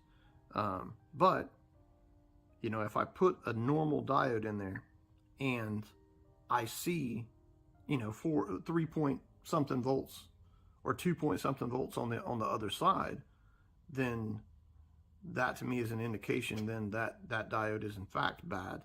I mean, we may have multiple faulty components in this, but I don't know. There's so many little control mechanisms in place in these circuit boards that, you know, for example, what controls the gate voltage on that MOSFET? I'm pretty sure something controls the gate voltage. And is the thing that controls the gate voltage placing the proper voltage onto the gate of that MOSFET? And is that related to the 3.2 volts line? You know, because the 3.2 volt line might wind its way up to that diode. But anyhow, so yeah, that's where I'm at. That's my explanation. And I'm going to, once I figure out what to do, I will be back. Okay, so here's where I'm at. So I wasn't getting my 5 volts on the output of my MOSFET, and I'll try to use the microscope to show you some of this. That MOSFET is right here. I was not getting 5 volts on the output of that MOSFET, but the input of that MOSFET, I was getting 5.2 volts on the source and 5.2 volts on the gate, which was allowing me to get 0.4 volts on the output of this diode right here, or of this MOSFET. So then I started thinking, I'm like, well, you know what? Maybe if I lifted the leg of the gate, because maybe this MOSFET requires an absence of voltage to turn on. So I lifted the leg on that MOSFET. And so when I did that, I started getting 3.85 volts on the output of this MOSFET right here, which is whatever it is. I can't read the U4, B4, I think. So I plugged it in, still nothing. I still wasn't getting my 3.5 volts, nor was I getting my 5 volts. When I look at this, so my I was missing, I had 3.2 volts here, and I had right here as you were, I had 3.2 volts on the input of this diode, but on the output of that diode, I had 0.404, which I should have 3.2. So then I started tracing back, and I figured out that this leg of this diode corresponds to this small IC right here, and this is a buck converter, and that diode comes in on these 3 pins right here. Well, when you look up the specs on that buck converter, those 3 pins are the output of this buck converter. And a buck converter needs 2 things. It needs voltage in, and it needs an enable signal. In this case, the enable signal was coming in on pin 15 right here. The voltage in was coming in on pin 16, pin 1, and pin 2. Let me use some tweezers to point to these. So the voltage coming in was coming in on pin 16, pin 1, and pin 2. Well, where does that get its feed from? Well, that gets its voltage from U3C1. It gets it from the output of U3C1, which is the same exact chip as the other chip that we were looking at. So it's set up the same way. This is my source pin, and this is my gate. The output of this MOSFET is what actually provides the voltage in for my buck converter. In my enable pin, it has to be something greater than 1.2 volts, I believe it said on the data sheet. So if you remember, this MOSFET was only putting out like 1.8 volts. And the input voltage for this, I think it said it was like 2.65 to 6 volts. So essentially, I think what was happening with the 3.2 volts is that this buck converter was not getting the proper amount of voltage from the MOSFET. So got a fella thinking, if the other MOSFET, if I lifted the leg and I increased the voltage on the output, what would happen if I increased basically I'm opening the gate so that that MOSFET will always be on. Now again, that's probably not safe, but this is for testing. So I traced the gate of this MOSFET, and it goes to the back of the board, and it goes through 2 resistors. Both of them are 10K, so it looks like a voltage divider network of 10K, and it's dropping the voltage down on the gate to like 4.8 volts, which is barely turning that MOSFET on, allowing like 1.8 volts to come out and feed the buck converter. So I lifted the leg, and so now I'll show this on the overhead. This is going to be some hellacious editing when I get around to putting this thing on YouTube. But so anyhow, now I want you to watch the fan when I plug it in. My fan twitched. So I'm getting 12 volts now. My power brick turned green. I still don't know how to cut this thing on. I guess I'll have to figure that out. But yeah, that is wild. So the next thing I have to figure out is what is controlling the gate of that MOSFET. I mean, I suspect it might be that other small chip that is also some sort of DC to DC converter of some sort, I suppose. Oh, but here, you know what? Let me do this again so we can start measuring voltage. So now that I've opened the leg, all right, I don't know which leads are from my multimeter. Now that I've opened my leg, let's get the multimeter in the shot so y'all can see what I'm talking about. Let's put it on top of the fan since we know it ain't gonna spin. All right, so it just cut off. I hope I didn't tear up anything. So I'm getting 3.2 or 4 volts there. Now I'm getting my 3.2 volts, as you can see, hopefully on the multimeter. I've dropped my 5 volts on the output here, but it cut off. So when it's on, when the power brick's on, I'm getting my 5 volts. Now it's going automatically to orange. Now it's going green to orange. So this thing has changed defects now. But anyhow, I thought that was pretty cool. I'm hoping the problem was it was overheating a while ago, because I felt the processor and it was hot. So let's see what happens now. Fan's still not spinning, still not cutting on. It is still not cutting on, but I'm definitely getting the 5 volts now. I checked the output. Nope, it cut back off. What is going on, man? That MOSFET might be getting hot. Stab a little alcohol on that. Plug it back in. No, you know what? I still think it's overheating because the fan's not spinning. And I don't know why the fan's not spinning. If it's on, you know, which clearly it's on because the processor's getting hot. So why isn't the fan spinning? All right, so back to the drawing board. All right, so I figured out that I was not pressing the right spot on the daughter board. We are going to try this again by pressing on the little deal. Oh Lord, I'm about to break something. All right, it's green.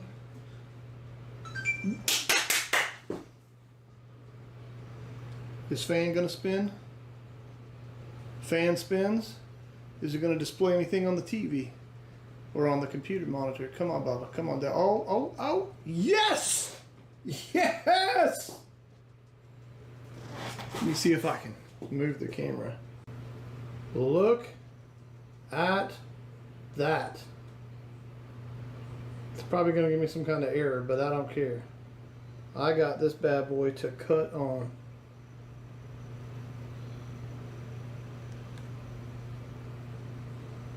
Is it going to boot up or what's it going to do? Oh, I have to figure out how to. Dude, this is the most amazing thing of all time. I missed that dashboard. All right, so let's to have be honest. one more discussion. That was a good looking about UI. this to make sure we're all on the same sheet of music.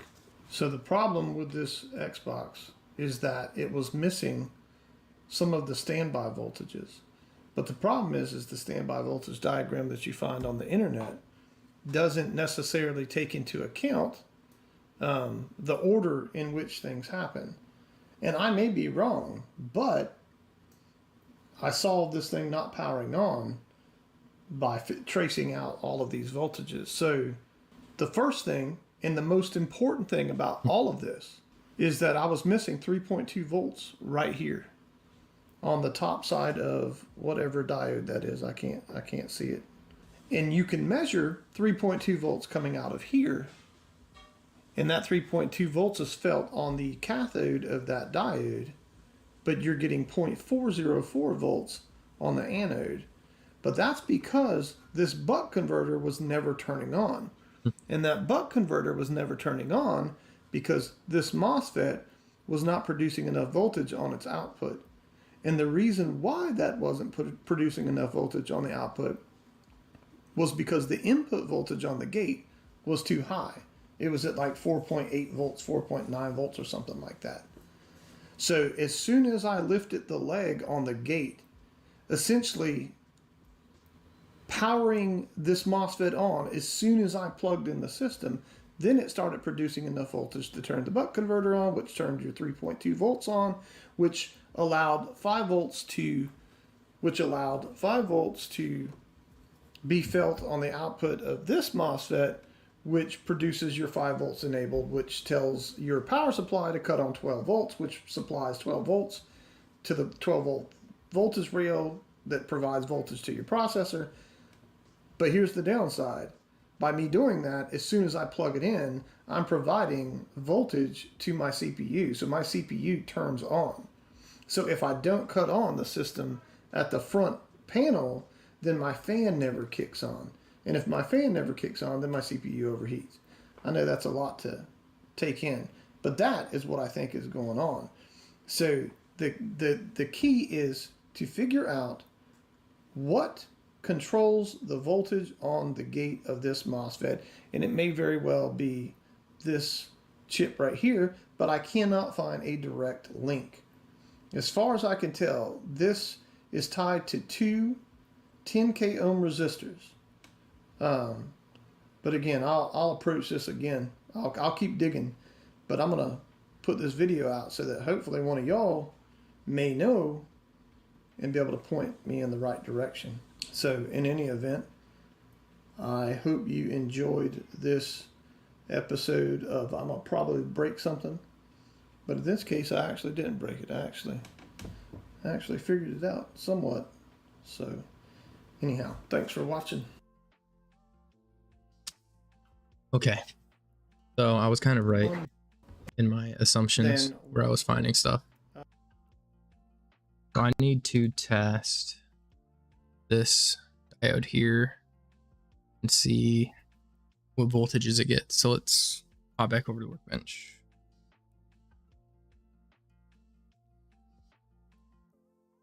Bench.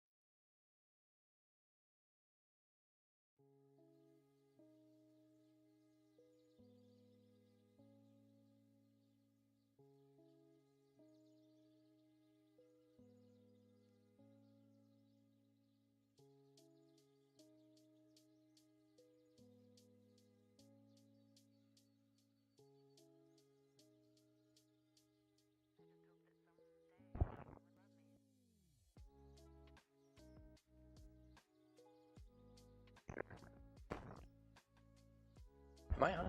Am I on? I just can't quite hear myself on the laptop. Okay, I just had my laptop volume turned down a little bit. Alright, FanJolt, let's see.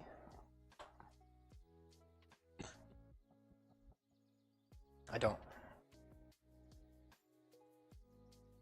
Okay, I need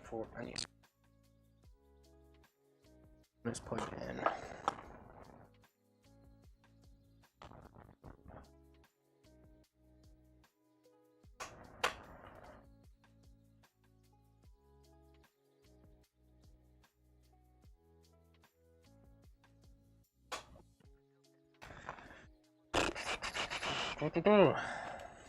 I hate just throwing in a towel on stuff.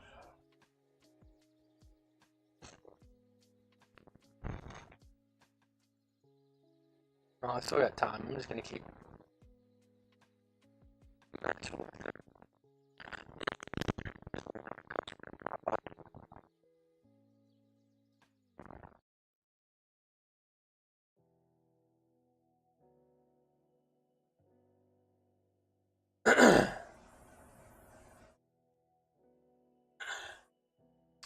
So,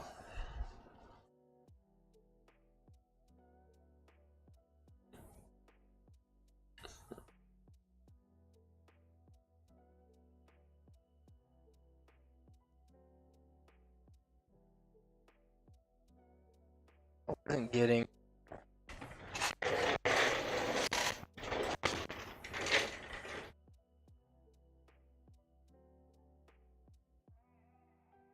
I wasn't getting the same issues as this guy was. I'm just not getting. It's just not. 5 volts or something like that. I'm just not turning on.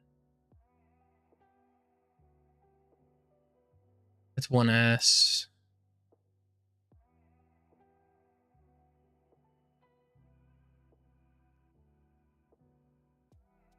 Oh, original Xbox One. Oh, hold up. Hey, there we go. Yeah, this is original Xbox One. Heck yeah. I'm gonna steal this. Thank you, user Slick.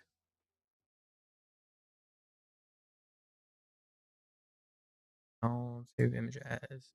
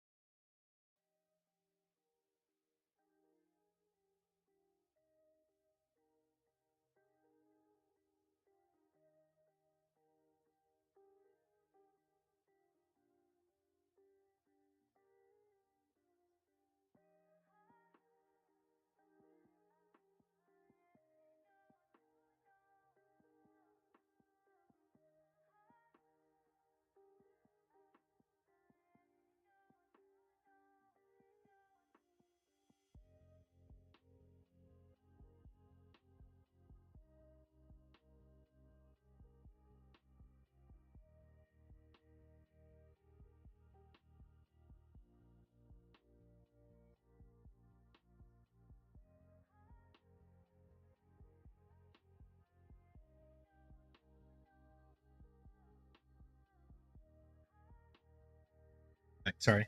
Mother-in-law dropped in for a sec. Needed batteries replaced on her dad's scooter. And I had the battery pack and she brought the batteries in. Alright guys, so we're looking at the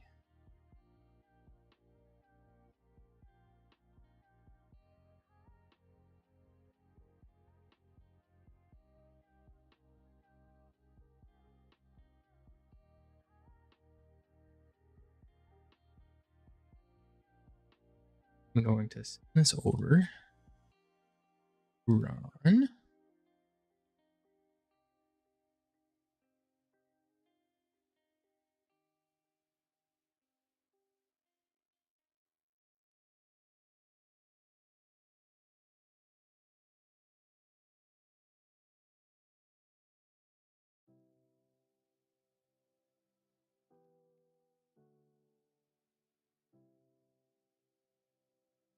And we're going to head back over to the workbench now.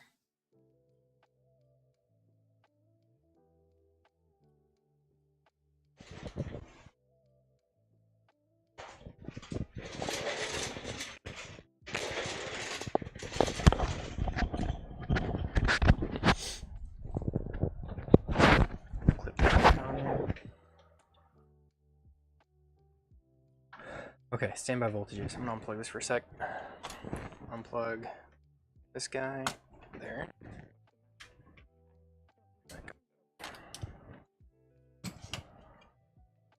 This guy there.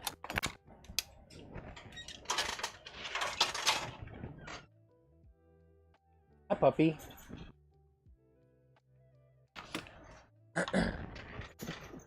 Teachers. Yeah. She's being spastic and not listening.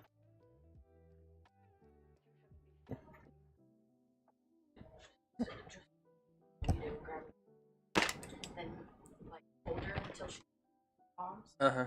and then he pets her. She was listening to him. She doesn't listen to me. Perfect. She's being Okay, that's fine. I got it. Can you grab that? See that cable is sitting on the floor there? You just grab that and set it up on my desk so she doesn't get to it. Hey, see, go see Dada. What you got?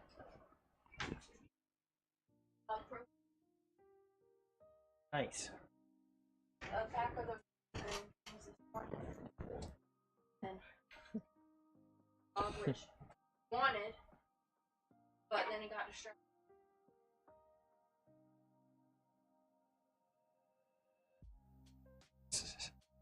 What a goober. Okay. He thinks it's a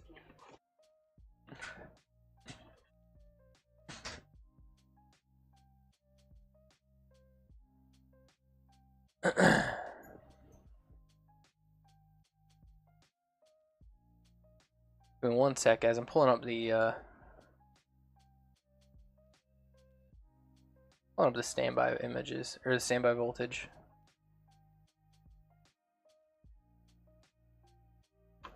I can have it on my laptop here.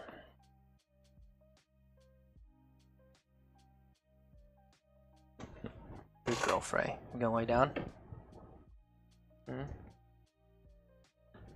gonna lay down? I heard you're being psycho. Why are you so calm for me now? Huh?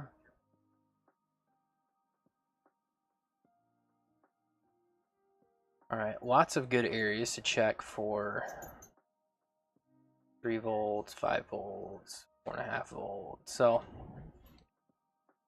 go ahead and start looking here. Plug it up. Plug it in. I am set to DC voltage. And stick this puppy on ground. Reverse it because I busted one of my probes, so don't have the fine tips here. We're gonna look for the 5 volts here, and there's on pin here 5. This 5. Okay, so we're getting 5 volts. We can get a 3 volt on this pin here. We get 3. Let's do the 4.5. It says be a dark purple.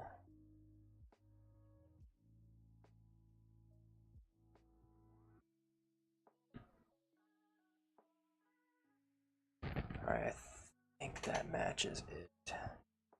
And this, I believe, diode here. 4.6, yep, okay, so that matches up. And then on this end, it should just be a flat 4. Yep, close enough, okay. We just tested the 3.3, so now there's a 2.5 volts.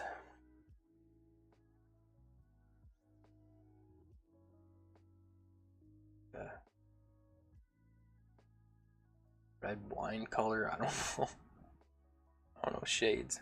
I don't know color shades. Is there even 2.5 on here? I don't see.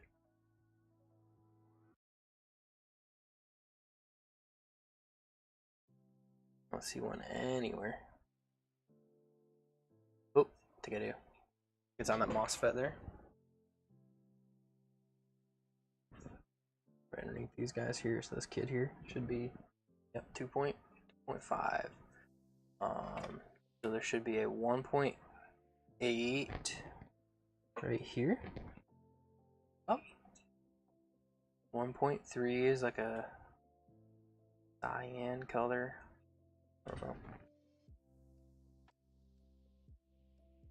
Really, really light blue.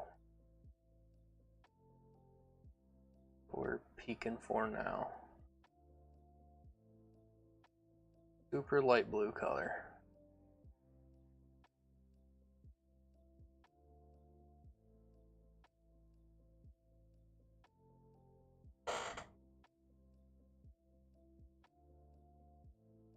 Zoom in further, I guess. Could be missing it. Could be really itty bitty tiny. Point.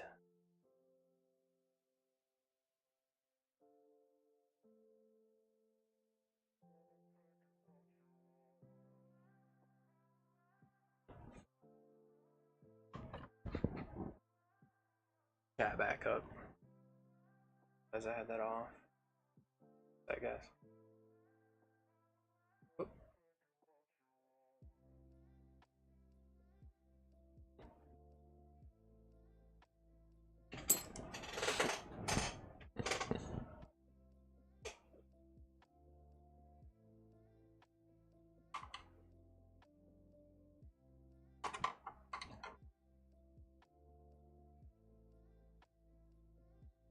With me, not against me.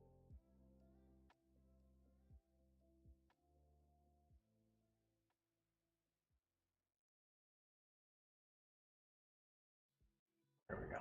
Okay, so I got my chat pulled up again. I am still looking for a light. Oh, I think I found it. Yep, to the right of the south bridge. It's a little fuzzy, you can't tell. It's YD1 here. And it would be this guy, 1.2. No, 1.26. It's close enough to 1.3 to be considered working. Then, huh?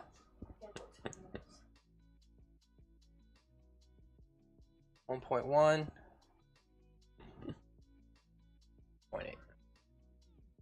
All my standby voltages are fine, so why won't this system? He's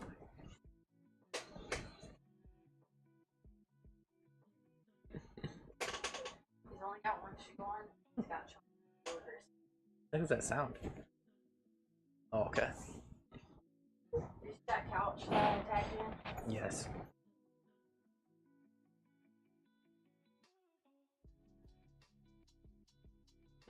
No, I don't think anybody's on. I'm all alone. Yeah. Nobody's chatted. He might still have it up, but he said that he had to leave for a sec. He had it up on his laptop, I believe. Oh, man. So all my voltages. No, I did a switch. I've done 2 consoles. I did the switch first, and then this is my second one. I've been doing this one for about 2 hours. We're just trying to figure out what the heck is making it not want to turn on. Oh. Hi. How's your protein bar? Psycho. It is. Hey, fix your legs. Your feet. That works too. So, you know how they had on diet the fat brushes? Mhm. I don't have that. I took those little circular foam brushes that I have in the room, and I was rubbing it on his arms and on his back and legs and everything. He liked it. He took it and he started doing it. Nice. And then he started rubbing the wall.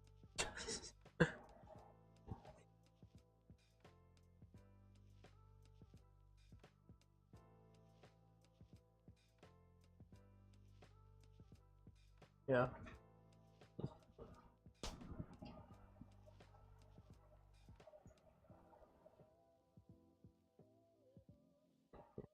Me too. I'm just waiting. I'm waiting for them to drop by. They should be here soon.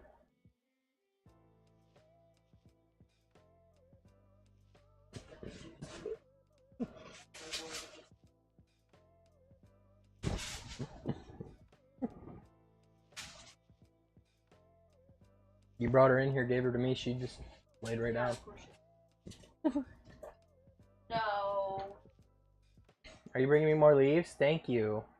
I need more in my shop Go because give them to Dad. I just brushed them all out, so We'll get some more and give them I to needed Dad. more to refill my floors.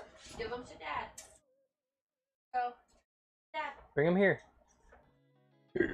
or just drop them on my carpet. Oh gosh, hiccups.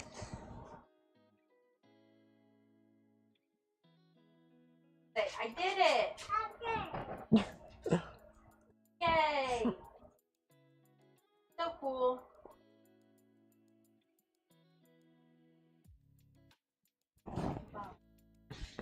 That's good. Say, so cool. Can you do me a favor? I might need you to hold some probes. Yeah. You know, let me get your help for a sec. You're not a kid. That's all I can see. Okay.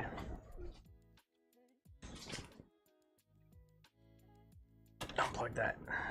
Okay, so these two versus power, just one here and one here touching like the copper plates. I just need you to do that for me.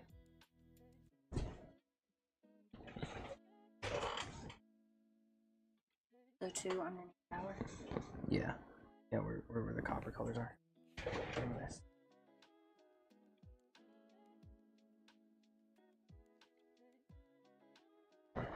Probably help if I.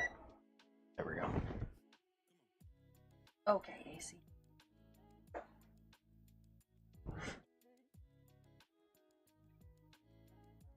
Hold on, back up for a sec. Go.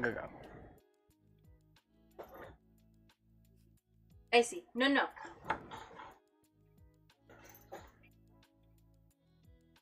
Those in. Okay, see on here those two, the very far two pins here. Ace, come here. Come here, buddy. Shut the door. Come here. He's okay. Or you're, yeah. You go get him.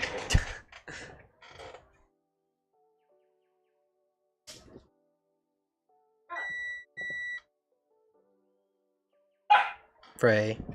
Don't me him.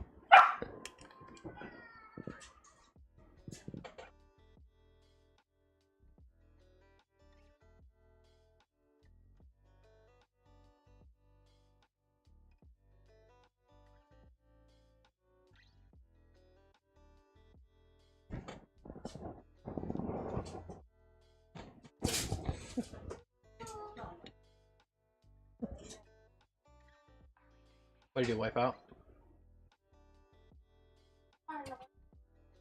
AC, hold on, buddy. Come here. What you got? You're covered in chocolate. Oh. No. Come here. Settle down, dog. Okay.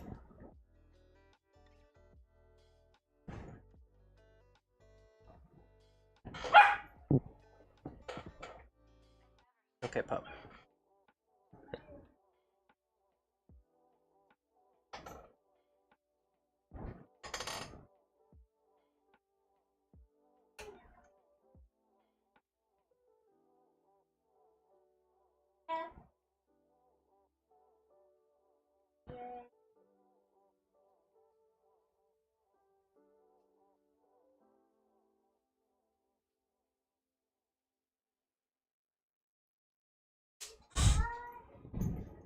Wow, good job.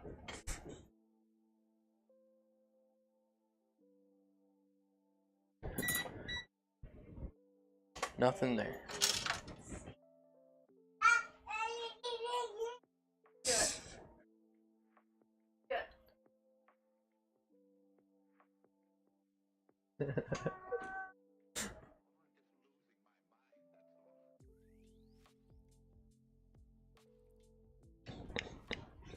Okay, I have another favor. I just need you to hit the power button. No, sir. No. Hold on. Unhappy baby, it's okay. Just hit the power button on this thing. We'll keep tapping, like keep it. Hold it or tap it. Hold it, hold it. Nothing. Okay, that's fine. Bubs, Can you hear yourself screaming? you hear yourself screaming on the stream? It's okay. Alright, you're good. You're good. What are you doing? That's my box. Yeah. Uh-oh. My box. Yeah, you want the one that you were playing in earlier? Look. Look at this thing. Oh. Yeah. That's all for you. All for you. I'm sweating. That's comfortable. Oh, you're okay. You got iron issues.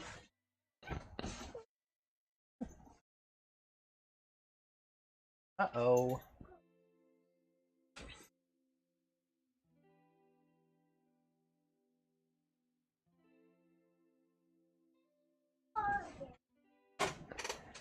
Alright, my good people. I think this might be it for me. Freak, stop. No. Whoa. Yeah, I think Let's back you up. I'm gonna call it. Sit. I am Oh not my finding goodness. Bye-bye. any drops or anything like that. Look. Dad. Bye. Say Dada. Dada. Where's Ace? Where'd you go? Where's Ace? Where'd you go? Oh my goodness! Say boo. Boo. A psychotic kid. Say where's Ace? Where's Ace? Where'd you go? Oh my goodness! You freaking the dog out. Boo. Hi. Alright guys, I'm gonna call it. It's getting chaotic here. Adios muchachos. We'll try again later. At another time. It's Friday. So there's no later. There's always later.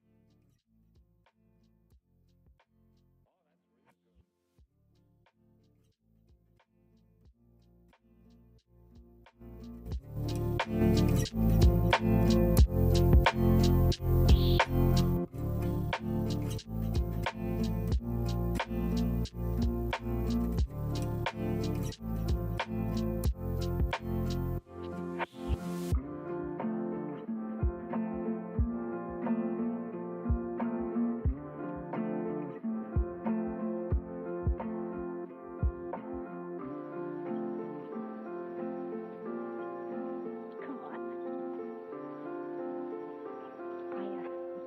I guess it was that